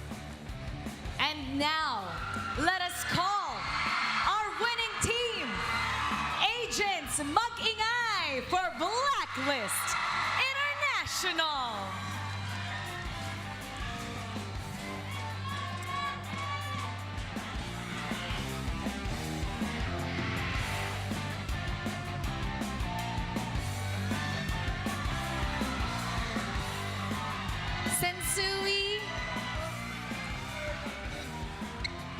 Sensui, kayo ang nanalo, pero nakikita ko you have tears in your eyes. What's happening right now?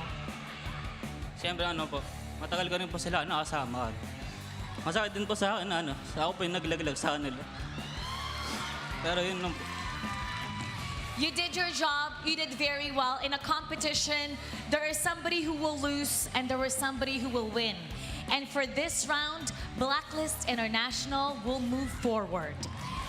Sensui, you were amazing. Your instincts were there. Tatlo, sabi mo kasi marami kang ilalabas na heroes. Tatlo ang ipinakita mo ngayon. Gaano kahirap yung preparation papunta dito sa playoffs? At ano pa ba? Ilan pa ba yung mga heroes na maaasahan namin sa'yo? Yung sa preparation po, parang expected po kasi namin na po na ako po yung ita-target man ng kalaban. Kaya nag-isip po ako ng mga heroes na kaya ko po rin, tapos idadagdag po sa hero pool ko po. Speaking of na ita-target, nakita ko actually magkausap kayo, nagyakapan kayo ni Boss A. Ano yung nangyari doon? Ano yung conversation there kanina? Ayun lang po, wala po. Parang lang po, parang napaluwa po kasi parang ngayong, dati po kasi kasama ko po sila sa naranasan ko na rin po malaglag ng first round, tapos nung nakita ko po ulit sila parang bumalik po sa akin nung magkakasama po kami. So, and later on, you will have a chance to talk to them as well. But now, we're gonna be talking about the next game. Ang makakatapat mo next is the best jungler, one of the best junglers, Carl TZ. Ano ba maaasahan namin from you kontra kay Carl TZ? Siguro po mas malinis lang po na execution sa mga unexpected picks po ulit. Unexpected picks. Speaking of, ito, tatanungin ko, Coach Master the Basics. Ito naman para to sa'yo. If you could pass the mic to Coach. Coach, makakatapat nyo next. Ang pumili sa inyo, Echo. It's gonna be a tough match. We all know how great they are. So ito na ba yung lineup today ang makakatalo sa Echo? Bukas. Yan yung kailangan nyo abangan eh. Kung sino ba talaga yung lalaban sa Echo. Ano ba? Ano pang maasahan namin bukas? Kasi last time, di ba, unang best namin sila nakalaban. Ito yung lineup with Haji. Tapos yung second time namin silang nakalaban, yung second unit naman. So bukas, abangan nila. Let's invite everybody to support you guys for tomorrow. Ayan guys, sa lahat ng agents and sa lahat ng sumusupport sa Blacklist, abangan nyo yung laban namin bukas. Magiging intense ulit. It's gonna be intense. Maybe more intense as the day goes by. Pero ngayon, gusto ko naman marinig ang inyong intense scream as you tell me, who do you think is the match MVP? Let me hear it from you guys.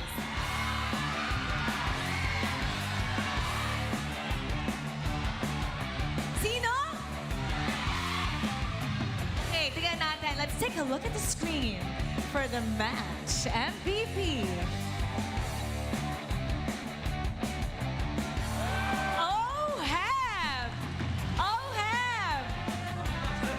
Ano? Bakit Chamba? Sabi ni Oheb, Chamba daw. Bakit Chamba? Wala lang, chamba lang. Anong gusto mo sabihin sa ating mga supporters? Alam mo ba, sobrang aga dumating dito ng ating mga agents. Tingnan mo naman ang ilan sa mga audience natin na nakasuot ng Blacklist International t-shirt. Nandun pa ang inyong mga mukha, may cut-out pa kayo. Anong gusto mo sabihin sa kanila? Thank you sa lahat ng mga pumunta dito para supportahan ko Medis Playoffs. Gagawin namin best namin para makapasok ng M5. Patuloyin mo lang, supportahan nyo lang kami lalo, gagawin namin best namin. Keep supporting Blacklist International. That's OHEB's message. Once again, everybody, give it up for Blacklist International. You may now take your bow and take your walk of victory. Blacklist International, they're moving on to our next round.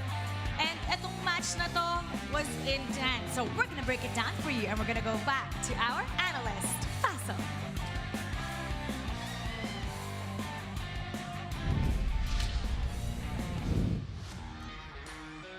Mula sa Blacklist International, truly top-tier individual performances sa individual players ng mga ages. But of course, kudos pa rin sa ONIC Philippines for putting up a fight. But it was the Ube strategy that prevailed in game number 5. Once again, welcome back dito sa Analyst Stand. Ako nga pala si Midnight. And ating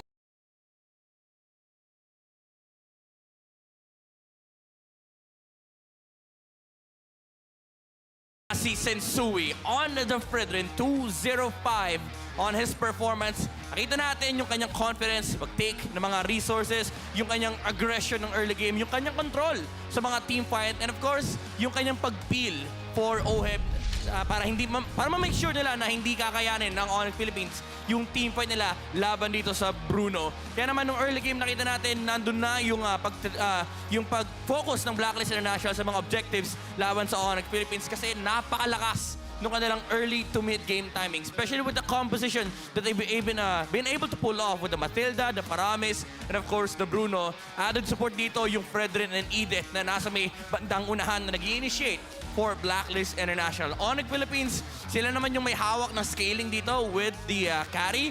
Pero again, it is a very similar story nung game number 1 na kung saan hindi na-capitalize ng ONIC Philippines sa kanilang pag-pick up ng kanilang XP laner. And of course, with the Grok, na heavily countered ng NetherRealm. And ito lang yung tool nila para ma-force yung NetherRealm. Hindi nga nila ma-maximize yung gamit nung wild charge dito mula kay Escalera.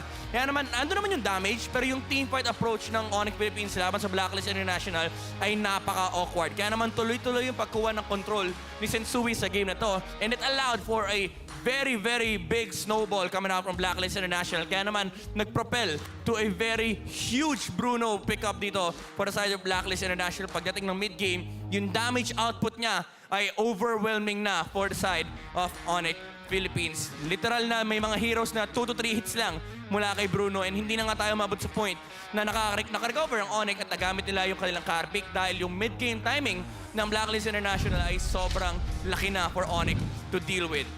Now, looking at the emblem builds here, makikita natin yung choices ng magkabilang koponan. With Blacklist International, again, very important dito yung full damage mula kay Oheb, yung fatal alongside the weapon master, and of course, yung konting mobility na binibigay ng quantum charge, allowing him to maneuver around these fights, and yung assassin emblem, added penetration ng early game, really amplifying yung strength ng Blacklist International during the early game. And also, si Yue, yung kanyang Paramis with the lethal ignition. Nabanggit na natin to nung regular season na yung Paramis ni Yue ay ginagawa niyang hybrid. Hindi lang ito taga-save ng mga marksman, kundi nagdi-deal din siya ng damage. And of course, yung lethal ignition, it adds another layer of damage for Blacklist International. And it just means na ONIC Philippines, na-overwhelm sila ng damage mula sa Blacklist kasi hindi nag-hesitate yung Blacklist na mag-all-in sa kanilang early game strat. Kaya naman nakapakalaki ng advantage na nakakuha nila Sensui pati na rin ni Edward sa early game kasi yung mga teammates nila ay willing tumulong. And that just means na nakakapag-transition sila towards the mid-game na mas malaki yung hawak nilang lead. Dahil alam nila, ang kalaban nila dito yung carry. They cannot play the late game battle versus ONIC Philippines. Kaya naman nag-all-in ang Blacklist International sa early to mid. And makikita natin, napakayaman ni Oheb. Yung Bruno ay napakadaming farm resources na nakuha nung early game. And that converts into damage output for Blacklist International, dealing at least 30% of the team's total damage for the agents. Kaya naman hindi ito na-survive ng ONIC Philippines. Talagang sunod-sunod at hindi pinahinga ng Blacklist International yung gameplay dito mula sa ONIC Philippines. Hindi sila nakakakuha ng farm, hindi sila nakakakuha ng objectives, and of course, awkward din yung dynamics ng teamfight dahil wala silang pangsagot doon sa Netherrealm na hawak ng Blacklist International. You might say na meron namang heavy spin, meron namang wild charge, but then again, nasaan yung damage? Yun yung naging question dito for ONIC Philippines. And nag-hesitate sila minsan sa pag-execute ng teamfights habang yung Blacklist International naman ay tuloy-tuloy lang sa pagkuha ng mga jungle creeps, pagkuha ng towers, and yung pag-apply ng pressure sa side ng ONIC Philippines. And ito yung lead na ginamit ng Blacklist International to convert those early game advantage into mid-game teamfight victories. Kaya naman naselyohan nila yung victory in game number 5 and eliminating ONIC Philippines in this series. Bago ang lahat, pumunta muna tayo kay Hans para sa mga konting pagganapan pa dito sa ating venue.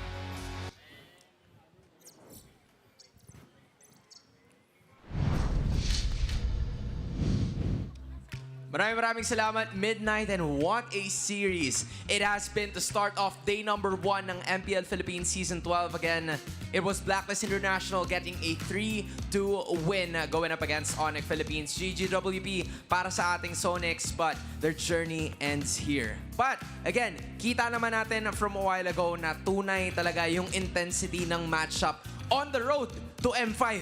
Kaya nga ngayon ay titignan natin na mabuti yung mga teams na posibleng makita ng ating PH representatives pagdating ng M5 sa tulong ng M5 check. So to start it all off, together here with me right now, kasabay ko rin siya na manood nung pinakaunang series. It's none other than Mena's Triple Esports head coach, Coach Lyric. Coach, first of all, congratulations dahil ikaw ang isa sa mga kinatawan ng Pilipinas to represent MENA. How does it feel to be a champion? Halos wala din naman ng bago kasi parang, ano ba, hindi ko rin alam eh kasi parang kailangan mo pang i-prepare yung mga bata dun pa sa bigger na goal which is yung M5. Kaya parang sabi ko na sa kanila, parang ano lang to, parang pagdadaanan lang natin to, wag kayong magbabago, especially yung attitude kasi marami pang pwedeng makuha doon basta maging humble lang kayo. I love to see it. Especially nung nagpunta ka mismo sa MPL MENA and you represented them very well na nandun ka, you're really instructing them. Especially dun sa nakita natin in terms of matchups na kung tutuusin, ano bang nangyari doon? Kasi we last saw yung Triple Esports back then sa IESF. Yes. Na yun yung pinaka malapit talaga na naging competition ng, of course, Philippines and the others. But kung titignan din natin, as we move forward, wait, let me go here on your side. Ano ano bang ganap doon? Is it more like, dinala mo ba yung playstyle ng Pilipinas sa MENA? Or meron ba silang sariling team na, or meron silang sariling playstyle na, okay, kailangan, eto na yung i-build up ko, I'll work on their strengths? Ang maganda naman kasi dun sa mga player ko, sobrang alam nila na marami pa silang i-improve. Kaya open yung utak nila na tingnan to. Actually, sila pa nga yung nagsasabi na, Coach, try natin yung ganito kasi sinubukan to sa MPL-PH. Coach, try natin to kasi sinubukan to sa MPL Indo. Sobrang sobrang open nila. Hindi sila na-stuck lang sa isang idea. Alright, look at this though, di ba? Ito nga, gaya na nabanggit natin, you're one of the most successful Filipino imports that we have this year. And yan, presented yung mga stats ninyo. What does it say more about like the unique heroes used? Meron ba kayong mga heroes na we don't usually see here in the Philippines tapos parang nagagamit nyo talaga doon? Or you kind of stick with like the meta aside from the strengths na nabanggit mo with your teams? May mga hero kami na ginagamit na dun lang, pero di ko muna sasabihin. Tapos may mga ina-apply din kami dito. Ayan mismo. May mga ina-apply din kami dito, katulad nung, asan yun? Hindi pinakita dito kay Tarzan, pero yung Gwyn ni Tarzan, 100% win rate yan. Sobrang tuwang-tuwa siya nung nakita nila. Actually, kay Irad namin nakita yan. Tapos sabi niya, Coach, try natin to yung Gwyn. Kasi Gwyn din ako, nag-Gwyn din ako dati. Tapos try namin. Tapos yun, successful naman siya. Oo nga, no? So, ang dami kong napapansin so far. Somewhat similar nga. Pero yun nga, yung isang naging major factor, it's the Guinevere na usually, hindi natin nakikita from all of the other teams out there. Kumbaga may binahabagayan talaga siya di ba, na lineup. And that's where you come in para mag-allot ng perfect composition for that one. So, with that being said, ang dami ng mga players, or actually there are 5 players up top. Sino sa tingin mo yung isa dyan na kailangan abangan ng mga Filipino fans kung sakali na makakaharap ng Triple Esports ang isa sa ating representatives? Abangan nyo si Troll kasi si Troll talaga yung isa sa mga pang-pick off namin. Tapos sobrang nilulook up niya si Yawi at saka si Light. Kaya sobrang excited siya na makaharap sila. I like it.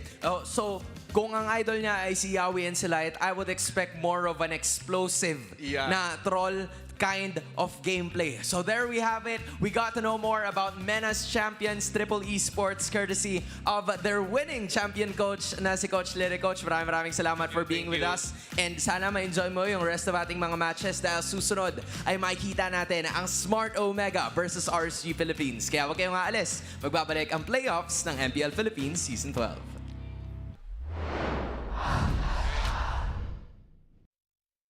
The 12th season of MPL Philippines is brought to you by the following sponsors.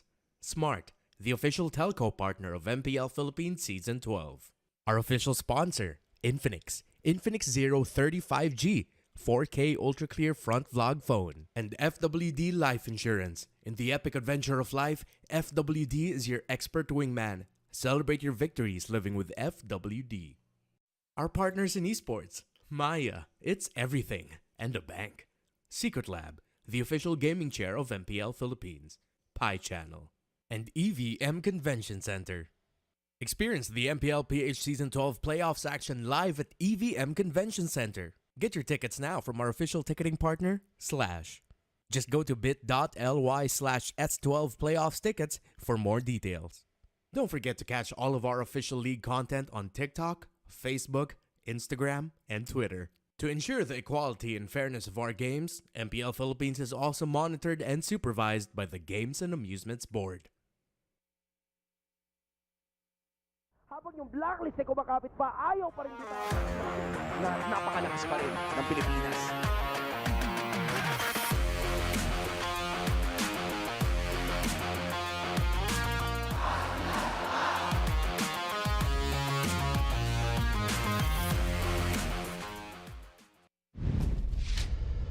How to register the Smart Gig Arena.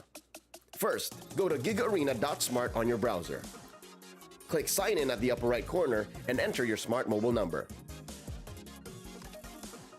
Enter the one-time authentication code sent to your number and agree to the terms and conditions and privacy policy. Personalize your account by choosing your username and profile picture. Congratulations, you've just taken the first step on your path to greatness.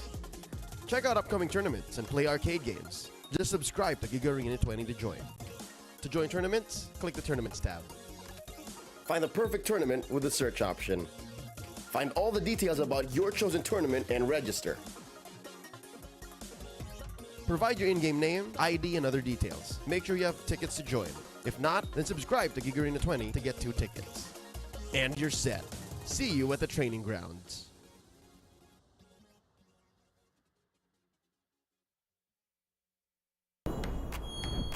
Won't rest until I crush the Trinity Syndicate!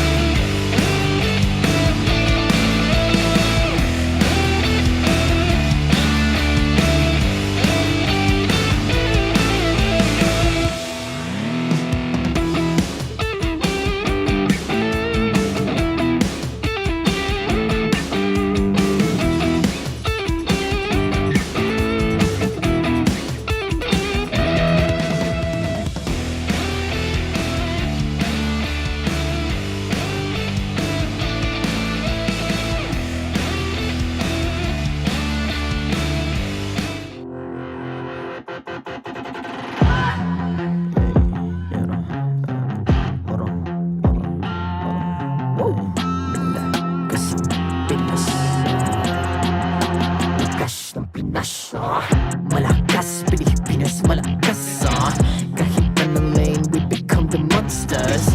Malakas, Pilipinas, malakas face the golden sun and reppin' for the 3 stars. Look at us, to the top, no ifs, no buts. Winning any game, para to sa PINAS. Di mo matitinag aming boses sa new level. Nasa kalye man o mobile window, I become a legend. Open fire, we unite, we winners. Built with pressure, the diamonds are made of. Switch na lane na parang gera, HP racing, may reset up. Built agad ang buhat ni Hilda, full load SS parang Lyra. Susundan ko ang iyong bakas, kasama patas, tagumpay natin ito dahil tayo'y malakas. Para sa Pinas, nasa amin ang alas, hindi tuwa atras, kinikilala sa taas kasi kami ang malakas. Para sa Pinas, nasa amin ang alas, hindi tuwa atras, kinikilala sa taas, ganito kami sa Pinas. Wow! Hold on. Yeah, malakas ang Pinas. We are laging every beat, no surrender, no retreat. Pag nagsama-sama, just imagine what we can achieve.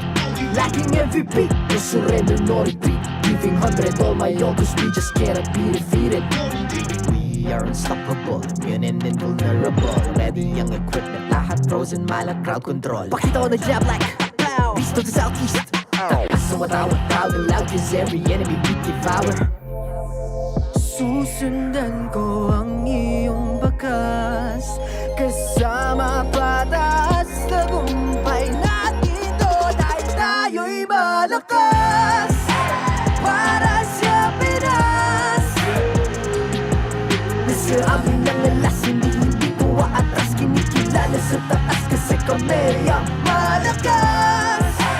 Para sa Pinas, nasa amin ang alas, hindi tuwa atras, kinikilala sa taas, ganito kami sa Pinas. Wow!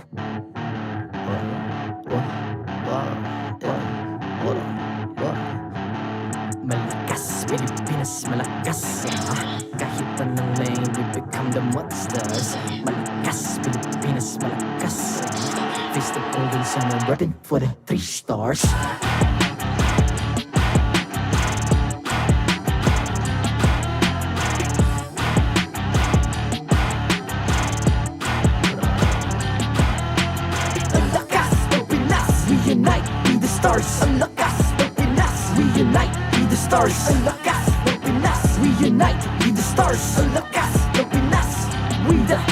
stars. Ang lakas ng Pinas, we unite with the stars. Ang lakas ng Pinas, we unite with the stars. Ang lakas ng Pinas, we unite with the stars. Ang lakas ng Pinas, with the stars. The 12th season of MPL Philippines is brought to you by the following sponsors. Smart, the official telco partner of MPL Philippines Season 12. Our official sponsor, Infinix. Infinix Zero 35G, 4K ultra clear front vlog phone. And FWD Life Insurance. In the epic adventure of life, FWD is your expert wingman. Celebrate your victories living with FWD. Our partners in esports, Maya, it's everything, and a bank. Secret Lab, the official gaming chair of MPL Philippines, Pi Channel, and EVM Convention Center. Experience the MPL-PH Season 12 playoffs action live at EVM Convention Center. Get your tickets now from our official ticketing partner, Slash. Just go to bit.ly/S12 playoffs tickets for more details. Don't forget to catch all of our official league content on TikTok, Facebook, Instagram, and Twitter. To ensure the equality and fairness of our games, MPL Philippines is also monitored and supervised by the Games and Amusements Board. Habang yung blacklist ay kumakapit pa, ayaw pa rin dito. Na napakalakas pa rin ng Pilipinas.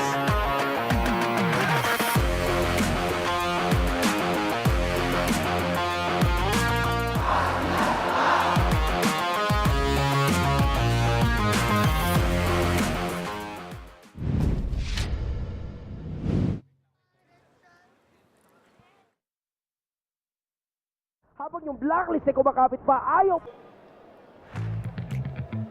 Hello mga ka-squad! This is your very own Odin and welcome to Smart All Access segment. Dahil nga All Access, pupuntahan natin lahat ng meron dito sa MPL Philippines Community Hub. Tara, puntahan natin. Ayan, makikita niyo dito guys yung merch booth ng ating mga teams. Una na dyan ang Echo. Busy si Madam Ivy at makikita niyo sila na talaga si Idol. Uy Idol! Bakit ka naman ang aga mo naman nagma-merch dyan? Sabi nila Kamusta? Ayan ang mga kaibigan natin na nandyan sa merch booth. Medyo mahaba na yung pila dito sa blacklist. As always, ang agents natin ay laging nag-iingay. Hindi nila pinapabayaan or hindi nila namimiss lahat ng merch ng meron ang Blacklist International. We also have here ONIC, TNC, Smart Omega, RSG Slate Philippines, and of course, AP Bren. Okay lang yan. Kumaway kayo sa camera dahil Smart All Access segment to, di ba? Yan ang ating community dito sa MPL-PH Community Hub. And of course, nandito rin ang ating mga pro players na bumisita sa atin. Oh, di ba? Ito ang ating MDL champion, season 2, di ba? Uy, 2-time MDL champions! Salamat sa pagbisita, ha? Live po ito. Ayan, nasa Smart All Access segment ka. Hello po. Mahihain si James Pero nandito ngayon ang Mia sa archery lane. Tinatry ngayon yan ni Outplayed. Ay, magaling kaya itong tumutok. Ayan, May tutok kaya to, coach. Marksman, meron daw. Pakita mo na marksman ka.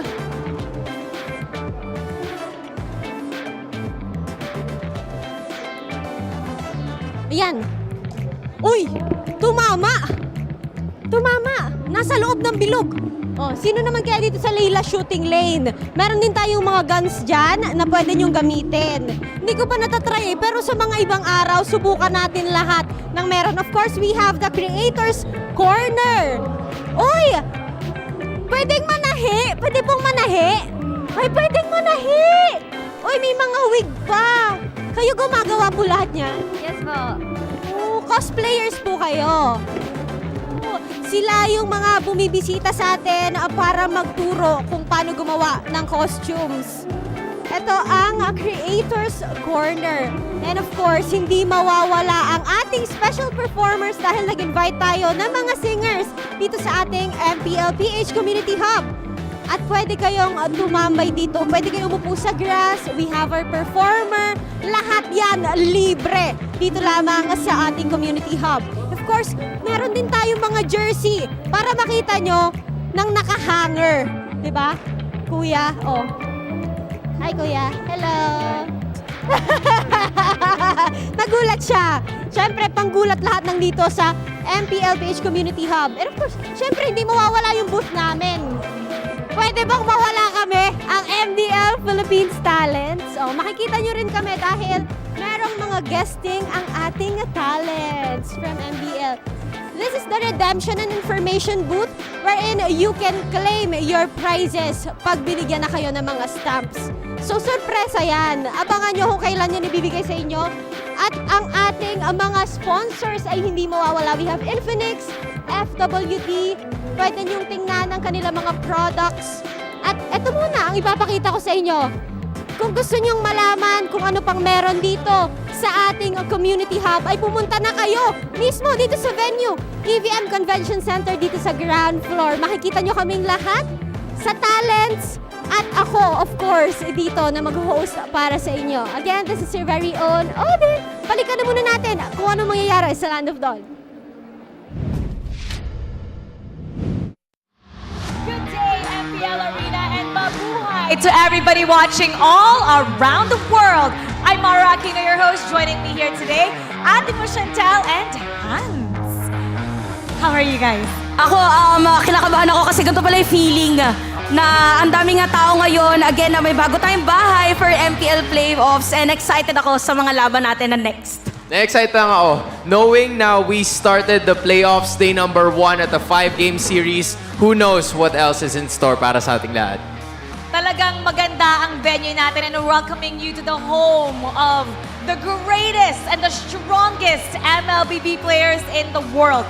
This is the second match for the MPL Philippines Season 12 playoffs. So have you guys heard? In-announce na. Alin? Yung ating venue for M5. Oh! Ayun nga, bago nating venue actually, for a group stage, dito pa rin siya sa EVM Convention That's right. Center. Tapos, pagdating natin doon sa Grand Finals, lipat naman tayo. Alright. Saan? Sa Rizal Memorial Coliseum. That's gonna be for the knockouts and the grand final, right? So, major things have happened there. I'm sure you've noticed that kasi we've witnessed football games there, we've witnessed baseball games there, and That's this right. time, Years ago, actually, the legendary home run king, si Babe Ruth, was able to step sa ating Rizal Memorial Stadium. And now, meron pa tayong isang historical moment, which will be the M5 World Championship happening here in the Philippines, happening at the Rizal Memorial Stadium. So, there's gonna be another thing, another history to put down in there. So, napaka-exciting. At ang ganda din talaga ng ating EVM Convention Center. Agree. This is really, really pretty. Now, for the last match of the day, we have another elimination series. And that's gonna be between RSG Philippines and Smart Omega. Ito yung tapatan ng dalawang dating Kings of C na mas pinalakas ng MSC Finals MVP. That's Kelra and Emen. What do you guys think about this matchup? Ako honestly, Former Kings of pag C. sinasabi natin na Kings of C, parang nagpa-flashback doon sa naging performance nila nung MSC 2022. So, I'm expecting na today, ganun pa rin ang magiging match-up, intense pa din. and especially ngayon, I think it's been, you know what, MSC 2022, nung huli silang nagharap sa playoffs. Kasi nung Season 10, nung Season 11, they've never even met in the first round. So ngayon, this is gonna be the first time in a long time na makikita natin itong dalawang teams na to. Crucial nga yung naging panalo ng Emega kontra RSG para sa kanilang playoff spot this season. Kaya, nung nakausap natin si Eto Max, meron siyang sinabing maganda daw yung magiging tapatan nila kontra RSG. So how about let's listen to him?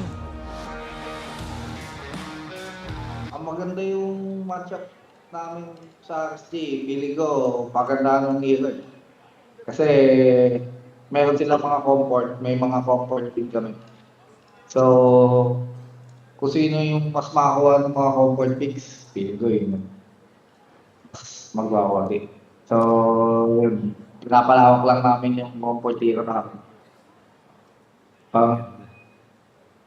Nasalpukan ng ng style eh. Iba na yung style namin kaya very excited rin. Nakakasawa na rin kasi yung puro blacklist yung kalaban. Ngayon lang namin nakalaban yung talaglag yung match eh. Kaya, yan, excited sa laban na. Malakas din kasi talaga yung MSC. Ano sila eh, malakas sila na team. sa malakas din na team. Parang gano'n. Medyo ari lang nila kapag hindi gano'n kalakasan yung team. So, ano sila sa amin? Liyamado. Pagkat on paper, tingnan mo, parang liyamado sila sa amin. So, possible na iba yung laro nila pag kami yung kalaban. I think it'll be 50-50. Lalo sa draft, if the draft is pangit, may malaking chance you'll be one-sided. Also regarding sa execution, saka sa discarding nila, lalo sa mga objectives. If it's good, then kahit we are losing early game, we can still win the game, and that's also vice versa. So 50-50 pa rin. Ang maganda yung matchup namin sa XG, feeling ko, maganda. Sa sobrang ganda, talagang gusto natin ulitin yung sinabi ni Eto Max. Tama. Alam mo ba, nakasama ko actually sila Smart Omega about 3 days ago sa Smart Giga Arena. Oo nga. And Kelra, aminado siya. Sinabi niya, sabi ko, tinanong ko sa kanya, kamusta yung preparation nyo sa ating playoffs? Sabi niya, talagang pinaghahandaan daw nila kasi takot daw sila sa RSG. Ganon nila nire-respeto yung RSG. Anong ganito ka big deal para sa kanila ito? For Smart Omega, nasabihin, takot ako sa RSG. That's a big deal. Tsaka ang ganda ng pinipinpoint dito ng dalawang na-interview. Kasi for Coach Panda, ang pinipinpoint niya is draft. For Eto Max, sinabi niya, preparation is palalawakin pa yung hero pool. So talagang alam nila na parang takot sila sa isa't isa eh. So maganda yung timpla, dun pa lang sa interview ng dalawang player, coach. Kasi si Coach Panda naging player din before. Si Eto Max naging coach din before. Especially pag nagka-counteran sila in terms of picks. Nabanggit ni Eto Max kanina na yes, they are the type of squad that will rely on the comfortability na meron sila. Pero I should also say the same thing para sa side ng RSG na it all boils down on the draft. So mahalaga at malaki talaga yung significance ng draft na makikita natin. So umpisa pa lang, gaya ng sabi ni Kapitan Eto Max, salpukan na kaagad. Salpukan na, yun pala yung Clash of the Titans. Salpukan. Na bukod sa tapatan ng Golden Kings of Sea, makikita natin ang mga harapan ng dalawang junglers na magkaiba ang history ng kanilang pinanggalingan. Now for RSG, we have Irad, who we first recognized dahil sa malupit niyang mechanical skills. Now for Omega naman, we have Sir Matt. Si Sir Matt Zilla and his signature drive-by retribution plays. So, etong matchup na to, si Sir Matt Zilla tsaka si Irad, ikumpara natin, pag-usapan natin itong dalawa. Honestly, what's crazy to me is, aside from the differences, meron silang similarities. Irad and Matt have also played in the MDL. Matt nitong kamakailan lang na Season 2 before he was transferred to the Smart Omega team. And tama ka, Mara, sobrang naging significant nung kanya mga naging picks. Kaya kita mo ngayon, yung back siya talaga yung nangingibabaw in terms of like executing yung drive-by. Meanwhile, si Irad parang medyo flexible yung playstyle niya. Parang, gaya nga ng banggit kanina ni Coach Lyric, di ba? One of the inspirations ng MENA Champions, yung Guinevere ni Irad na ginagamit nila during the regular season. Oo nga pala. Tsaka kung babalikan natin yung dalawang players, parang yung sa graphics natin, even yung hero pool nila is basically not the same. Kaya din natin tinawag na si Irad is more on the mechanics side. Tapos fundamentals naman si Matt kasi parang slow yung naging trajectory niya into being that kind of jungler na ginugulat na lang tayo na hala, grabe mag-retry. So parang iba yung pwede na ipakita or pwedeng si Matt yung sumabay kay Irad, pwedeng si Irad yung sumabay kay Matt. You know what I like about these two, other than their hero pools and what they show inside the Land of Dawn, both players show a lot of confidence. Alam natin yung kumpiyansa ni Matzilla, Sir Matzilla, even the way he answers the question. Si Irad naman, what I've noticed, compared to before when he was in the MPL, sabi nga niya, may sinabi siya na now he's more vocal, natuto na siya, na hindi dapat quiet. He's actually very vocal about wanting to play a certain hero. Minsan nga magtatampo siya kapag hindi nalaro yung hero niya, di ba? So, with these two players being so confident, it brings out a whole new level sa ating game. And honestly, I feel like sobrang laking factor din na si Irad, solo siya dun sa role niya. Like, kita mo mismo na, okay, ako yung aasahan ng mga teammates ko eh. Hindi ako pwede na magkamali or make a wrong shot call just because I'm the only one that they're gonna rely on in terms of the jungle position. It's also the same thing para kay Matt na it's a tight contest kagad. Nauumpisahan mo yung pinakaunang stint mo dito, nakalaban mo si Carl TZ. And I think from there, natuto siya kagad. And ngayon, he's probably one of the most prominent rookies that we've seen all season. Tsaka kanagandahan dito para sa dalawang junglers natin, parang same sila na naging performance kasi way back nung una natin nakita si Irad for RSG, pumasok din siya prior playoffs. Parang ganun din yung nangyari ngayon kay Matt. So same pressure but also at the same time, same performance na nagsistep up sila para sa mga teams nila.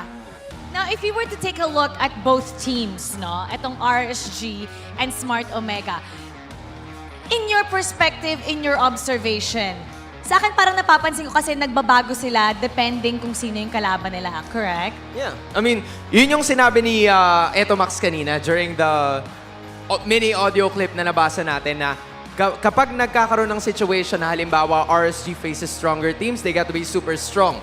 But they tend to, as Etomax would say, mediocre once na nakakaharap sila ng mga mediocre teams. So I think, I should say na Smart Omega, gaya na nababanggit ni Etomax dun sa mga recent interviews niya, ito yung team na nakadepende rin kung gaano ba kaganda yung gising nila eh.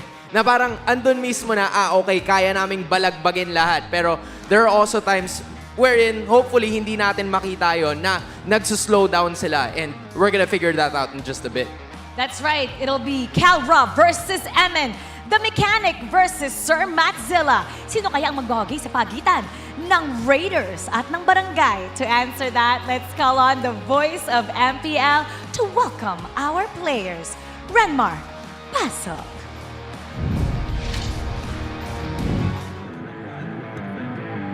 Arena! This is a rematch between the Season 9 Grand Finalists, athletes who have been crowned kings of Southeast Asia, now battle for tournament life in the first round of the playoffs. Let's welcome our teams.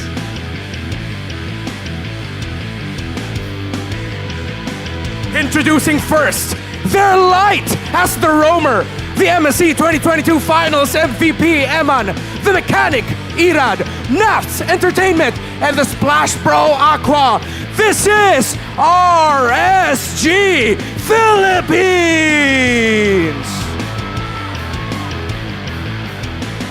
And their opponents, the Mamba, Chaknu, the Filipino Savage, Kelra, Sir Matt, Atoy R. Ryota, and Tito Itomax. It's Smart Mega!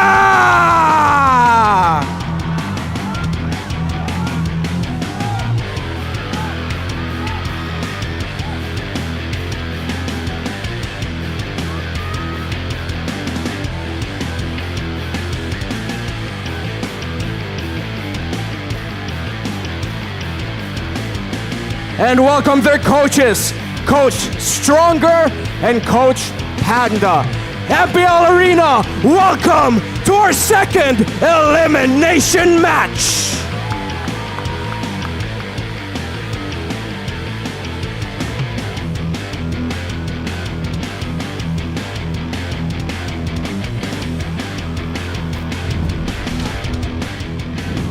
And welcome to the analyst stand for this important matchup between RSG Philippines and Smart Omega. And again, rematch po ito ng ating Season 9 Grand Finals. Actually, if you notice, earlier we had Blacklist versus ONIC, rematch ng Season 8 Grand Finals. Now we're having the rematch of Season 9 Grand Finals. And I'm very looking forward to what these two teams bring to the table. And it's actually interesting na sinabi ni Coach Panda na tingin niya talaga dito sa matchup nito ay 50-50. And I think that's coming from the fact na, well, RSG Philippines has had some shaky performances. So we know Coach Panda, he's honest when it comes to the performance of his team, which you see on your screens right now. Eman, Irad, Aqua, Nats, and Light. 4 of these players made up the roster that won MSC 2022. Pero alam naman natin, Irad really has risen his stock and tinitignan na siya ng buong mundo as one of the top junglers in the world. But if Irad wants to continue that, kailangan talaga niya mag-pop off dito para sa first round ng MPL-PH S12 playoffs. Again, it's crazy to see, coming from the fact na for the first last 2 seasons, nanggaling tayo sa first round. Sinabi nga ni Ito Max, they were always up against ONIC. Now they're up against RSGPH. So makakita talaga tayo ng ibang version of history, this new matchup. Nats, how is he feeling today? Maganda ba yung gising ni Nats? We know he is one of the top XP laners in the league on a very good day. On a very bad day, medyo nahirapan ang RSG Philippines when Nats isn't popping off. But Aqua, I think he's going to be the main source of stability para sa RSG Philippines. For the longest time, Coach Panda, he has praised Aqua as one of the top mid laners in his eyes, one of his favorite players that he has ever coached. And kita naman talaga, kada performance ng RSGPH Aqua, sobrang stable. Meanwhile, on the side of Smart Omega, kalaban ni Aqua, I see Tito Ito Max na kahit naging coach for 1 season tas bumalik, grabe, ang lupit pa rin ni Ito Max. Na nakita naman natin all throughout the season na nag-evolve din ang laro ni Ito Max. Sinabi nga ni Manjin at one point, si Tito Ito Max, feeling ko yung kaya lang niya kasi yung mga sa likuran lang likuran gaming lang Pero biglang naglabas siya ng mga heroes na kaya mag-dive, kaya malapit. So, there's also a good amount of flexibility as well na kaya idala ni Ito Max for Smart Omega. Looking at the team head-to-head, of course, for Omega and RSGPH, kailangan mo talaga pag-usapan yung roamer battle, Chaknu and Light, yung mga heroes na dinadala nila sa table. And these are 2 roamers na all throughout, nakilala talaga na kaya nila maglabas ng mga surprising setups, surprising initiations. Yun yung talaga mga susi na ginagawa ni Chaknu at saka ni Light para sa mga koponan nila. RSG Philippines and Smart Omega's keys to victory are brought to you by Infinix. Infinix No Series, ultra fast gameplay. I'm never gonna do that again. Let's start off with RSG Philippines. Light is the only thing you can't shadow. What does this mean? Sandali, iniisip ko pa. Actually, it's because Light hasn't really shown off the healer type of roamers katulad ni Chaknu. Si Chaknu, nagulat nga natin, madalas nakita natin minsan yung mga Angela, nagdigi na nga siya, which we know Light in the past. They've tried to play the Diggy before, gumana na naman. They've tried to play the Angela, gumana rin naman. So, is this finally the time na mas madalas makikita natin si Light na ginagamit niya yung mga healer type supports? We know Chaknu can do it. Chaknu can play the Rafaela. Light, is it your time to bring out those healer roamers? Para sa Omega naman, channel the notorious Playoffs Omega. Up until now, pagdating ng playoffs, every time na lumalapit ang playoffs, ang daming tao talaga nagsasabi, Playoffs Omega ang lason. Last season, it didn't bode so well for them. The season before that, they were shocked by AP Bren getting taken down in 5 games. Ito na ba yung season na ibabalik talaga ang poison ng Omega, an Omega that is sharper and more disciplined? Para sa dalawang koponan na naman, the battle starts in the draft. And it's gonna be, para sa akin yung mga picks in the middle 3. Roam, mid, jungle. These 2 teams have shown flexibility. Matt, we know, can play assassins. We know Irad, mechanic nga tawag sa kanya. He can play the assassins as well. What kind of flavors are we going to see? Nakakita na nga tayo ng mga Popol and Kuba and Nolan jungles. What else will these 2 teams bring to the table? But more importantly, kailangan nyo magbigay ng importance into the XP lane matchup. Nats versus Ryota. That will be the X factor in this matchup. Because I feel like at this point, kahit ano man ibigay nyo kay Eman at Kelra, they'll always have a really good game and their teams will really set them up for success. So, alright, ginawa ko to nung regular season, medyo it didn't work out well for me. So, MPL Arena, help me out! Make some noise! Oh, I'm so happy it worked out. So, hey, casters, kayo na. In the past, they've conquered the seas. Tonight, they fight to move forward with hopes of conquering the world. Former kings with 1 shot. Welcome on Wide Service. My name is Leo here with Rockhart and Wolf. It's us, We Bear Bros, bringing you tonight's 2nd play-ins, the rematch of a century. It is going to be it, and I believe that we are going to be in for a slobber knocker, a rematch of Season 9 Finals. It's crazy to think that we've had the Season 8 Finals just earlier today, rematch, and now we're going to have the Season 9 Finals. The caliber of these franchises are so good. Yeah, but before we head on to our match, we would like to thank our official telco partner, Smart. Smart Gig Arena is open to all Smart and TNT subscribers where they can join an array of arcade games and esports tournament like MLBB and of course many more. And to get started, they just have to create an account on Giga Arena that's Smart using their Smart or TNT mobile numbers. Pretty easy. Our good friends Mara Aquino, Chantel Hernandez, and Hans Galeria actually set up this matchup quite well with the help of Renmar Santa Cruz as well. They laid out all of the pieces in this chess match between Coach Stronger and Coach Panda, and we even got a little bit of an insight as to what's going on in their minds. And it's as if years and years of the rivalry coming through was not enough. Here tonight we get to see it one more time. We get to see Smart Omega face off against RSG. And here's one head-to-head that I think we need to put a spotlight on a little bit more. How's about we see Light versus Chakno? Oh, I don't think that the stats will do this justice. Well, we know for sure that they have almost a similar kind of playstyle where they are the roamers that like to set up. They are the initiators. You always look for big setups like your Minotaurs or Kufra, Atlas. Between these two roamers, stats will never tell you how good these two roamers are. That's true. The X Factor, as they like to call it, it's always been Chaknu. He's always been the OG in that one. But again, the other roamers are catching up like a lot of players are saying right now, and they're able to do the things that the Chak Mamba usually is exclusive to. Gentlemen, between these two, I'd hate to go ahead and jump to food references, but it's about dinner time, and the only thing that comes to mind between them is number one, the flank for Light, and the set meal for the Mamba. Okay. Nothing comes close. If you're looking for odd angles, your boy Light comes out of nowhere, literally. Oh, right? And then if it's the Mamba, I don't know, he's found a way to revive his heyday. What's his hottest season? Looking back, is it season 7? Probably. Yeah. It's like the peak, yeah. He one-up it in season 12. Looking back at the number 1 world top hero bands, looking at PH, ID, MY, you see that Joy is still up there. You see that Angela is up there. Wow. Of course, Lancelot being the country of Lancelots in the Philippines. Why the focus, though, on...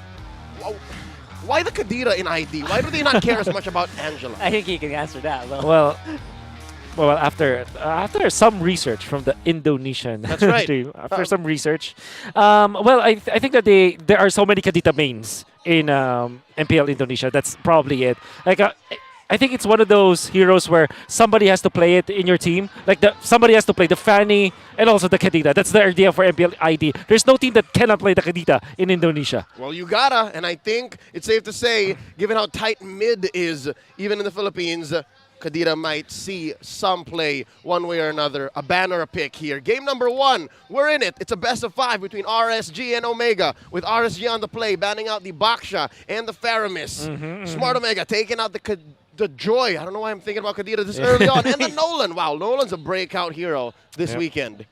Yeah, that's something I actually wasn't expecting in terms of like banning it out. Yep. I would actually just leave it open because we have actually been talking about the consequences of having to ban a Nolan, and does it really outweigh the risk of just leaving it open? Because there are ways to kind of deal with this, as we did see in the previous series. That's right. We saw that.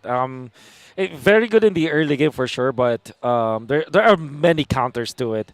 I honestly feel that Matilda or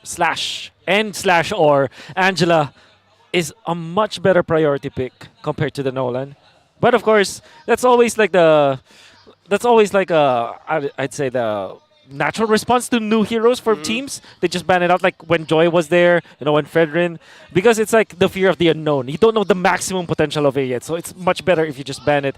There's the Angela, Matilda for RSG for sure. No doubt. Gotta do it. If not, maybe the Edith. We've seen a lot of success in the hands of Light rocking the Edith.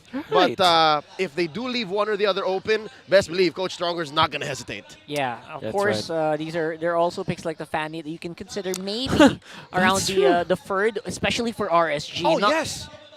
Because that's one of the keys, right? For RSG, they've said this time and again during the regular season. As long as Ira is comfortable, we're good. Well, there's the Matilda. Never mind. Never mind. Not first pick, maybe third. Yeah. Because I feel like first pick Fanny is always kind of like a big risk. Yeah.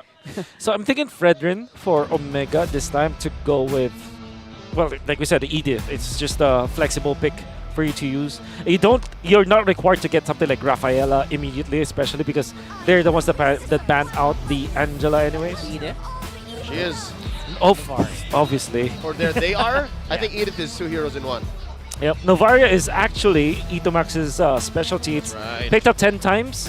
It's the most picked hero for Itomax. Yeah, and a very close friend of his actually mentioned that as well earlier in the backstage. I don't know if we can say his name yet. Yep. But he did mention that, yeah, just throw any long range mage on the Itomax, he's gonna be fine. I think folks are about to find out anyways. Yeah. Stay to find out. That's the correspondent for RSG there. That's Butters, a good friend. And yeah, no, look at that. Star-studded cast of audience members repping the barangay. So I'm thinking Fredrin still for RSG, but they're the kind of team that will first pick Ixia, honestly. But of course, what? Ooh. They didn't pick either. Lilia makes total sense. Good combination with the Matilda Aqua hero for sure. Akai this earlier on, especially when we're just hyping up Irad. It just speaks of how tight the jungle is these days. It's not a hyperbole. It's not an exaggeration. The answer for Smart Omega, of course, it's getting tighter in the jungle. Let's go ahead, give Matt here, aka Sir Matt, aka Mattzilla, not Fredrin. Unless, no, is there a world where this is Ryota's hero? Ryota here, and then you put maybe the Edith onto Chaknu? Right? I think so. If that did happen, that's definitely something that I'm not sure if RSG will be ready for. Yeah. Because for sure, most teams that will face Omega, especially the Omega that we saw in the previous week, they would be more focused on taking out the new blood, right? Who seems to be showing so much promise, which is Matt Zilla. Yep. So I don't know. Maybe that's still a possibility here. Might be overthinking it though. Yeah. You know, the lineup of, oh my god, I was just about to say this. RSG's composition, it reeks of Ixia. It smells like an Ixia. Definitely, because there's no dive per se for Omega yet. And of course, Matilda Ixia combo, that's a scary combo. So great band coming out from Omega. Yeah, for sure. And of course, a Bruno coming out here. Gold lane contention. Oh my gosh. Omega loves to do this. Gentlemen, they're cracking down on the gold lane. So what's the gold standard? What's the MSC 2022 MVP to pick up here? So close. Oh, yeah, no, in attendance. This is the MDL Philippines Season 2 runner-ups. That's right. That's right. Correct. I hope you guys watched that very hot series we just saw in the recently concluded MDL Philippines and as Season well, 2 finals. SEA Games silver medalist in the back in the second row there. Smart Omega Empress. Oh. Whole family coming over today. The whole barangay. The whole barangay, yeah. Raiders, what's up? I mean, Butters, never mind. Butters is there. I take it back. Butters is equivalent to a whole nation, I would say. Between him and Light, L-I-T-E. A nation and a half. Yeah. All right. So here we go. This, I'm not so sure if this has been, this is an unprecedented record, but it's tight in the gold lane, man. Yep. I think Omega's eyeing for Beatrix, even though it's not a meta. It's not a priority. The old-fashioned Beatrix. Novatrix is still a combo. Oh, that's beautiful. And of course, it's Kelra. Yeah. Kelra can just kind of just pick up anything here, right? Yeah, no, if he decides to go 1-1, I wouldn't blink. That's true. That's also very true. One of the few heroes that he can go 1v4 with, at least in previous patches. Not sure if that's going to be still the case just now. There you go. There's the one. Yeah, you find old Dwayne, man. Yeah. All right. Oh, Coach Strong is like, yo, they're on to us. They're on to us. Brian Lim knows what's up. They know. They know. That's why that third key to victory was so correct, right? The Yeah. draft just starts right here. The battle starts right here in the draft. So crucial. Very true. Can I just say, this is refreshing, and I am here for it, because we've seen these two teams be very, very specific. I want to use that word. In their drafts, like first phase, just, what is this? Why? And here they're like, no. This is the playoffs. This is the Straight playoffs. up, yeah. I feel like the no holds barred. All bets are off right now. Yeah. Obviously, you want to start off super strong. Blacklist won the first game of the previous series. They looked so hot. Yeah. It was really difficult for the Sonics to really catch up. So I get why. All right, there it is. I think the this G-Rock. Yep, this Grok pick just kind of shuts down all flexes. Yep. This is as usual as Omega gets. All right, you need a frontline kind of marksman, like not a marksman that goes to the frontline, but a marksman that deals against the frontline, which is typically Irithel. Yeah. At this point, I think it's great. You have the Matilda to help you out. Then you get something like Terizla. Yeah, and that is as RSG as it gets. I hope it's not a die route though. Oh, come It's on. kind of tempting Don't to do go that. ahead and do the die route. Oh! All right. All right. Okay. I'm What color with is your it. Ducati? I'm with it. And the Ducati Duo! The Ducati Duo! In this case, it's red. Yeah, actually. There it is. Oh. Whew. So how do you answer this? You're looking for a marksman. I think it's just Brody. Beatrix. Oh. Yeah. They are Brody. Beatrix. But yeah, Brody does make a lot of sense. Chasing off these really low HP heroes. I love Brody on that situation. And the relative lack of peel from RSG, they're very hit and run. Yeah. It's a great punish. There it is. There's a Brody. All right. You just love the twin apart memory with squishy heroes on the other side, right? And the lineups are like, it's very RSG, it's very Omega. You know? I mean, this is the composition that Omega wants to play. Surely you want to wish for a Beatrix for flashy plays, but Brody just makes a lot of sense. If you combo it up with Novaria, and then the setup coming up from Chakdu's Wild Charge, that's very Omega. Hey, that's best talent for MDL season 2. Back to back. Bring it up in the house. back. All right, now that we've seen these two teams set up, and again, it's as even a fight as it gets. A lot of in and outs, re-engage from RSG. For Smart Omega, though, I think we can safely say Vision is on their side. So if they go ahead and decide to pick a fight, it's likely going to be a fight that they are ready to take. Check this out, man. 50-50, as close as it gets, folks, for our Smart audience prediction. That's so good. That's so good. Actually, maybe that 2%, they're just feeling out whether or not, is this actually Smart Omega playoffs mode, or is it going to be a bit different this time around? Of course, this is such a meta kind of game, honestly. Like, they're just basing off the strongest heroes in the meta game that we have right now. Matilda, of course, very strong, but there are known answers to it. I'm excited to see the Irad versus Matzilla kind of showdown. Yeah. It's so underwhelming that we're going to see them play in like Fredrin versus Akai, but at the same time, it's exciting, I guess these are heroes that you pick up when you don't want to run the risk of like just being super squishy, being zoned out. Irad loves those assassin heroes, but in game one, you gotta feel out how your opponent on the other side actually woke up on the right side of the bed. Those things you gotta think about right now. Oh, no way! No way! No way! No! Etumax, Shades of CCAT from MSC 2023, stealing it! That's the first purple! That is so massive. That's practically one level that you take away from Irad. That's colossal! It is. We're all a little speechless. I know if the camera can't see, but my God, that was huge. Gentlemen, that is the equivalent of just straight out coming out of the womb and committing robbery. What? That's amazing. That's level 2! And the impact of that is just massive, especially with your emotional damage. You gotta think about the emotional damage there. Not to mention slowing down the enemy jungler. He will not reach level 3 in time here. The psyche of one John Tuazon, the mechanic Irad. All right, if he recovers from this and he knows exactly what to do from here, then that's a true test. Oh, he's fine though. He can reach level 4, barely reach level 4 here though. I think he's fine. Yeah. He is fine. Or is he? That's the question. Well, it's RSG here, first to the scene, coming in with a pull. Smart Omega, huge echoes there. Yeah, great echo. It will be spotting out multiple members of RSG. Nats is also on the side. Flicker in by Ryota. That's a very beautiful combo there for first blood going over to Omega, but it's RSG with the turtle. Good usage of the heavy spin. I would say though, Ryota, very nice play from him. They want to invade this time. Well, they do have a lot of bodies to throw onto RSG. Despite losing the first turtle, that's still a kill and an invasion onto the purple. That's 100% so far that Omega was able to steal the purple at 2 minutes. They are taking that purple like they're facing off against the Fanny. And I'm not so sure how much that's going to pay off. But hey, if you're the barangay, you lost out on the turtle that that should have been yours, I'd say go for it. Looking at the items here so far, it looks like, I think Nats knows that he has to go deeper. Oh, Chaklu though. Yeah, speaking of going deep here, that's Chaklu with just enough vision to spot out multiple members of RSG. just for safety. I gotta say, with what happened earlier, I feel like if you were Irad, you gotta reconfigure your brain. You know the junglers lately, they just let the damage tick down.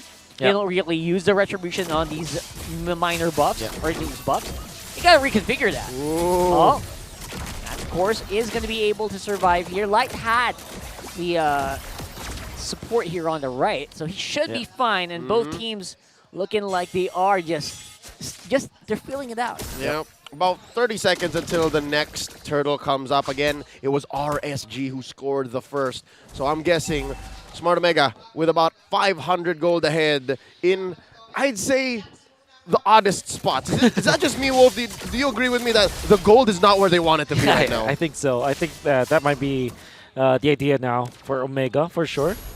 That's also true for RSG if you think about it, but now they will have to answer this push for Omega. Yeah, the advantage you get with the Matilda is the guiding wind. Just make sure that your gold laner should not die as long as you are nearby. And that's something that RSG is leveraging to the max. Technically, if you're Omega, you could go for invades here. Yep. Speaking of, it's Smart Omega on the pull. They're first to the scene. 4 members of RSG coming in, though. Turtle still 3/4 of its life up, and there's the reset. Yeah, that's the reason why you get the Grok Mamba. You gotta go for those resets. He knows when those have to go down. It's very smart because they are trying to give Matt level 8. I believe that he is near.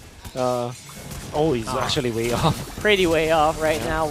Earth Shatter here. And of course, a Primal Wrath activated. Riona is actually super low. Forced to flicker out. And it might be just an RSG turtle because of that. Matt just not within range and not going to be able to contest this heavy spin. Oh, wow. RSG used bodies and skills and everything. You see that they had to hold on for that. And now, I think it's safe to say they've done more than just recovered. Yep.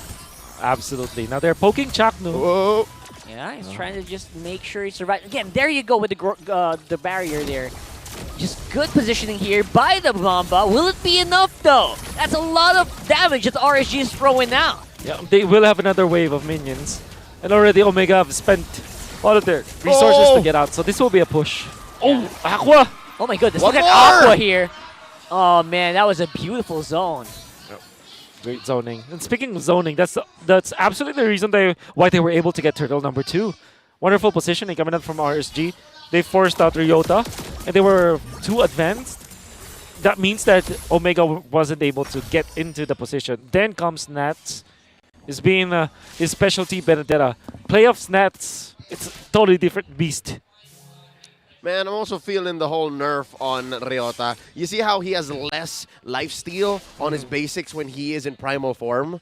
Yeah. That's huge. You felt it right there. Looking at the items so far, I like that Nats, playoffs Nats with this Benedetta, went full defense first and then the casual hammer. Because he knows that he needs to get the back. It's huge. The Fury Hammer actually just adds up, right? So much damage that the Benedetta actually throws out. It does add up over time. And you can get away with it, too. Oh. All right, RSG, they're trying to get some more gold here. Of course, right now, Echo spots everyone out, actually. That's true. Oh, man. Smart Omega, they do have the vision advantage, but what do they do with it? Look at Nats cutting in through mid. Top lane's going to be next. Matt playing footsies. Yep. Man, the fact that there's no real fight means that Omega's getting frustrated here. Oh, someone got zoned out here. Look at Matt. Look at Ryota. Their position's actually right on the docket. Whoa! Beautiful onward there, but will be canceled by the heavy spin. This is pretty good maneuvering here by RSG. Forced out, but they're all alive. Well, they're still waiting for the Primal Wrath. I think that's what they want. Once that's spent, that's when RSG says go. Right. Right now, though, it will be Omega on the offensive. Power's pretty low. Oh, Keller's going to be able to make it out there. And a beautiful return there on Aqua. A bit too aggressive there, not on time with the guiding wind. Oh, a little hit there by Itomax. Oh! It might force out even more. Oh, my God, the recall cancels.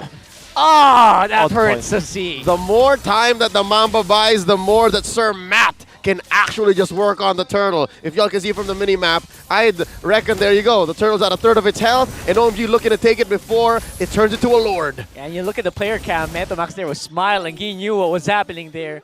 They forced out all the backs. Whoa! Of course, it will be them with the turtle What's the fight gonna be like? It's gonna be Light going in, but that's a beautiful Irad. Heavy spin. Taken out though, no help available. Oh, Matt, Bracers! Bracers right on time. Light's actually low, but Guiding Wind saves Aqua. Wow, how did Irad stay that long underneath all of that? And still, Omega had to double check. Omega had to think twice, but right now, it's swinging back. The rally back and forth. Omega takes a turret. Yep, well done coming out from Omega for sure. They took out the turtle and then they get the middle lane as well. They have taken out Irad. And 4 of their members are actually, interestingly, 5 of their members are there. Omega have their own version of Ube at this point. And that's very interesting. Well, this is their power spike anyways. This is Edith plus the Brody. At this point, they are very, very strong. Yeah, when I see that lightning truncheon go up onto a Novaria around this time, I feel like it's pretty good. They're in a pretty good timing right now. Now Omega can do something with the vision. Despite having, what, 2 or 3 solid echoes, now you can feel it. Now it's more than just, all right, they know where we are. They can do something about it. For the first time in the past 4 minutes, 5 minutes, Omega's actually crossed the river now, and slowly they can do something with this. They're definitely trying to do something with it. They're trying to focus out onto the purple buff here, but the heavy spin from Irad again, perfectly timed here from the mechanic himself. Yep. They were able to stabilize, and actually, while that's happening, there's a little bit of push coming out from Eman. At this point, RSG decides to farm because they need to right now. I might wait for Eman to reach critical mass. And the Ice Queen one on Aqua, this is a very important pickup as well. Yep, here he is, playing footsie with Chaknu. Yeah, Chaknu is actually going to be able to tank more of this. Luckily, the survival of the first tier turret here from Omega seems to be doing them huge favors, especially here in the mid game. With all of the group ups that we saw from Omega, I'm surprised that Matt actually got delayed when it comes to levels. Oh yeah. We're expecting level 8, he was 7, right?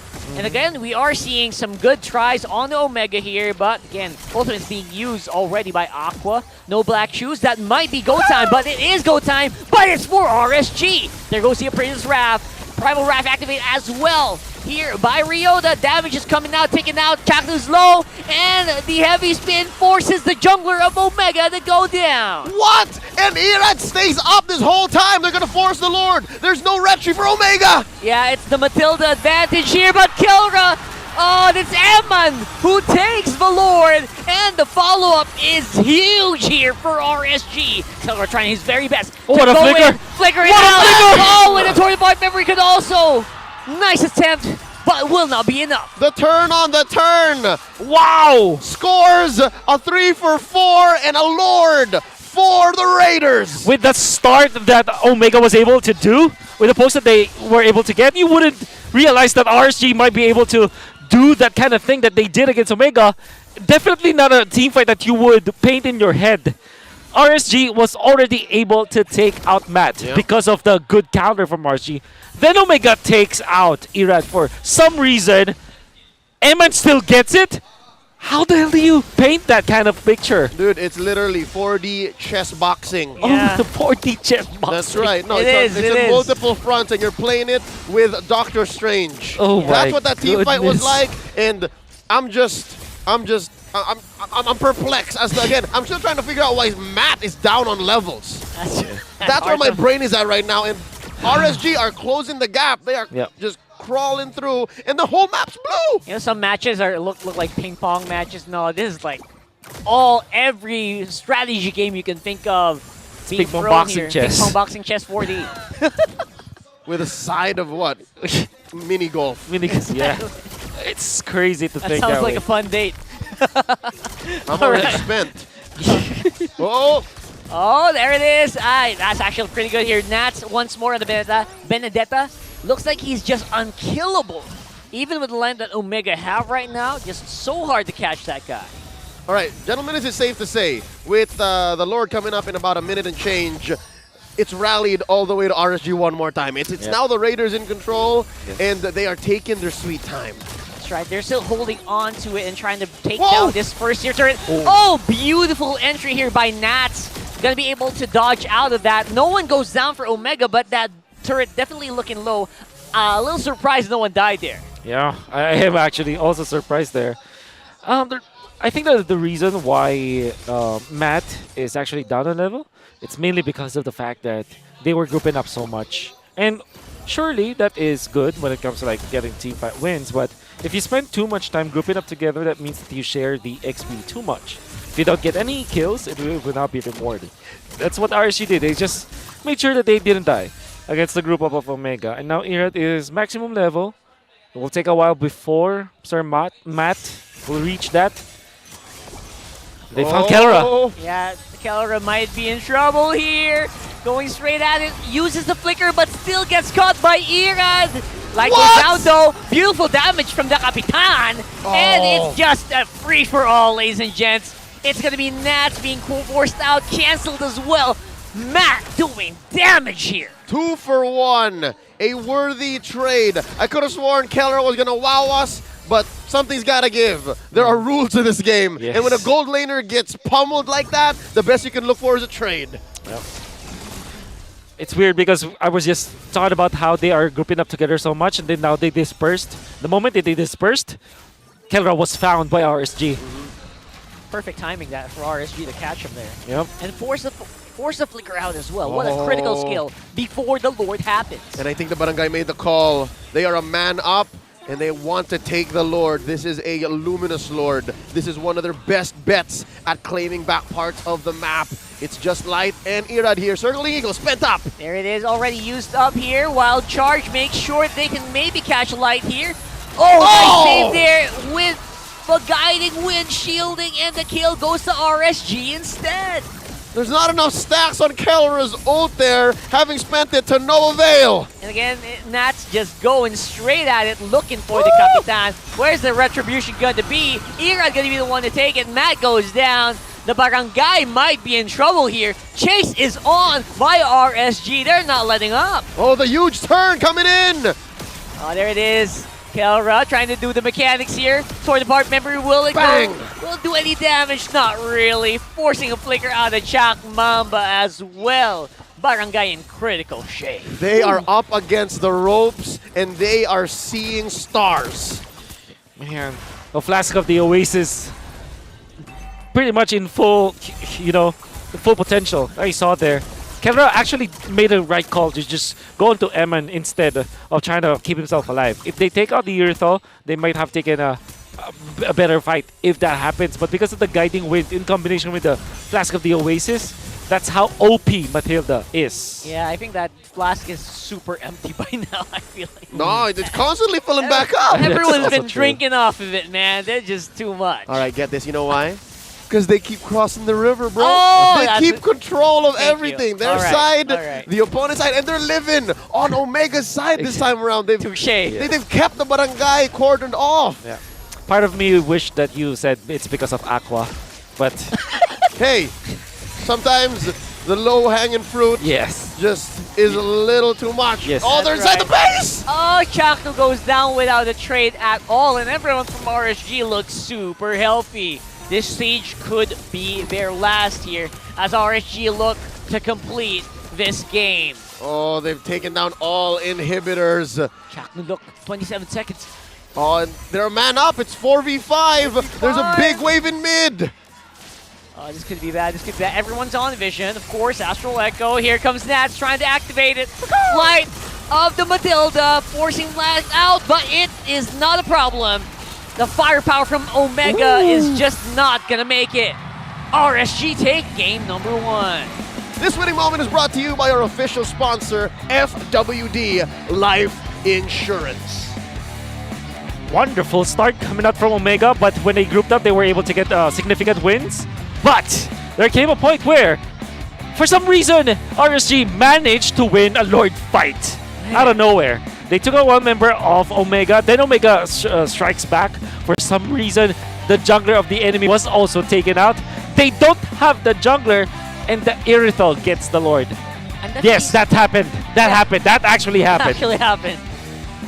It's crazy. I'd say, on a fundamental level, Smart Omega have the plan, right? But when you look between the cracks, I'd say RSG have more than just a plan. RSG have the instincts and the mechanics. And I think that's one key point I'd like our analyst to break down because, I don't know, today, right here, just right after it happened, I'm still wondering, how did Irad survive half of those times that he's heavy spinning somebody? Like, how did he get away with that? Yeah, and how did he stay at level twice stolen with a purple ball? Wasn't in the patch, man. Whatever Irad was doing wasn't in the patch.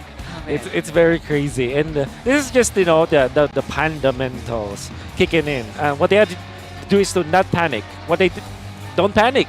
There's the mechanic. That's right. That's practically it. He can fix anything. Yeah. And this is off of a start where his purple got stolen the first minute. Exactly. And the first turtle fight, he was actually level 4 as well, right? So they practically recovered and then more. It's crazy to think that those team fights went in favor of RSG despite Omega making the right moves. And it's actually, whatever is happening in Omega side, they have to really recover from that mentally because those are the kinds of games where we did not do anything wrong, yet we still lose the game. Yeah, I think Carl TZ himself mentioned that that's the worst feeling in That's the worst interview, right? feeling. Like, we did everything by the book. This is what Coach said, but didn't work out.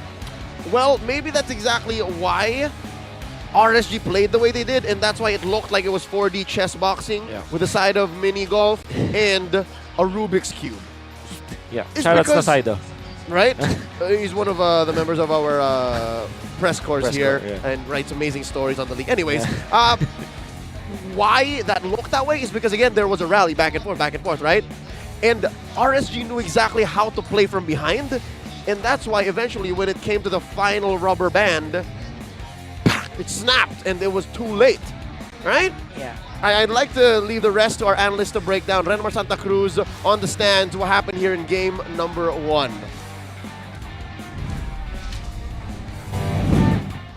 What's up? Midnight, mainggit ka sa akin. Tignan mo sino kasama ko. From MPL Team Secret, Coach Zico! Kamusta, Coach? Kamusta? Okay naman.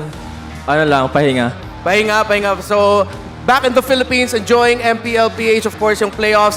Unang tanong, nagulat ka ba sa naging resulta based on nakita natin sa draft?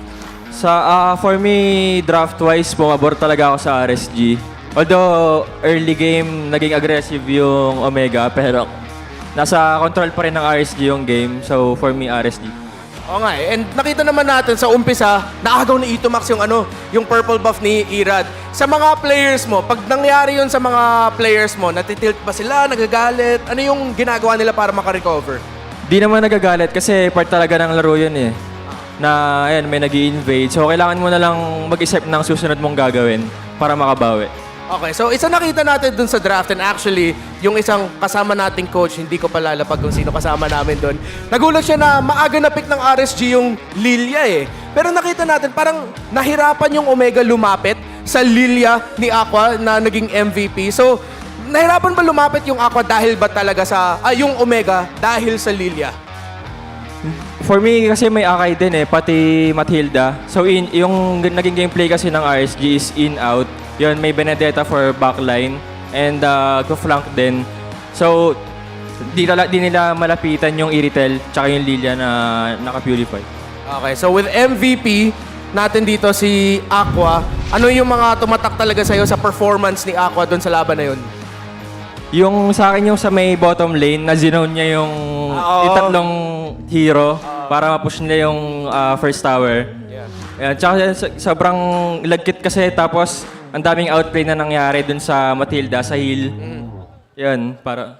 Okay, so obviously naman yung mga ginawa doon ni Aqua na baka siguro piliin nila yung Lilia sa first phase kahit medyo nakakagulat din yung priority doon. Kasi yun nga, katulad ng sinabi mo, malagkit. And then yung Omega nahirapan sa pumesto dahil meron din sila Akai. So nakita naman natin parang sa lineup na doon ng RSG, na typical ba na parang medyo matagal sila mag-scale? Kasi di ba nakita natin yung Omega parang nakuha sila ng mga early kills, ang tagal makakuha ng kill yung RSG. Matagal ba talaga mag-scale tong Iritel at saka Lilia? Lilia for early game talaga kasi siya eh. Early game? Since nag-i-stack agad siya ng level 1. So, para sa akin yung sa draft, planado talaga to ng RSG. Kasi prinayo na nila yung Lilia, tapos tag-akay sila. So, gusto nila ibigay yung Fredrin. So yun yung naging trade. At saka nakita din naman natin kahit na merong Lilia sa kabila na yung Omega, prinayo pa rin nila yung Fredrin. Para sa'yo, right call ba yun na kinuha pa rin nila yung Fredrin? Kasi sa MPL Philippines Season 12, yung Fredrin nahirapan talaga sa Lilia eh. Based sa stats ni Matt, kasi wala na ring back siya, nakabina ng RSG. So, Fredrin na lang talaga yung option nila. Okay, so yung parang hinabol talaga na lang nila, parang comfort na rin, no? Tsaka yung best possible pick. So, okay, with RSG, nakita natin na para sa'yo, lamang talaga sila sa draft. If ever yung Omega yung manalo dito, ay ano yung condition nila para manalo sa draft ng RSG? Siguro yung aggressiveness kung tinuloy-tuloy nila. Kasi, ayun, early na sila, nakakuha yung blue. Pero nag-level 4 pa din si Irad. So, nakalaban pa din sila sa Turtle. Pero kung nagtuloy-tuloy yung pag-i-invade nila doon sa mula pagkuha nila ng blue until lahat ng jungle na pinuntahan ni Chano tapos sumunod si Matt, siguro doon mag-snowball sila. Okay. So, if ever, next time, para sa Omega, kung maganda yung early nila, hindi dapat na makakabawi yung RSG doon, no? Hindi dapat, dapat hindi sila maghinto doon sa aggression. So, mga panahon nung nakalaban mo yung RSG Philippines, especially nung MPL-PH Season 9, nung sila yung naging champion, ano yung tumatak sa'yo sa laro nila na nakita mo ulit ngayon? Yung siguro si Nats talaga. Nats? Oo. Lupit mag-Bene. Nagulat ka ba dun sa Bene pick na yun? Oo. Kasi expect ko, since may Navaria yung Omega, para sa akin, Yuzong eh. Yuzong, typical. Pero, hindi ba parang dahil may petrified din naman yung Bene, may easy access, parang magkaparehas lang din naman yung Bene Yuzong. Medyo nalugi kasi sila yung especially yung Benedetta sa Brody. Since di siya makakalapit. Pero kung Yuzong, yan malalapitan niya agad. Pero yun nga, since iba yung mastery ni Nats ng hero, naging maganda yung result para sa kanila. Okay, so looking at the Team 5 participation, kita nyo naman yung epekto dito ni Nats, 82% Team 5 participation. And madalas ito yung nakita natin sa duel ng Benedetta versus Edith, di ba, na yung Bene, wave clear lang, tas ikot kagad. Di ba? Like, to continue the aggression. So, yun nga. Katulad ng sinabi mo, Coach, na yung Omega dapat tinuloy talaga yung aggression. At saka, dahil hininto nila yun, parang mas naganahan pa si Nats na umiikot, no? Yeah, just to keep going around. So, para sa Omega naman, ano masasabi mo na if ever merong mag-stake out dun sa performance naman ni Ryota? Si Ryota, medyo laning lumamang kasi talaga si Matt since clear siya tapos umiikot agad. So medyo naiiwan yung edit sa lane niya. So sa team fight, nalilate siya. Okay, so sandali lang, may na-realize ako. May adjust lang ako konti. Yan, okay. Sige, para hindi masyado lamang dito si Coach sa akin. Kawawa naman, no? Kahit sa international, sobrang liit ko. Okay, so, Zico, para sa naman, sa... Sorry. Sa Omega, para kay Ryota, mas feeling mo ba na dapat yung hero niya mas nakaka-match doon sa ikot ni Nats? Siguro wag nila i-prio yung... Kasi para sa akin, filinex nila yung edit. Pero hindi naging maganda since planado ng RSG. Parang na-control ng RSG yung draft. Pero kung sa akin, tapatan nila yung Benedetta ng fast clear din. Like, Pakito. Yeah. Okay, so that's a great advice from Coach Zico. If you want to play the Pakito, match the speed, and then of course, just make sure hindi makuha ng RSG yung Akai kasi mahirap din magpakita doon. Alright, so starting November 4, you can vote for the M-Series 5th Anniversary's 10 Greatest Player Awards. Nominees list for PH will be revealed on October 28 exclusive here on MPL-PH Playoffs broadcast. Para sa iyo, Coach Zico, kung meron kang makakapili na top 10 na World Championship players of all time dito sa Pilipinas, siguro isang pangalan lang. Sino yung tatatak sa'yo? Edward talaga. Wow, okay. Infinix All-Star Team EXP laner. And then, pick din dito ni Coach Zico. Okay, so, going into game number 2, na-set up na natin. Maybe, kung gusto mo rin na i-repeat yung mga previous points mo, ano dapat naman gawin dito ng Omega na para makabawi sila ng isang game? Siguro stick sila sa comfort pero mag-base din sila sa nagiging draft ng RSG. Kasi yun nga, sinabi ko kanina, na-control ng RSG yung draft sa plan nila.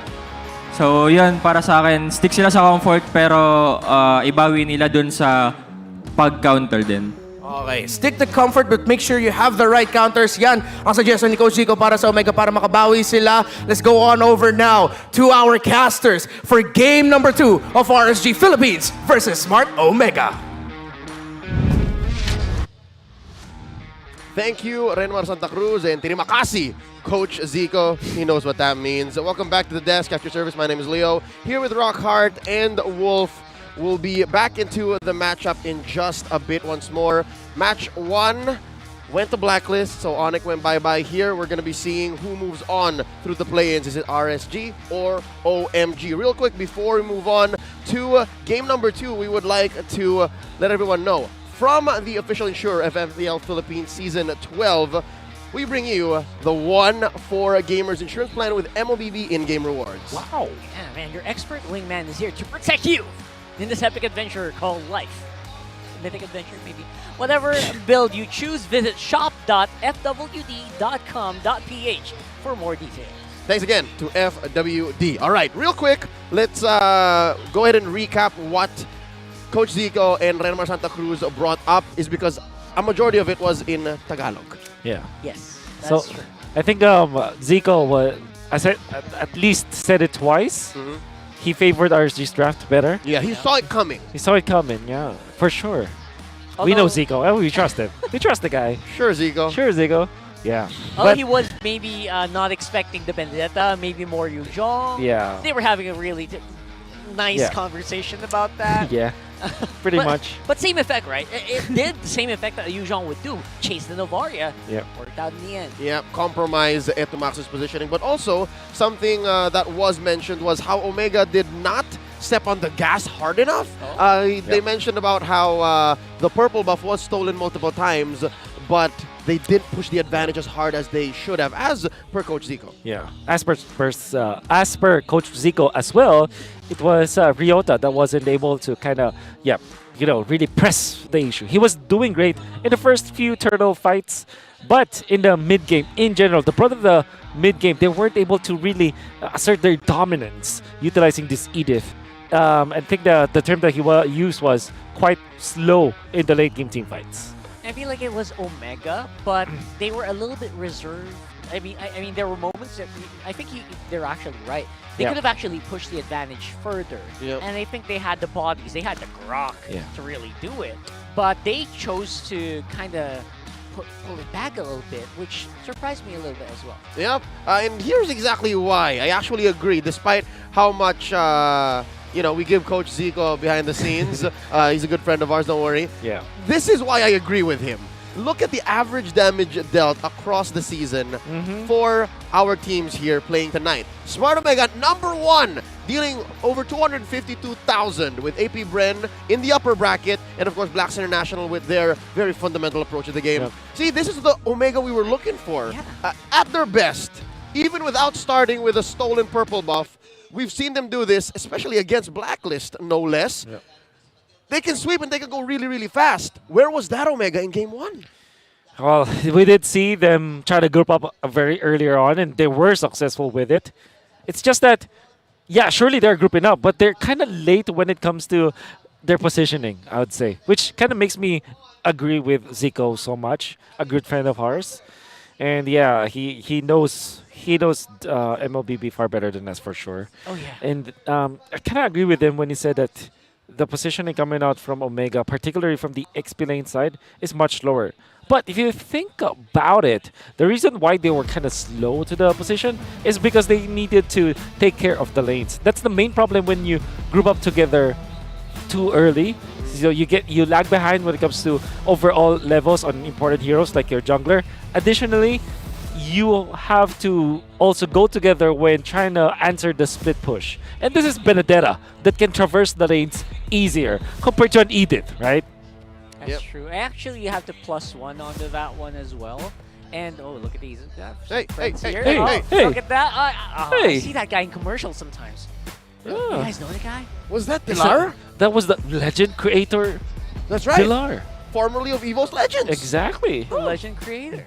And was that not J-Lord Ooh, Gonzalez. That's right. Hatred. Hatred. Fresh out of MPL Cambodia. And don't That's forget right. Miko. Never forget Miko. Mikophobia. All right. Well, again, it's a stacked house, ladies and gentlemen. Not just the best in MLBB esports, but as well an amazing community. Whether you're active in MPL or not. Here we go, back into the draft again. It's Omega on the play, RSG answering back. You see the bands, what's Valentina. come through. It's the Faramis, and Coach Panda swings back with a Valentina and a Fredrin. Yeah. So that means that you cannot go Akai for Omega even if you like it against the Fredrin. Why? Because of the Valentina. It's not an actual counter, but you give a heavy spin to the Valentina, and already you're not having a good time when it comes to those Lord dances. So you're gonna have to resolve to a Martis, but you also give Decimate to the Valentina. That's so scary. this is a scary opening coming out from RC. The draft is already pretty good. Whoa! Hey, Whoa! Hey, that's a Filipino Savage special right there. Man! All right. Well, all right. okay, she got unnerfed. And that's different from getting buffed. 1-1 got unnerfed. That's a rare moment that you can actually say that. Yes. And Okay. we've seen Kelra do okay to great with a nerfed 1-1. What now with an unnerfed 1-1? Yeah, we mentioned this in the first draft, right? I mean, you can't really count him out. He can play almost any hero in the goal. Do you play Ixia now if you're RSG? I mean, you can be banned out easily, but the thing is, it outlanes the 1-1. Yes. Well, technically speaking, you can also say that to a Bruno, for example. Yeah. All right, folks. Okay, well, it's the Bruno. yeah. Yeah, I mean, hope you were- Ixia looks electric, but of course, yeah, Bruno is like an easier way to do it. I hope you guys were taking notes. We just flashed for y'all the most used emblem set for Yep. Jungle Fredrin. Yeah, actually, the firmness is actually 100%. Was that right? Yeah, Firmness? yeah. That's the Rockhard name, right? actually took notes. All right, good job. Yeah. And I think that's exactly what you want to do. Yeah. Obviously, tenacity is all, something that you kind of will forego because you have to forego it, right? So yeah, Yeah. you got to make up with it. You're chunky as is. Yeah. All right, RSG looking for roamer bans or jungler bans actually. You know, yeah, maybe probably Kuba if you're like watching. They still ban out the Akai, interestingly. Yeah, because they are not afraid to open up the Lancelot for Sir Matt. Because again, I'm not putting Sir Matt on blast, but the last time we saw his Lancelot wasn't stellar. Oh yeah, I mean that's putting it lightly, to be honest. I'm nice. I like Sir yeah, Matt. you are. It's no secret. I'm a so fan. hard to not like Sir Oh. Matzilla. Yep. Now I understand why they banned out the Akai despite them having the Valentina, because they need a frontliner together with the Terizla, because if you have another frontliner to go with Terizla and Faramis, 1-1 is safe, generally speaking. So maybe another tanky jungler choice for RSG. What's left? The Marquise, so that he's forced to play the Marquise. Lancelot. That's true. Wow. Other junglers that there are. But is it that bad? Frontline. Not what I expected. And definitely not a jungler. Yeah, definitely 100% on a jungler. I guess they're just okay with the Marquise, I guess. Yep. Okay, Uranus is banned. Makes a lot of sense. RSG can just go for a light special, maybe, this case. What else is out there? Again, we have to consider that the Netherrealm is active here, right? Yeah. Lolita could be good, in a way. I guess it answers the Cult Altar, blocks a good chunk of 1-1. Kelra's damage. Yep. Kaja, of course. All right, It's all right. a Pick up. 100% light special. Yep. And on the other side, is there a possibility of just going healer roam here? They can still kind of do that kind of For thing. Omega, you mean? Yeah, for Omega. Yep, Rafaela, for example, they take it Rafa. away. Rafaramis? Oh! Scary. Scary, scary. Then you protect the 1-1 with it too, right? Yeah. So you just double down on protecting the 1-1. Just hard dive. In your face. In your And face. of course, the jungle, maybe this time around, there might be an option to go assassin, but with a Faramis, you kind of just want to stick with the tanky. Whoa, whoa, whoa, whoa, whoa! Export jungle, let's go! Export jungle! Okay. What is this? I'm all up for it. They need a tanker. They need someone to stay in front. Yeah. There was a short pocket of time in 2022 where this was all of it, man. Jungle Exborg, but here, Alright. 2023. It's all about protecting the 1-1. 4 protect 1. Literally. All right. I Okay. mean, is that not the story of Smart Omega? Is that not the story of Kelren, whatever combination of 4 other players you Yeah, exactly. win? That's true. And it's worked. I mean, Yeah. I don't mean that in a bad way. It's just... But this also takes away the valid heroes for Nats. I mean, you still have the Benedetta, but you would wish to have the X-Borg or Edith against the Terizla. I think you're left with, what, Clue? But there's Famis, so you don't want to pick that up. What else do you pick in the XP lane? You go Fredrin, you go Fanny. Of course, that will be it. They were thinking on their feet. But this is 4 Protect 1 is the best 4 Protect 1 ever. The only Can you go Fanny this time against that? Yeah, because you're literally Ethan Hunt from Mission Impossible 2001. You literally just have that one thing. I just gotta come in, grab that 1-1, get out. Still difficult, man. Woo! The Is only that right? downside of the Omega lineup right now, I think Mission also Impossible was is 2001. It's Mission Impossible monotype. 2. It's physical damage. I wasn't born in 2000 until, you know, Oh, that- 03, so yeah, that's true. I can't answer you. It's a hard. We didn't really watch that in theaters like Yeah. you did. Sorry. I wasn't around until 2001, sadly. This move reference is taking too much of my brain space. Anyways, moving on. Here we go. Game number 2. Are you saying, Wolf, you're liking it? You're liking this 4 Protect 1? Despite how, again, how greedy it might look like on paper? I like it because it's Kelra, number 1. I like it because I have not seen a 4 Protect 1 like this in the modern age of MLBB. It's been a while. Yeah, it's been. It's been a while. That's true. I mean, X-Borg, alright, let's just say Matt has never played X-Borg Jungle before. But who can't? Who cannot play X-Borg Jungle? Wow, you mean when you put it that way, how? Like, how do you not play this? So hard. How do you mess it up? It's so hard to mess up. Exactly. So. All right, can't confirm. It's one of the easier junglers to try out. But that's a big plus, right? Easy to execute, makes it hard for the opponent to pull off some fancy maneuvers. Like what you're seeing right now. First blood going over to Omega, not to mention the Kaj is low. All right, checks out, ladies and gentlemen, and the kill went on the right hero too. Yep. They don't even need +1 on that gold lane. Was that solo kill? That was a solo kill. Solo kill, yeah. He just did Filipino savage things. Off to a great start already. Smart Omega. Specialist of the 1-1. I think that the Grok Guardian's banner also played significant role in winning that matchup, because what you do is to kind of delay the minions so that you'll have a better positioning. And you compromise Eman. Yep. All right. That's huge. That's huge. All right, so if in game 1 we tested Irad's fortitude, now it's Eman. That's right. It's going to be difficult. It was super tricky. Yep. Especially right now, though, that we do see Light a little bit on the back foot as well, which means he can't really roam as much as he should.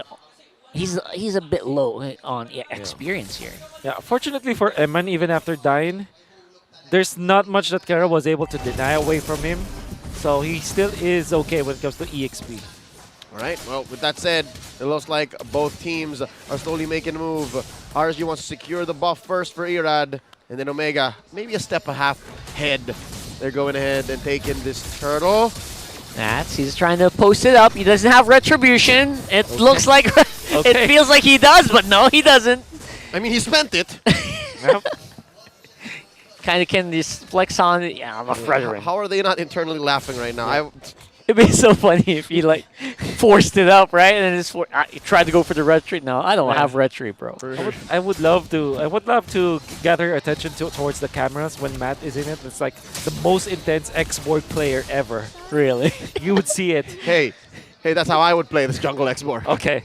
All right. Can't confirm Look it at gets hot. that guy. Look at that guy. It gets hot, man. You get invested. It's so ironic that he's facing off against the mechanic with an X-Borg. It sounds so wrong. Oh, look at that. Itomax might be in trouble. Another realm activated though already. Irad tried to get something done here. Bam! Oh, going to be no one home. Shaknu tried to go with an intercept. Not really going to be hitting home as well. Not enough at this point. RSG, have they recovered? Let's find out. When it comes to the gold lane, Eman is actually Eman has more gold now compared to Kelra. But of course, after that 2 cannon minions, Kelra will be up So that's going to be equal when it comes to gold for both gold laners. Not bad. Yeah, and gentlemen, take note. This is all this while Smart Omega sent nobody to protect Kelra. That's right. So this is a usual situation. Kelra's familiar with this kind of setting.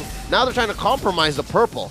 Yeah, Matt will not have the Firaga armor no. here. Might be Oh, trouble no. here from Irad. Oh my goodness, just overstayed their welcome a little too much. How do you mess up the X-Borg? I mean, if you're overextending, that's why. That's applicable to any kind of hero anyway, so... Yeah. Yeah, I would say one of the only ways to do that. Yeah. Something tells me he miscalculated his Firaga armor. Yeah. Again, it was a, how do I say, sardines can situation there in that little pit. So What's maybe he that didn't mean? see it. Maybe it's tight. Like there were what? Oh, 7, yeah. 8 bodies in there? They were tight. All right, thank He didn't you. see the damage. Oh, but wait. His purple's in trouble. Purple's in trouble. Turtle also going to be contested here. Chaknu just closed. No cigar though. Irad taking up that big objective here. And Nats just showed us how to make an impact. He forced the X-Borg into that spot where he needed to kind of spend so much time securing the purple. And while that's happening, they got the turtle. Good macro overall from RSG. And it seems like our thesis statement, well, mine mainly, comes true. They know how to play from behind, and they're able to recover and come into a dominant position despite that early solo kill on Kelra. And now it's Omega, who has to, again, once more, answer. Do you guys only really play from behind? Can you not be more proactive than you already are? Because look, RSG's forcing the advantage down bottom. Yeah, speaking of forcing here, that's Nats also Whoa! forcing a response here onto Matt. Also has another realm of their own. RSG seem to be willing to just keep boiling it out. Nats forcing out. Oh, that was a fancy. I was actually got caught off guard there. What was that? That's here. It's a Euro step. It's a Euro step. Oh, there it is. Irad just showing off his mechanics as you do. Wow. And Ryota at the back. He really took the words of Zico by heart there. Whoa. Oh, man. Eto for Eman, that's a good deal. That's a pretty good deal, I would say so. And Omega, they might not be done, but Ryota, again, you can't really underestimate the Fanny here at this point. Still has that purple buff again, can do this all day. Can't really go anywhere. That's going to be another kill. All right. Riddle me this. What was Ryota doing? What was he buying time for? Yeah, I mean, after the kill, I think that it's much better to just get out. And The swap on top? I unfortunately don't have... Oh, my goodness.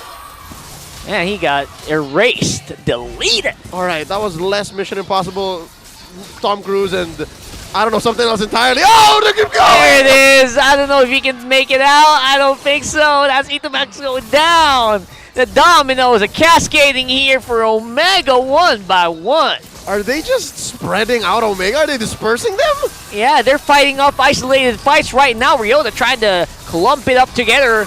But of course, going to be answered immediately by the Fanny. Irad just doing work right now. And Ryota can't really last that long. Fraser's Wrath goes down as well. Here comes the cavalry. Kelra is going to be arriving here.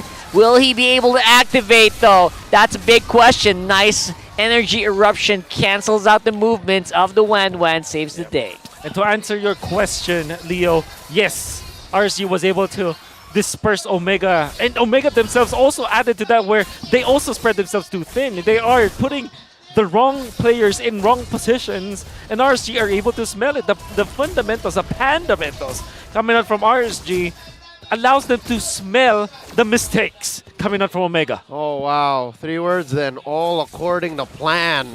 RSG putting the pieces where they need to be to knock them down like dominoes. As Rockhart said, 5K ahead. Look at these items. So far, I'm seeing a lot of gold on that Fanny compared to Matt. Maybe we shouldn't have called it too soon. Maybe there is a way to get it wrong in a macro sense. It is. He's getting left behind here, right? In terms of everything. There are some heroes that you can say like it's high risk, low reward, and that's definitely X-Borg in a way. Like the only risk is that if you mess up, and that invasion on the purple buff, imagine how big of a setback they've had just because of that one wrong move. Cost them too much. It was so much. Oh, concealed play from There's the Mamba. a big play here from Omega, and if they want to get back here, I think, yeah, they got to make some big risks as well. But will not be paying off. Got spotted out by the Raiders. About half a minute until a Lord spawns. And yeah, no, the map is all red. Damage dealt as well. It's all for the Raiders. I don't know where else Omega can go because, again, more on the X board, right? Yeah.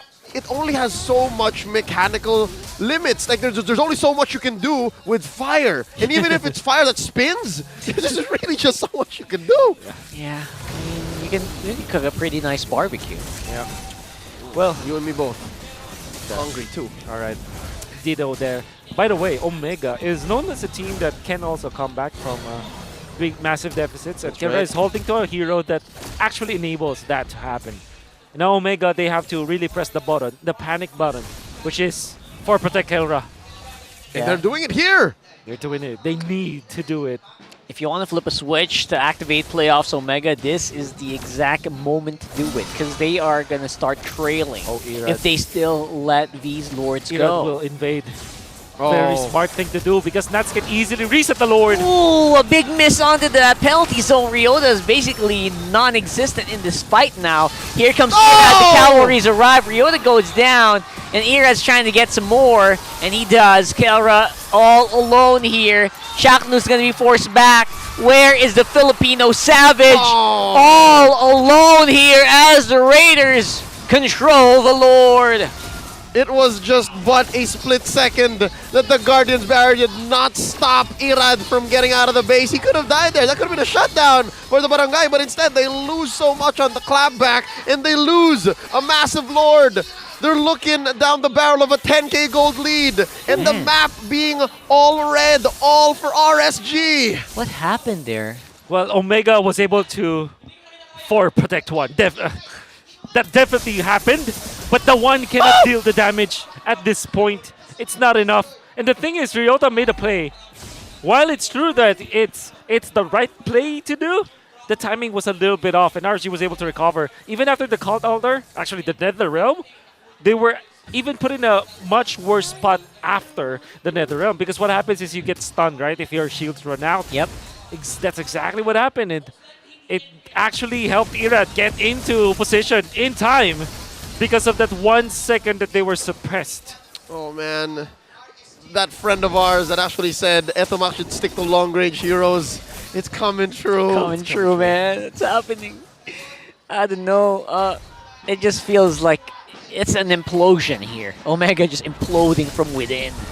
Having a hard time. Is it a range problem? I don't know, man. The Wan just not able to activate here. It seems like RSG is the catalyst in this chemical reaction that is Omega's implosion as RSG take down the bottom lane inhibitor. Mid gonna be up next. Oh lord, you see that goodness burst from Irad. And Irad's on fire, and this is not literally, not because of Matt, but because of his own, his own things. I don't know. This is a big reason why Irad's just called the mechanic. Why you ban out Fanny against this guy? That was so critical right now when you think about it. If Irad is comfortable, then that's half of RSG's job done in the draft. That's right. And here they ended up with it on the last pick. Here we go. Big team fight in mid. Oh, nice save there coming in from Aqua. And make sure that the rest of RSG are relatively safe. But Ryota actually going to be packing a punch of his own. Takes out Nats. In the end, so it's going to be a successful defense for Omega at the very least. First big win for the Barangay here. That's right. And it's a massive one at that. Took out Nats. Finally, Omega is able to do what they're planning to do. Like, while they were cooking their opponents with the last Insanity, while they are stacking up with the X board, what you need to do is to layer stuns. But layer stuns, but make sure that the icing is the last Insanity. So that's exactly what happened. You have Tears of the Penalty Zone, you have the Wild Charge to go with it, and the Nether Realm damage from the Ghost Bursters. While that's happening, make sure that Matt is able to utilize his ultimate. So that is definitely one team fight that Omega needs to replicate. Yep, replicate it and then maybe even build on it is because that really only happened because RSG tried to push these inhibitors. So if they can replicate it and improve on it from the outside, maybe this next Lord might be more than just 50-50. But as it is, I'd say contestation is not in the books. Yeah. It's too difficult, man. It's too risky. I mean, we've seen the Chaknu pull off some stuff like this before, but it's definitely going to be a different beast here, considering how far ahead RSG are. That, and we've seen Matt do similar things and steal lords that obviously did not belong to the barangay, but he did it with a back shot. This is the export again we're looking at, folks. Oh! It's so difficult right now. Lord will be secured here. Omega trying really hard. Accepts the Appraiser's Wrath here. A little bit too late on the Netherrealm. Ryoda already gonna fall. Yeah, no, it seemed like it was 2 seconds too late, or maybe even a range problem there. That was a range problem, yeah, for sure. All right, now that RSG's knocking, and knocking is anybody home here, Omega. We're gonna take some turrets here, and maybe more, as we do have the Lord menacingly walking up on bottom. Oh, this is important. Nat's picking up the immortality. Can really be frontlining for the team now. And that means Eman will just freely hit from the backlines. There's no dive from Omega. Nope. Here we go. Here we go, though. Irad trying to do it from behind here. Rio already with the penalty zone. Nats, Appraiser's Wrath down, wipes out the front line of Omega. And just like that, with a triple and the Lord, RSG will take game number 2. This winning moment is brought to you by our official sponsor, FWD Life Insurance. The Raiders at the cusp of eliminating Smart Omega. It just feels a little different, man. The Omega we're seeing today. I think that they are overthinking the draft and approach to the game. Overthinking to a point where they first picked Theramis. They followed up with a 1-1. They last picked with X-Borg in the jungle. It's too off meta. You would understand like cheese picks, pocket strategies. But that only means that you pick it up last. You surprise your opponents with it. First pick Theramis, followed up by the 1-1, then last pick X-Borg jungle. It just cannot work. It's so difficult to make it work. All right, now that you throw back as far as the draft, everything else that happened in the game seems typical. Everything that happened in the game seems like, oh, that explains it. Because range-wise, yeah, Omega's already compromised. Damage-wise, it's a 4-1 comp that didn't have to be as hard as a 4-1 comp. So now, a true test of their fortitude, a true test of how hard the barangay can reset is because, as true as their saying goes, this is it. Every game moving forward is just one shot. They cannot lose. They cannot let anything slip through. Literal one shot. Over and over and over again until they make it a game 5. But that's way far off. They have to fix what's here and now. That's a huge uphill if you think about it. Against a team like RSG who seem to be very put together here in playoffs mode. And I've heard it from Coach Tony. This is where they flourish. They love it. That's actually they love it when they are up against the ropes, but if you go up into the ropes, if you get gassed, if you get clapped like this, I don't know how hard you can go. Yeah, that's also why Omega fans are always at risk of hypertension. I don't know how true that stat is, but let's go on and throw ahead to our analyst to break down game 2. We're heading into match point para sa RSG. They lead 2-0 versus Barangay Smart Omega. Speaking of, kasama natin, Coach Pakbet! Hello, hello. Kamusta, Coach? Nakwento mo sa akin, nakakabalik mo lang galing Cambodia. Kamusta? Ayos lang, ayos lang. Ayos lang, enjoy lang. Enjoy so far dito sa MPL-PH. Of course, the coach of Team Max in Cambodia. Ang haba ng usapan natin pong laro. Gawin na lang ulit natin yon. Umpisahan natin yung reaction mo sa draft. Kasi meron kang sinabi sa akin kanina habang nag-usapan tayo, out-draft dito ang RSG. Feeling ko sobrang ganda na nung pag-last pick ng Fanny ng RSG. So, di siguro anticipate nung Omega yung draft na magla-last pick pa ng Fanny kasi naka-Fred rin eh. Pero kailangan nila talagang i-adjust yung draft ganyan. Kasi sobrang flexible nung RSG. Nag-assassin, nagtatanks, kaya kailangan nila i-adjust. Nakita naman natin dito, of course, MVP si Irad. 7-0-4 on this Fanny. Nakita natin yung mechanics ng The Mechanic. And even though questionable din para sa ating dalawa yung pagpili ng X-Borg. Pero parang kasi dahil sa priorities ng Omega na pinch talaga si Matt. Feeling ko, yung priority ng Omega, feeling ko masyadong napaaga yung 1-1 nila. Kaya nawalan sila lang ng jungler. Okay. So, if ever, sa game number 3, dapat ngayon parang mas priority na kay Matt, no? Habulin yung priority ni Matt. And of course, even though nag-umpisa yung game na to na nakapag-solo kill pa nga si 1-1, si Kelra, dun kay Nets, Eman, parang na abot talaga sa puntos na mahirapan talaga dito yung Omega. Wala silang parang panghuli dun sa Fanny. Tsaka sobrang ganda rin ng Valentina Frayo ng RSG. Kaya sobrang daming copy. May Grax sila na pwedeng copy o kaya kunin na lang nila yung Paramis para sa team fight. Okay, so with the Valentina, mahuli din nila yung yung ultimate ng Faramis ni Ito Max. Feeling mo parang maaga rin ba yung pagpili ng Faramis dun sa first pick? Medyo maaga. Pero feeling ko may plano rin yung Omega sa pagprayo ng Faramis. Kaya siguro di lang din talaga anticipate yung Fanny last pick. Hindi na sila nakapag-adjust. Okay, so if ever na parang yung jungler ng RSG is yung Fredrin, parang mas gana yung Faramis doon. Oo, mas gana. Kaso nakuha nakuha, tas nasurpresa lang. And parang meron din tayo na notice na trend na alam natin si Kelra ngayon ay ang all-star team gold laner of the season. Pero 2 games in a row, yung draft ng RSG, sobrang hirap para kay Kelra na tapatan, no?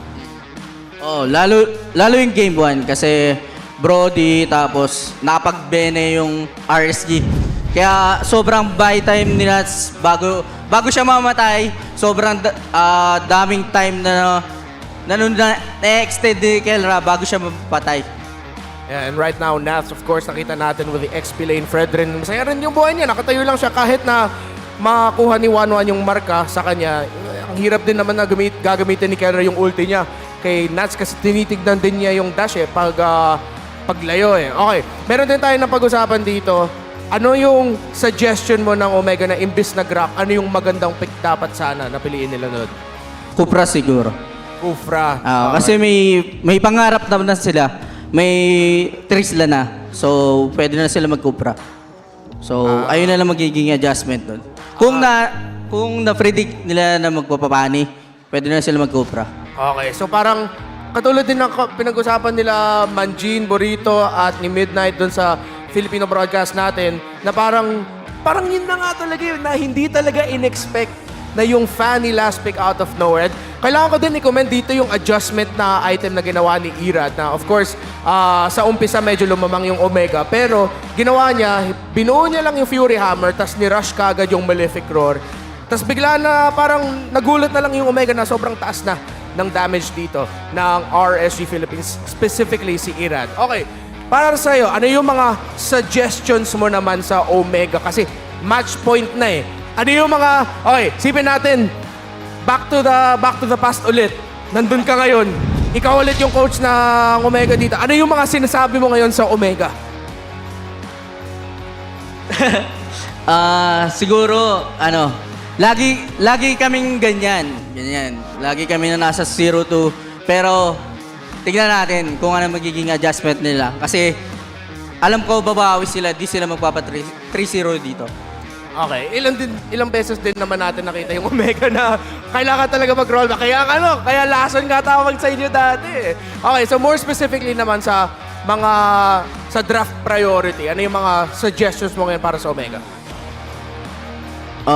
Siguro kung priority, siguro tank jungler.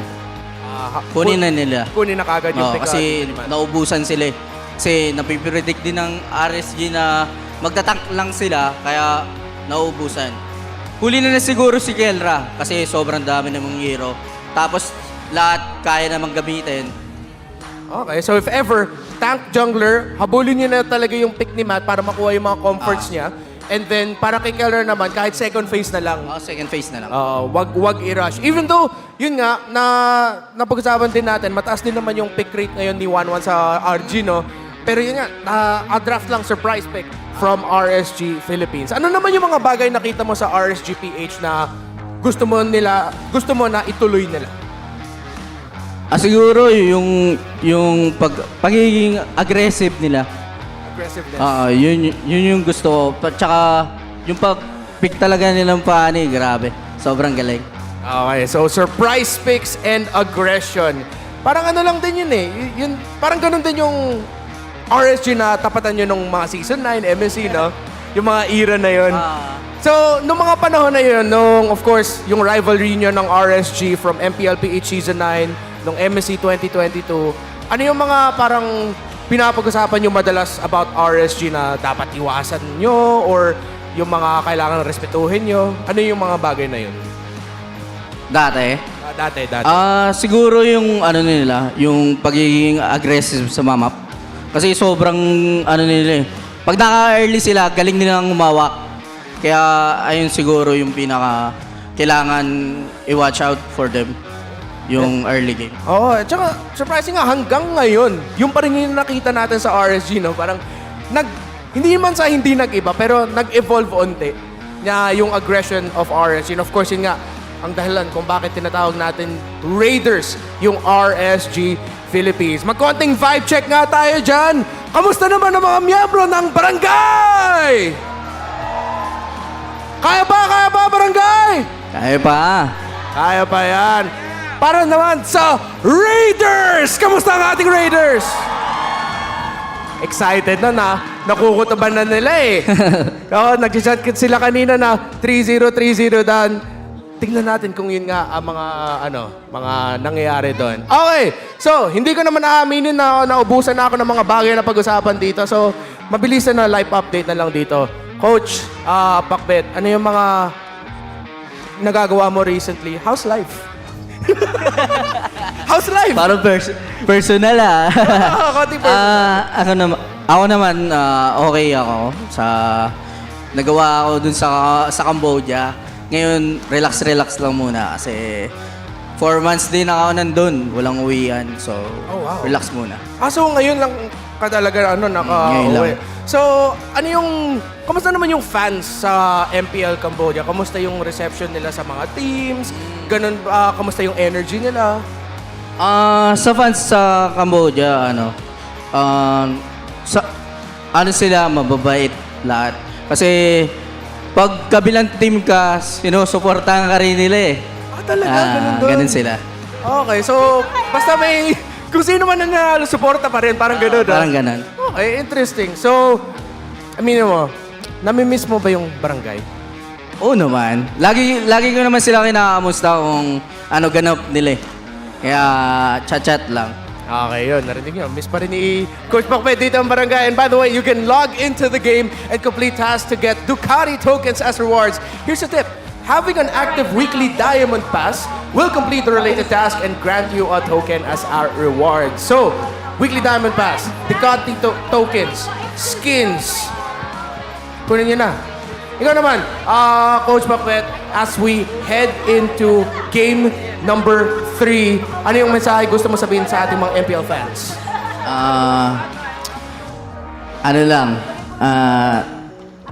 Di ko rin alam eh. Alright! Translation, actually for international viewers, Coach Pakbet just said, thank you to the MPL fans for all your support. All of you are amazing. So now let's go on over to the fans along with our insiders down on the stage.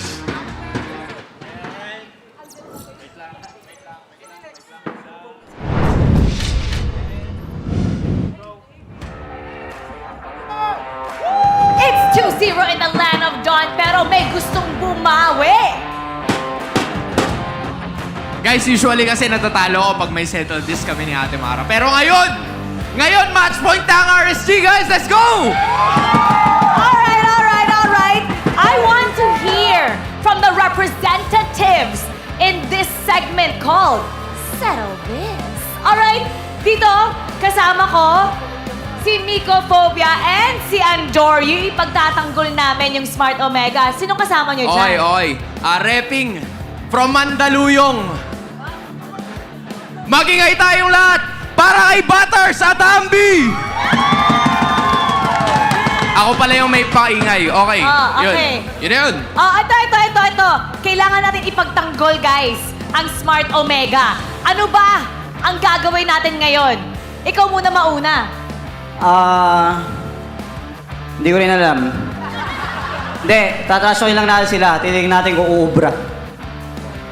Okay. Galingan mo, Okay. Nako. Gets ko to. Thurs. Match point tayo ngayon. Okay. May kailangan ka pa bang sabihin? Wala na, tingin ko, nung unang pagkikita pa lang naman na alam niyang bonus round na siya. Yun lang talaga role ko dito. Butters na bahala. Oh, nagyayabang kayo? Hindi pa tapos? Tingnan nyo mamaya yung RSG ubos. Okay. Miko, wag mo na silang paasahin pa. Hindi kayo malupit. Si Coach Wynat nga sa sobrang stress, nakalimutan magpagupit. Dinamay ka, Coach! Dinamay! Tingnan nyo, kakapagupit lang. Kakapagupit lang, malabo mata. Sino na? Si Coach Inot, hindi nagpapagupit.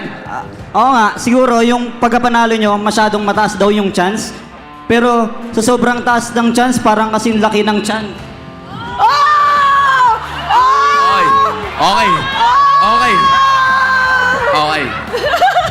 Maganda yun.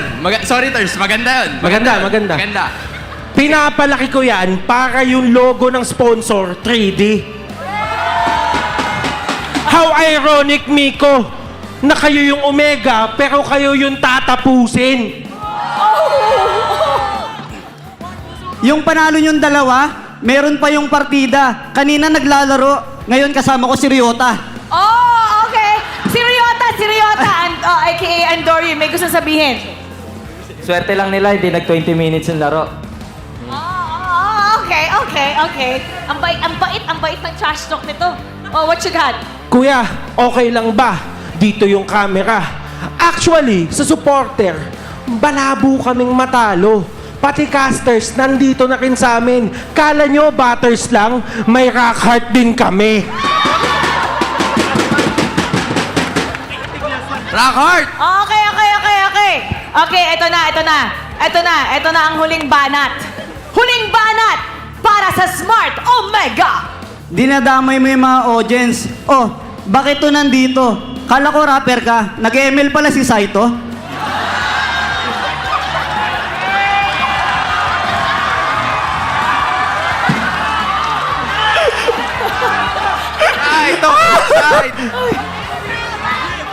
Okay. Yung dulo, hindi na patama sa'yo. Gagawin kong advice yung mga former Kings of C. Dagdagan nyo yung mga CC, pati yung PS at DOT. Masyado na ako madaming sinasabi. Omega, bawi na lang next MSC. Time! Okay, time! Grabe! Malupit ang mga ganap dito sa ating audience area. Kaya kailangan talaga nandito kayo. Feeling ko, kailangan namin ipagtanggol naman to sa loob ng Land of Dawn. Tama. It's time to showcase the skills dahil match point na ang RSG. Pero hindi naman papatalo ang Omega. Sure ako dyan. Tingnan natin. Babalik na tayo sa ating mga casters. Pasok! I have to be honest, I could have watched that for an hour more. Yeah. Welcome to the Desk at your service. My name is Leo here with Rockhart and Wolf. And as fun as any settle this is, we have to go back to brass tacks. Truth is, Smart Mega is just but one game loss away from being eliminated from the playoffs. Whew. Man, that's a heavy feel. I mean, reverse sweeps that has happened before. I believe that. Well, it was actually Omega. If you remember season 9, they were able to reverse sweep Echo, right? And then they went from there. To MSC. We'll see if history repeats itself. But first, before anything else, huge shout-outs to our partner in esports, Maya. Pay like a legend with Maya in MPL Philippines. Score your own limited edition MLBB card for only, get this, 199 pesos. That's right, exclusively available on Maya. Of course, comment your Maya at username and tag 2 friends for a chance to win a Maya MLBB card. 20 winners per broadcast day, guys. That's a lot. Winners will be posted on the Maya page on November 6th. All right, so I'd hate to be the bearer of bad news, but that's exactly what's happening. Worldwide fans of the barangay, wherever you're watching from, Smart Omega has stolen our hearts year in, year out, season after season, and hit a fever pitch when they were able to defend their MSC title in Malaysia just last year. But now, again, despite how hopeful we are of them being the Smart Omega that actually is stronger when they are up against the ropes, after watching Game 2, again, I hate to throw back to it, what else can they do, man? How much can they fix their drafting? They were on blue side, man. They really just could have stolen anything. To be honest, I think that the way for them to fix their draft is to settle for meta heroes. Or at least when it comes to draft pattern, prioritize the heroes that are easier to execute. I think that you can only have like one difficult hero per game, if you get what I'm trying to get at. It's like having Faramis, 1-1, and X-Borg jungle. There's so many check boxes that they needed to take. A little too much. That's way too much, to be honest. I actually have to concur. Smart Omega, maybe don't overthink the draft. Do what you do best. Just go do what you do best. Just go crazy, go ham in the game. That's what they do. They trap people with in false sense of security. That's how they get those wins, right? Exactly. And that's what's scary, is the fact that now RSG, they're not sweating at all. And a Raider that is not sweating at all is just a Raider on the way to the next round. Hyper-focus. They live and breathe the fundamentals. Coach Panda no longer has to tell him anything. He just looks at him day in, day out when they wake up at 9 a.m. and say, yes, coach. Oh, yeah. A smiling Coach Panda, or a Panda that doesn't, not necessarily smile. He doesn't frown. Yeah. A Panda that isn't mad. Feels like that's the biggest, what do you call it, motivation for these Raiders right now. So I know what you mean. It's a winning mindset, and there's very little they have to do. Again, they've followed their fundamentals, their pandamentals here, and they've given Irad a comfortable game. They've drafted in a way wherein the players that can actually flex are the ones that flex, like Nats, right? So for Smart Omega, I'd say they stick to that plan too. They make sure that Sir Matt is comfortable, and then they let, I'd say, Kelra be the one to adjust. Kelra has an infinite hero pool at this point. Yeah, it's so weird, right? It's not like they are pressed. They're hard pressed to pick up the 1-1. When they first picked the Faramis, I thought that it was actually a smart idea. It was alright. It was alright, right? But then you followed up with immediate 1-1 after there's a Valentino on the other side. But, you know, I have to give credit where credit is due. I think the first 2 picks coming out from the side of RSG, they were the perfect picks in that situation. Pick up the Valentina so that you have an answer to the Faramis. Pick up the Fredrin so that there will be no answer to the Valentina. Because typically, if there's a Valentina on the other side, you want your jungler to be a Fredrin because that's, you know, Valentina doesn't get anything from the Fredrin. So it just makes a lot of sense. And it's just so easy to answer, right? It was so easy to answer a Fredrin because the Baksha was out, and the RSG really planned it out so they could choke out Matt's hero pool. Gentlemen, the more that we look back at it, the more how we see RSG's first phase and their first 3 bans be the masterpiece that it is. I'm looking at Nolan, Scorsese, Tarantino in those first 3 bans. Just, wow, it did so much and presented so much of a problem for the barangay, wherein their only response was, all right, Faramis, 1-1. I hate to think that they're rattled. That's a good question now that I want to present. Is Coach Ron, is the rest of Smart Omega here rattled?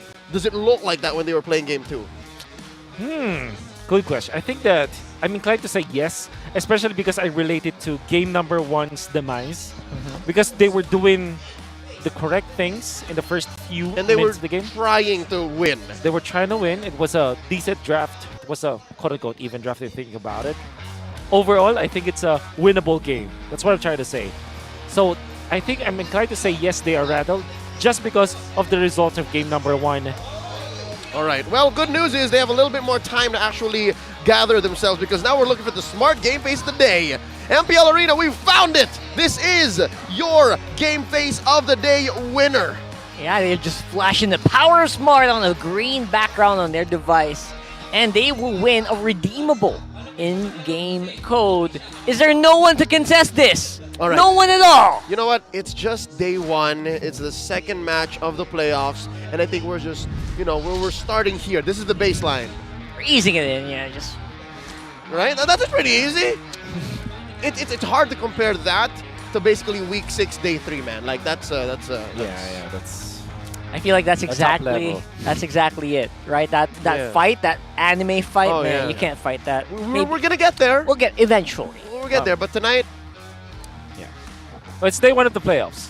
Plenty of time to develop whatever you want. And for all the viewers who are planning to be here for the next few days, prepare a smart game face of the day. Yep. And I think, you know what? I'd like to think that gentleman just knew exactly what was at stake and he didn't want to steal the show. Oh, He that's just wanted true, to be though. respectful to the situation that the barangay is in right now. Let's bring up our player rankings here. Number 1 in KDA so far as of this matchup is, of course, Aqua.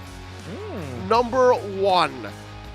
Higher than even Super Prince or Sanji. Man. This is as good a mid laner as it gets, man. That's a massive KDA, to be honest. That's the play style of Aqua. I think is the most consistent at it. There was a time where it was Etumax who was Etumax, the yeah. quote-unquote KDA washing machine. Yep. Yeah. But he cannot keep it like consistently because I think he's getting forced out. When we are talking about like the master of a backline kind of mage, you always think about the Aqua. That's right. And here, Etomax has to evolve beyond just that. And it was, again, shared to us by our guest analyst earlier. That's the friend we were talking about. It was Coach Pakbet. And now, we'll see how Smart Omega, his former team, takes it to heart because this is all on the line. This is all they've got left, man. One shot. Game 3. Smart Omega on the play, banning out the Joy and the Fanny. As clear as a ban as it gets for Erad. RSG, they ban out the Nolan and the Angela. Yeah, ironically, Smart Omega right now just kind of has to do exactly what Game Face did. Yeah. They just got to be chill. Chill, man. Just get your Mat Hero. Don't be shy to get your Mat Hero early. The box is still open. Oh, yeah. So many Jungler heroes now available for the pickings. Yep. So it's either Matilda, as well as the Valentinas, the priorities, and of course the Fredrin. I would say if the Matilda is banned by RSG, you pick up what, Valentina or Fredrin, right? I think Omega will be in a much better spot if they pick up the Fredrin. So both Valentina as well as the Matilda is open. Matilda, of course, is the easier choice. There it is. Yeah. So you go Always on the Valentina way. Fredrin again if you're RSG. There's no contest to that. That should be it. Unless you're thinking something around the lines of executing a Faramis lineup. I don't know, man. RSG doesn't seem to be the kind That's true, though. to do that. I'd name maybe 3 or 4 other teams that would try that before RSG. Yeah, that's right. So, I think Valentina Fredrin just makes a lot of sense for RSG.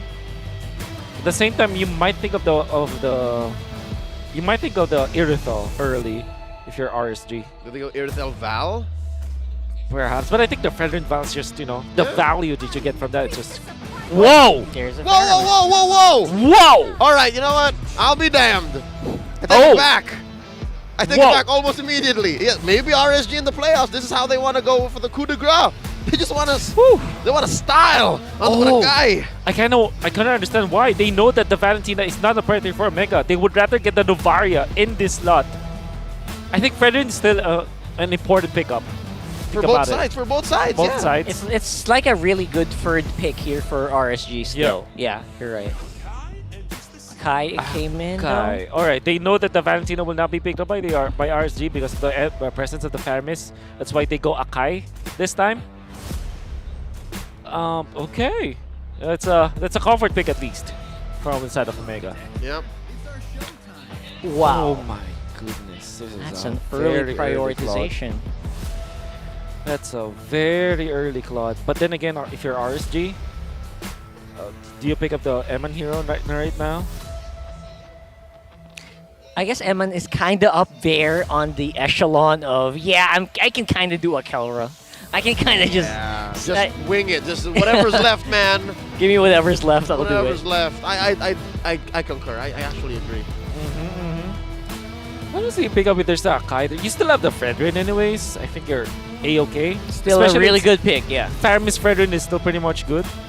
There's an option for the Martis, but knowing that there's a lot of healing and sustain, you don't necessarily want to go for the Martis. Yeah, no. Martis these days is like third or fourth option after everything else. So you go Bruno. All right, Eman hero still. All right. They don't want to risk getting it banned out, so that means... Okay, you ban Navaria, I would believe. Yeah. Or Lilia, actually.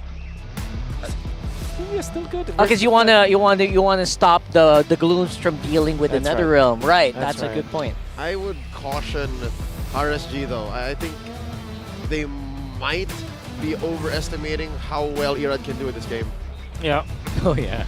Because they didn't pick up the Irad hero. That's right. It could be easily banned out. Like you probably ban Fredrin if you're Omega. Maybe you might consider the Fanny, and there's the Lilia that we expected to be the ban. The best Irad heroes are either from out of left field, like in Game 2 with the last pick Fanny, or just prioritize like the Akai in Game 1. So, and there's a big chance that okay, how does Irad Grok sound? I don't like to it. you? Okay. Oh man, yeah. I don't like it, man. I was gonna say, you know what? I had to ask. Other junglers would go for that. It's just not an Irad thing. It's just a thought, bro. Yeah. It almost grinds my gears as bad as anytime Dairoth is played. Oh, please no, please no. And RSG has won with Dairoth. That's a couple of times at least in the regular season. So That's true. That there's already some hesitation there. But yeah, no. Them and a few people. Yes. Okay, but I get it though. I understand why. It's because they're so reliant on the Grok Smart Omega. That's true. They might pick it up like fourth pick. It's an open pick, and like we said, no, Lilia Navaria gonna be the ban. And honestly, Omega, I think you have the merit of banning the. Oh, okay, of course. I see the point though, because I think the RSG lineup kind of does still need like a huge front line for it to work. So yeah, I feel like Grok is great. Grok Fredrin, come on. Grok Fredrin is great, yeah. Hey, they can still do Grok Light and then, give Nats the... That's right, exactly. Never mind. Oh, Paquito. Okay. Kind of confirms things. Classic Nats. It's pretty good. But still, you need a front line here for RSG. Honestly, like the Fredrin XP lane sounds good for Ryota, especially because he's gonna go up against the Paquito, right? So they're A-okay with that.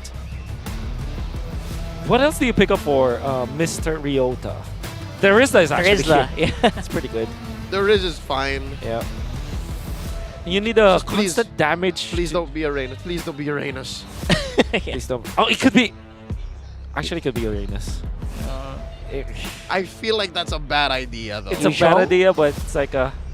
Then do you go Valentina if you're Omega? Like, do you want to give it to Etomax at this point? Maybe the Farsa could be there, actually. All right. Valentina. Oh, yeah, you're it's the thing that we mentioned. Oh. Exactly what you mentioned. Oh my goodness. We had the tippy toe around the fact that it could be these two heroes. Oh no. Yeah, that's what you love about Omega, right? They just do what they just do what's obvious. When you're talking about Omega, you're like, what if they do this though? And they do it. They do it. Ooh. Okay. So what about the Rafaela for RSG? You put the edit on the XP lane? Or... Alright, come on. I mean, you already called it, man. Don't doubt yourself. Don't doubt yourself, bro. So why I thought about the Rafaela is because the Paquito sometimes is played as the jungle. That's right. But of course, the Fredrin is just, it's just weird that it's the last pick because it doesn't hide anything because you saw it coming from a mile away. Yeah. It's what was left out there. Now we're overthinking. Okay. I do like the odds for the Claude this time, but Valentina, it makes sense. But what do you copy? Well, number one, you got the Netherrealm. Yeah. Netherrealm. That's for sure. That's about it. That's about it. I thought that was going to be a long list. Okay, Yeah, that sounded like a long list. I'm flummoxed. Yeah, But what else? Now, with some time elapsed, I'm kind of okay with the Uranus now. given how early the Claude came in. But how does that look for Smart Omega? You're picking this EXP laner, this Uranus, to protect the Claude. Because in my head, that's what Ryota wants to do. He wants to buy time across the map so Kelra can do things. It's another 4 protect 1. Yeah. All right, we're in match point, guys. Can't believe it's going this fast right now, especially against Omega, hanging by a thread here in the playoffs. Right, barangay fans worldwide, just do whatever makes you comfortable. Do whatever you think would help your team because they need it now. This is one game, one shot for them to claw their way back into the next round. Maximum copium, that's what you need. If anything, Kelra knows a thing or two about playing this Claude. I'm just really concerned about their Valentina, right? Just because it has a very low win rate. In fact, E2max, well, it's 2-2, not too bad. But the fact that you only picked Valentina 4 times, it doesn't give you the real confidence of how E2max plays for this role. Give me a second, gentlemen. Look at this. RSG just went all in. Quantum charge. 5-man quantum charge. Holy. Okay. All right, gotta go fast. Okay. That's something. Right now, though, again, Ryota gonna be the recipient of multiple knockups, and first blood goes over the RSG just like that. I hate to point it out, but player cams showed when Ryota actually died. He couldn't believe it. Oh, right. I mean, if there are 4 members with quantum charge on top of you, as the Uranus. It's gonna happen. It's gonna happen. That's sticky AF, as the kids say. But now, there's gonna be an answer Another with one? Omega. 1 for 1 now. It's a 1 for 1. No, look at that. Oh, Ryota going down so early. Oh, that's what you meant by another 1. On the bot side, my goodness. And way behind tier 2. Don't expect that. All right. Right, RSG's a man up. Yeah, man up, but they got the Nether Realm right now for Omega, which means they might still try to contest this. Here comes Light, though. Matt might be in trouble, but he still gets the retribution and the true. Yeah. All right. Sir Matt. Sir Matt. Sir Matt. Sir Matt thinks. That's drive-by retribution, but it's a Nakai instead of a Baksha. Yeah. Didn't even need to go for the heavy spin. Yeah. But it's technically still driving, but it's like a different, like spinning? Spin. Yeah, for sure. For RSG, though, they still are leading by a lot, and this is mainly because they were able to take out Uranus 2 times. Yep. And I dare say that's actually really bad. And that's why we have a lot of reservations with this Uranus as well as this Valentina pickup. At the same time, though, what else do you pick up for Mr. Ryota, right? There's really not much. I would say, though, if they picked up something like Terizla, they might have an easier shot, actually. I'd say if it was the Riz, there would have been more proactive options. Yeah. But wait, oh, they're going to go hard here. Nether Realms for both sides are actually going to be available, but that's basically it for the Valentina. It's still going to be RSG who are on the offensive here, and Omega, they're looking for an answer. Chaknum on the side. Does he have the Circle Eagle? No, he doesn't. Very smart rotation from RSG. They don't have to take care of the other lanes. Nope. Yeah, very basic. They can get a lot of outer turret energy shields up top. It's just a cut-a-thon. And despite there not being much action, oh wait, look at this. Look at Ryota. Ryota doing the double cut. Right. I mean, the General Dilar is in the building. That's right. Might as well pay respects. I would not be surprised if RRQ Kaito's Kenji is in here somewhere too. That's true though. Nice flight here coming in from Chaknu, but multiple members actually going to be knocked up by the Earth Shatter. Matt, I don't think he's done yet. Wants to get some more value out of this trade, but not going to be given by RSG. Man, say what you will about Aqua. Even when you say that he can play the long range kind of nuke mages, even with his Faramis, it's looking very electric with the way that he's using the Shadow Stampede, always connecting with multiple heroes. It's going to be Irad with the Turtle here. No problem whatsoever for RSG to take that. The cut-a-thon is still happening here on the bottom side of the map, but more on their faces. Eman proving to be a very difficult force to answer here by Omega. Yep, it's going to be harder now to be the Filipino Savage. Kelra here has much smaller space to play with as he farms. Wait, hold up. Is it? Say it ain't so. Did Oh no! All right, cool. Never mind. Matt got it. It's okay. All right. I thought Era stole his buff. Yeah. See what you will about Matt. I mean, the way that he's utilizing the retribution is actually pretty much on point. But then again, Era didn't use his.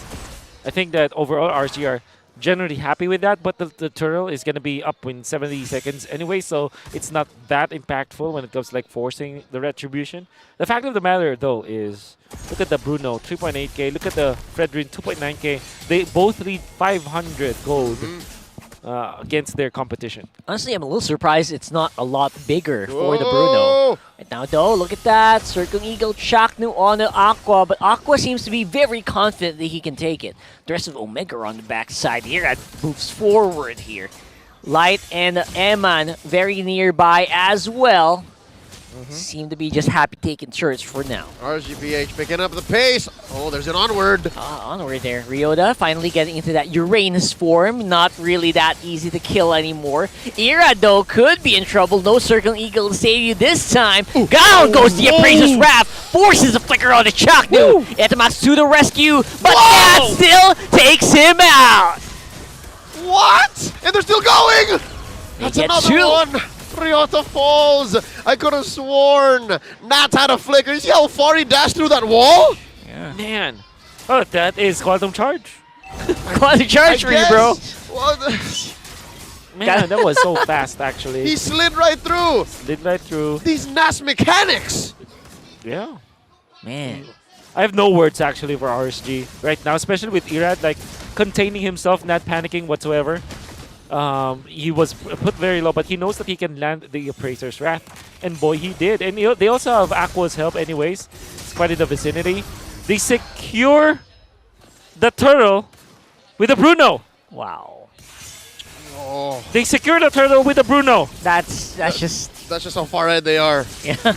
They can do whatever they want right now with a 5k gold lead at 7 minutes. That's a massive 5k gold lead, and that's an understatement. Oh my god. How do you recover from this if you're Omega? Well, answer is Kelra. Oh, as always. You definitely need to appeal for that guy. For RSG, they can just press the advantage. What they need to do right now is take over the jungle of the Omega side. Oh, Irad goes forward though. Wants to get someone with the energy eruption. Not going to be catching them though. Still tanking up as much damage as he can. Good for Omega. They're actually defending quite well. But here comes the steel legs coming in from Eman. Those balls of fire still really hurt like a tank. I could have sworn one hit me. Stray right here from inside EVM. I feel it. Berserker's Fury just locked in, but just now, by the way. So these crits are going to start to hurt, man. All right. Something tells me RSG is going to go for the throat here. Yeah, go straight for the juggler right under their turret. NetherRealm going to be saving up Aqua a little bit here, forcing back the members of Omega as Light helps out with that turret. Can they get more though? Ryota on the top side trying to cut as much as he can, but these turrets just not going to hold for long. Oh, they finally take tier 2 in mid, in bottom, and now it happens. They're just going to start choking out all of these resources away from Smart Omega. Yep. They don't even like take care of their own jungle because they know that there's no one from Omega that can cross the river. Save for Ryota maybe, especially when he has the Purify.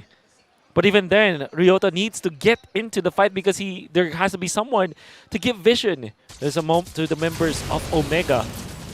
I cannot stress this enough. This is Omega needs to really master all of their comeback king's prowess. Yep.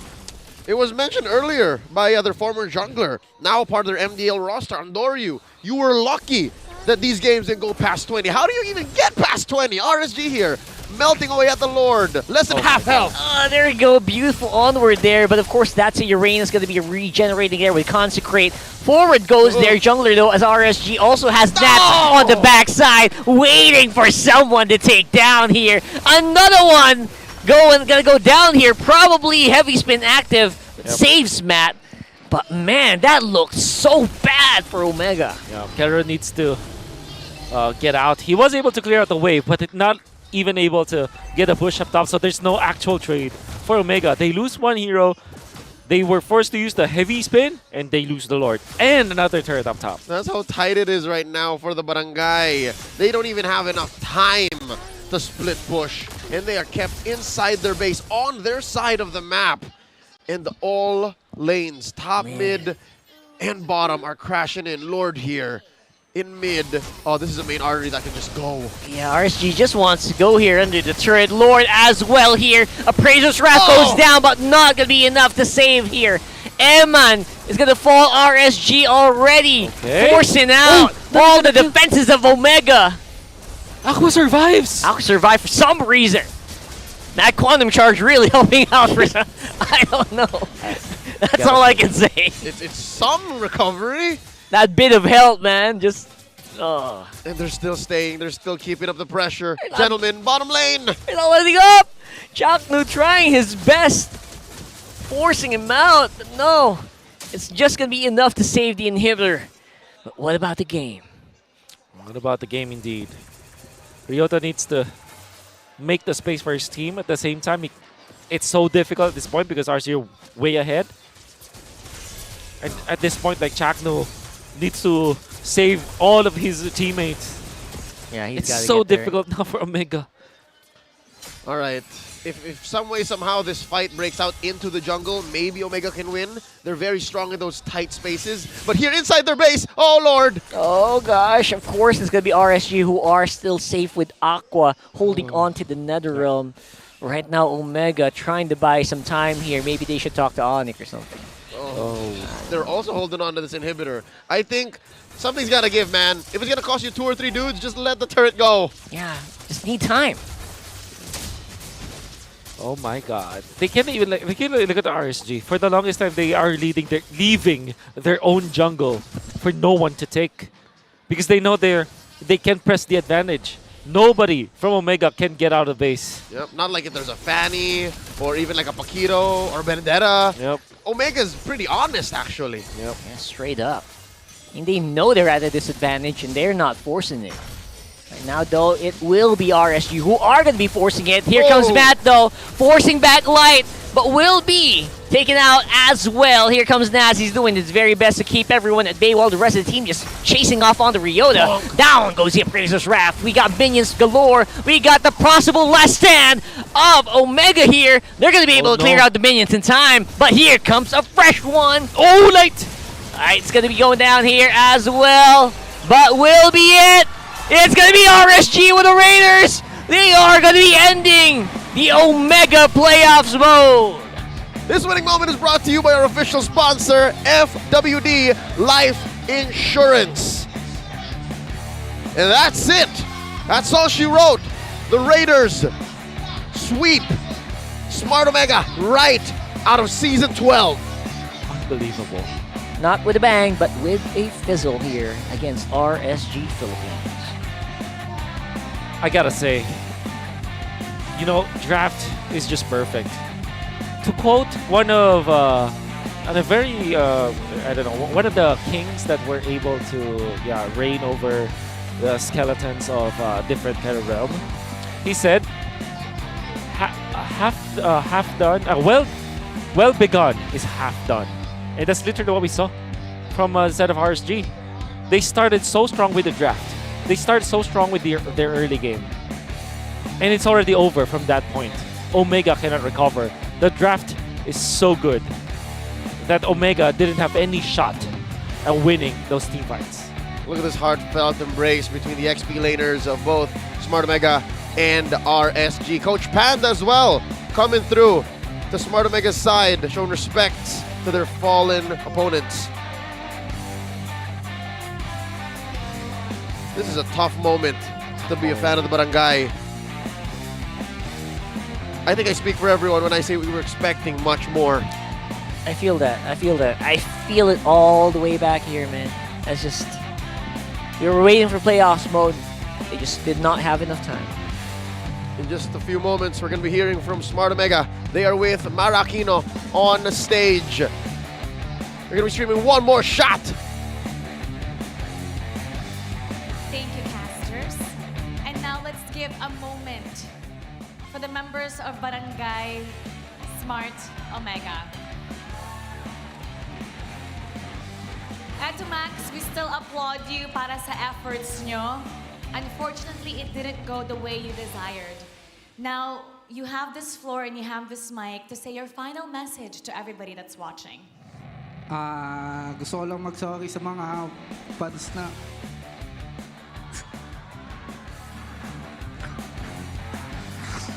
sumusuporta sa amin. Ilang season na kayong maasa pero binibigo pa rin namin kayo.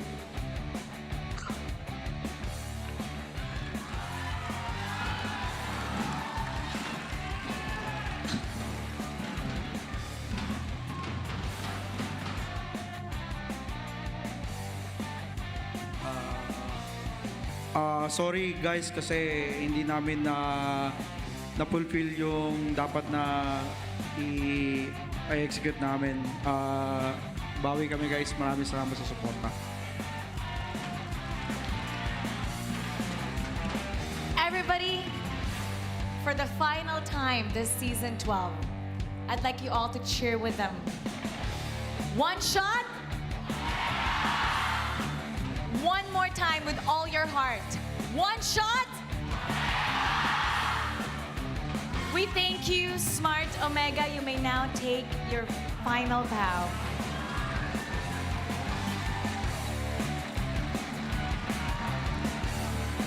Your journey to season 12 ends here. And now I'd like to invite the winner of this series, RSG Philippines.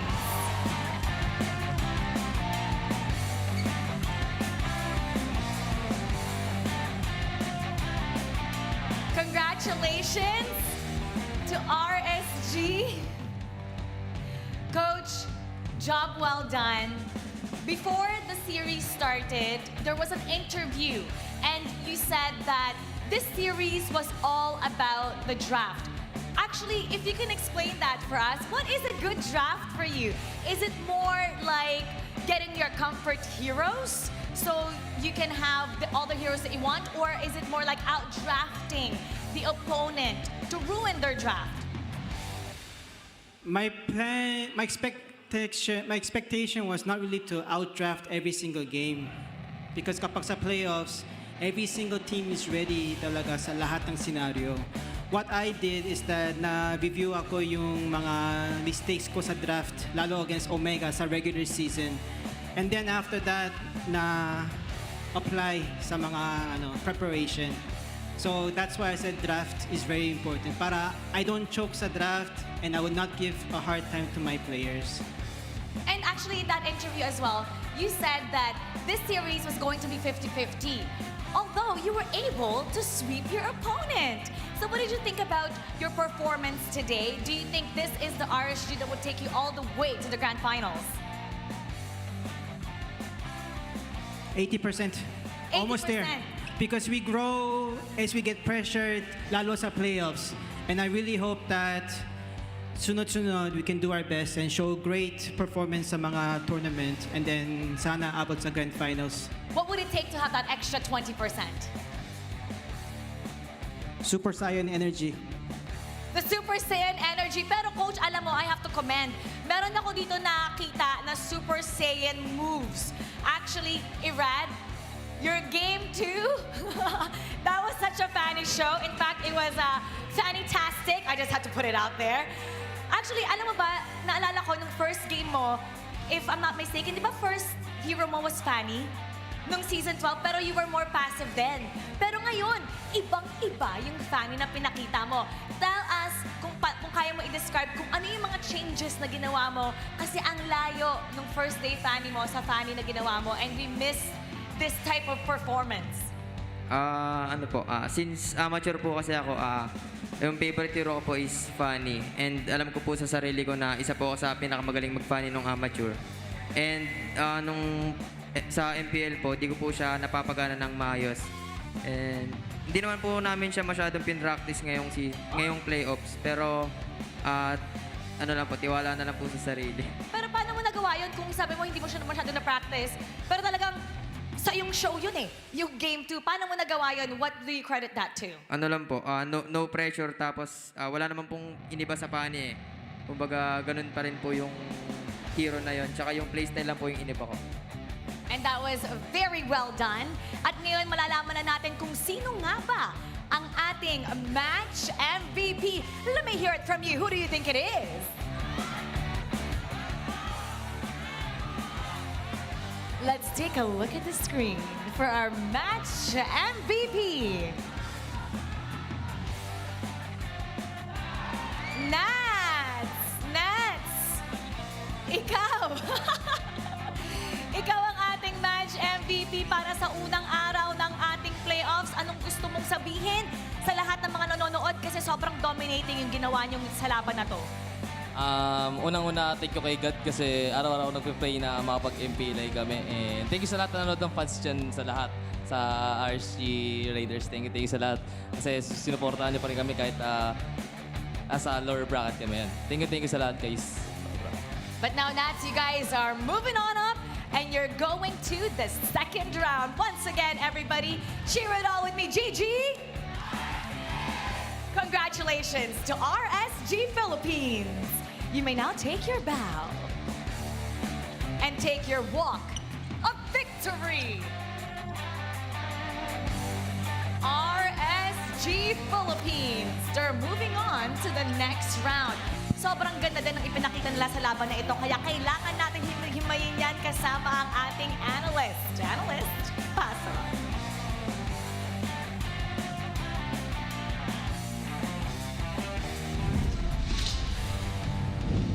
Maraming salamat, Farsa. Mara Aquino pala. Congratulations to RSG Philippines for securing the sweep. And of course, a step closer to M5. Pero alam na natin sino yung 4 na representatives ng Pinas para sa MPLI. You have Echo, AP Brand, Blacklist, and RSG Philippines. Kasama ko ulit dito si Coach Zico. And just like in game number 1, ano yung kutob mo pagkatapos ng draft ng game number 3? Early stage ng draft, first 3, ako sa Omega. Kasi yan, may slight advantage yung Matilda. Kaso, naging tagilid lang dun sa Claude kasi nilabas agad nila. Siguro dahil dun sa Faramis nga. Pero medyo nalugi sila dun kasi ang dami pa ng marksman na open. And yun, early, first 3, Omega. Pero, second phase ng draft, na control pa din ni Panda. And yun, in-game adjustment, maganda rin yung ginawa nila. Yeah, the pressure talaga dito yung Uranus, one of the last 2 picks of Smart Omega, meaning that the Paquito of NAFs ang naging hindi lang series MVP pero MVP rin ng game number 3. At saka yung sinasabi mo na in-game adjustment na ginawa ng RSG-PH, specifically around the EXP lane. Ano ulit yun?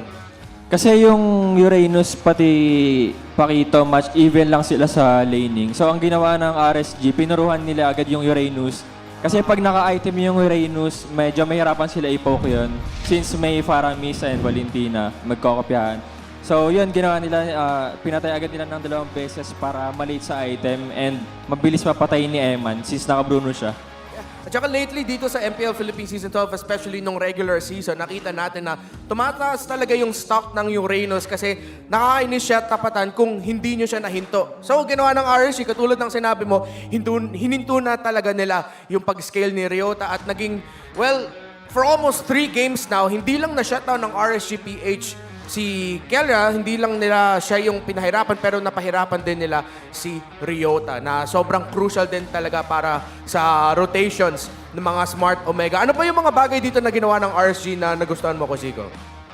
Sa akin, si Nats talaga yung pinaka nagustuhan ko kasi yung tulad na sinabi naman, Jean, yung killer instinct ni Nats sobrang pang world class talaga. Kasi pag may once nakita siyang low na nasa backline talaga hinahabol niya tulad yung Matilda ni Chaknu na gumamit pa siya doon ng spell para lang patayin kasi sobrang lamang na siya. So sobrang dali na lang sa kanya para parang i-dish out lahat ng kalaban. Yeah, and again, great adjustment. Actually, meron kang sinabi sa akin kanina behind the scenes when it comes to Coach Panda, yung keyword parang 3 games and the buong series kontrolado ni Panda, ni Coach Teo at ng RSG yung drafts. Sa akin, yun nga yung parang sinabi niya din sa interview na nireview niya yung past mistakes niya nung regular season. And yun, naging successful naman. Kaya, congrats Panda and Coach Teo.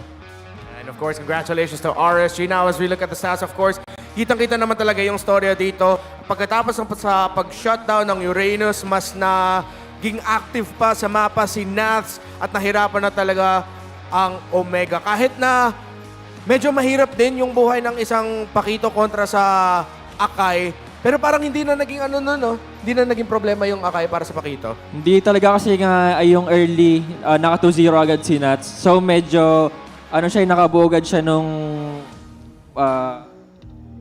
yung blade, item niya. blade. Yung blade armor. Oo. Tsaka yung pa-penetration, nakalimutan ko yan, sorry. Yeah. So yun nga, medyo early pa lang ang katina niya. So kaya niya i-poke din yung Akai kung sino man yung humarap. And yung Uranus pinapatay agad din nila. Actually, very good point nga yun. Dahil sa pag-early scaling ni Nats, he was able to build the blade armor, the Hunter Strike really quickly. Kaya ramdam mo kaagad yung yung bilis ng pag-clear, yung epekto sa mapa na parang kung saan pumupunta yung Omega, nandun si Nats lagi. At kita din naman sa teamfight participation, 0% for Kelra and Ryota. I think that tells the whole story. Kahit na, yes, agree din ako sa iyo dyan, Coach Rico, na maganda nga yung first 3 picks dito ng Omega. But then, the priority in the Claude, na-counteran kagad, nakahanap sila kagad ng paraan para ma-counter yun. Now, going into the next round ng ating mga playoffs, ano dapat yung mga bagay na tignan talaga na magiging mga kalaban ng RSG Philippines? What are, para sa'yo, yung mga greatest strengths ng RSG-PH ngayon? Sa series na to, para sa akin, yung highlighted talaga yung draft. Kasi, for example, yung game 2, medyo luging-lugi talaga dun yung Omega kasi naipit sila, nabait sila ng Fredrin kaya nag-Xborg sila. Tapos may Fanny pala. So para sa akin sa next game sa Bren, bantayan nila yung, maging aware lang sila sa pwedeng gawing draft ni Coach Panda pati ni Coach Teo. Okay, so yeah, agree ako doon. The drafting talaga of Coach Panda and Coach Theo all throughout the season has been shaky, questionable at times, pero yung series talaga nito, pinapakita parang peak RSG sa drafting. So, you mentioned it, magiging kalaban dito ng RSG Philippines ang AP Bren. Ano naman ang mga sabi mo kay Coach Ducky and Coach Bren na alam natin, malupit din mag-draft sila? And sa akin naman, 50-50 eh. 50-50. Sila bukas kasi parehas magaling. Alam naman natin, Coach Bren, Coach Ducky, World Champion, SEA Games. So, 50-50, magdedepende na lang talaga kung ano mangyari bukas. Alright. Any last messages, Coach Zico, para sa mga MPL fans? And of course, you can even shout out yung mga fans ng Team Secret Malaysia. Sa lahat ng fans na nagpunta ngayon, salamat sa panonood. And sana nag-enjoy kayo sa mga napanood yung laban. And yun, enjoy lang natin yung rest of the playoffs. Alright, maraming salamat of course to Coach Zico and on behalf of Coach Bakbet as well for joining us for the analyst segment here ng RSG Philippines versus Smart Omega. Let's go on over now to Hans with the M5 check.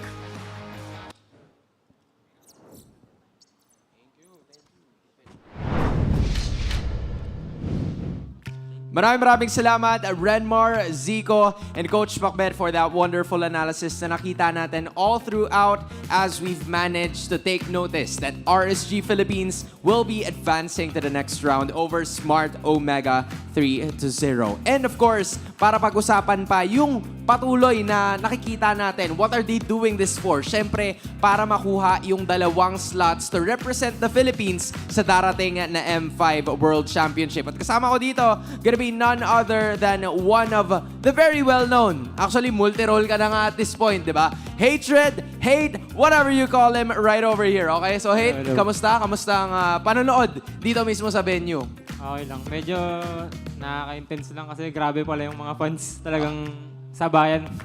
Sabayan. And kita mo yan kanina, especially with how much people are here right now. Kaya sobrang tindi talaga. If you wanna make sure na nandito kayo mismo, go over and show or tingin kayo sa slashevent.com and make sure na kumuha na kayo ng tickets kasi baka sakali na meron pa. And as I was saying a while ago, there were so many things na inaabangan natin. Kanina si Coach Lyric of course, champion ng MENA, Triple Esports. This time, pag-usapan naman natin yung isa sa mga regions or countries na familiar ka talaga, which is Cambodia, right? So ano bang difference ng playstyle ng Cambodia sa Philippines? Is there something na similar or may kaunting pagkakaiba? May similar naman sa sa mechanics kasi parang yung mga players ngayon sa iba't ibang region, parang same na lang eh. Parang yung ano na lang talaga nagbabago, yung disiplina tsaka yung hard work. Alright. Kasi yung mechanics naman, madali lang kunin eh. I mean, hindi naman sa madali. Spam ka lang ng rank game. Basta ano lang. Kumbaga, itodo mo lang talaga. And kita yan dahil na-profess yan ng ilan sa ating mga Filipino imports na nakikita nyo sa inyong screens ngayon. It's gonna be none other than Kose and MP the King. And yung Filipino imports sa Cambodia, how are they actually performing? Kasi you yourself, you're also a Filipino import. Like, paano ba kayo nag-a-adjust doon? Stay ba kayo sa playstyle nyo or like hinahanap nyo talaga yung footing nyo whenever you go inside the team? Ako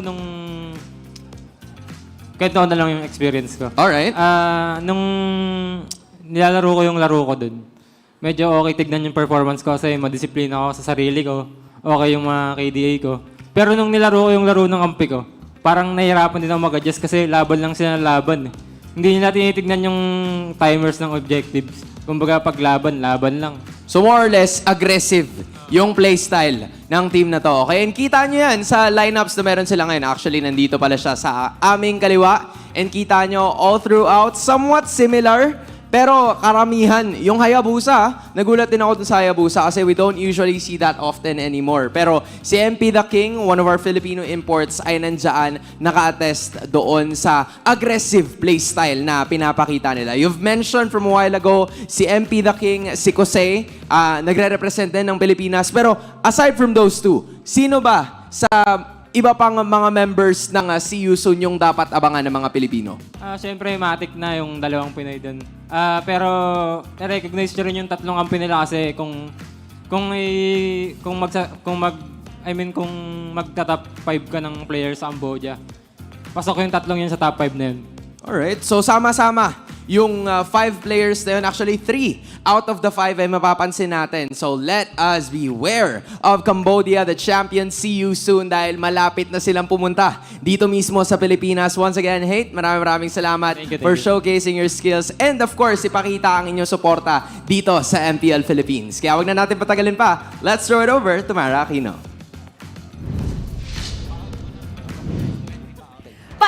Painit ang bakbakan para mairepresenta ang Pinas sa M5 World Championship.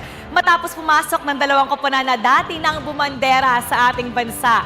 Handa na ang Blacklist International and RSG Philippines para sa susunod na mission at siguradong mas titindi pa ang mga aksyon. Unang araw pa lang yan ng ating MPL Philippines Season 12 playoffs pero hindi na tayo binibitin sa mga matitinding MLBB action. Bukas, abangan natin ang unang salang ng Echo at AP brand, kaya wag na wag kayong mawawala. Muli, ako po si Mara Aquino, na nagpapaalala na ang tahanan ng pinakamalalakas na Mobile Legends Bang players sa buong mundo ay mas Pinas lakas! Keep it good vibes, everybody, and see you tomorrow!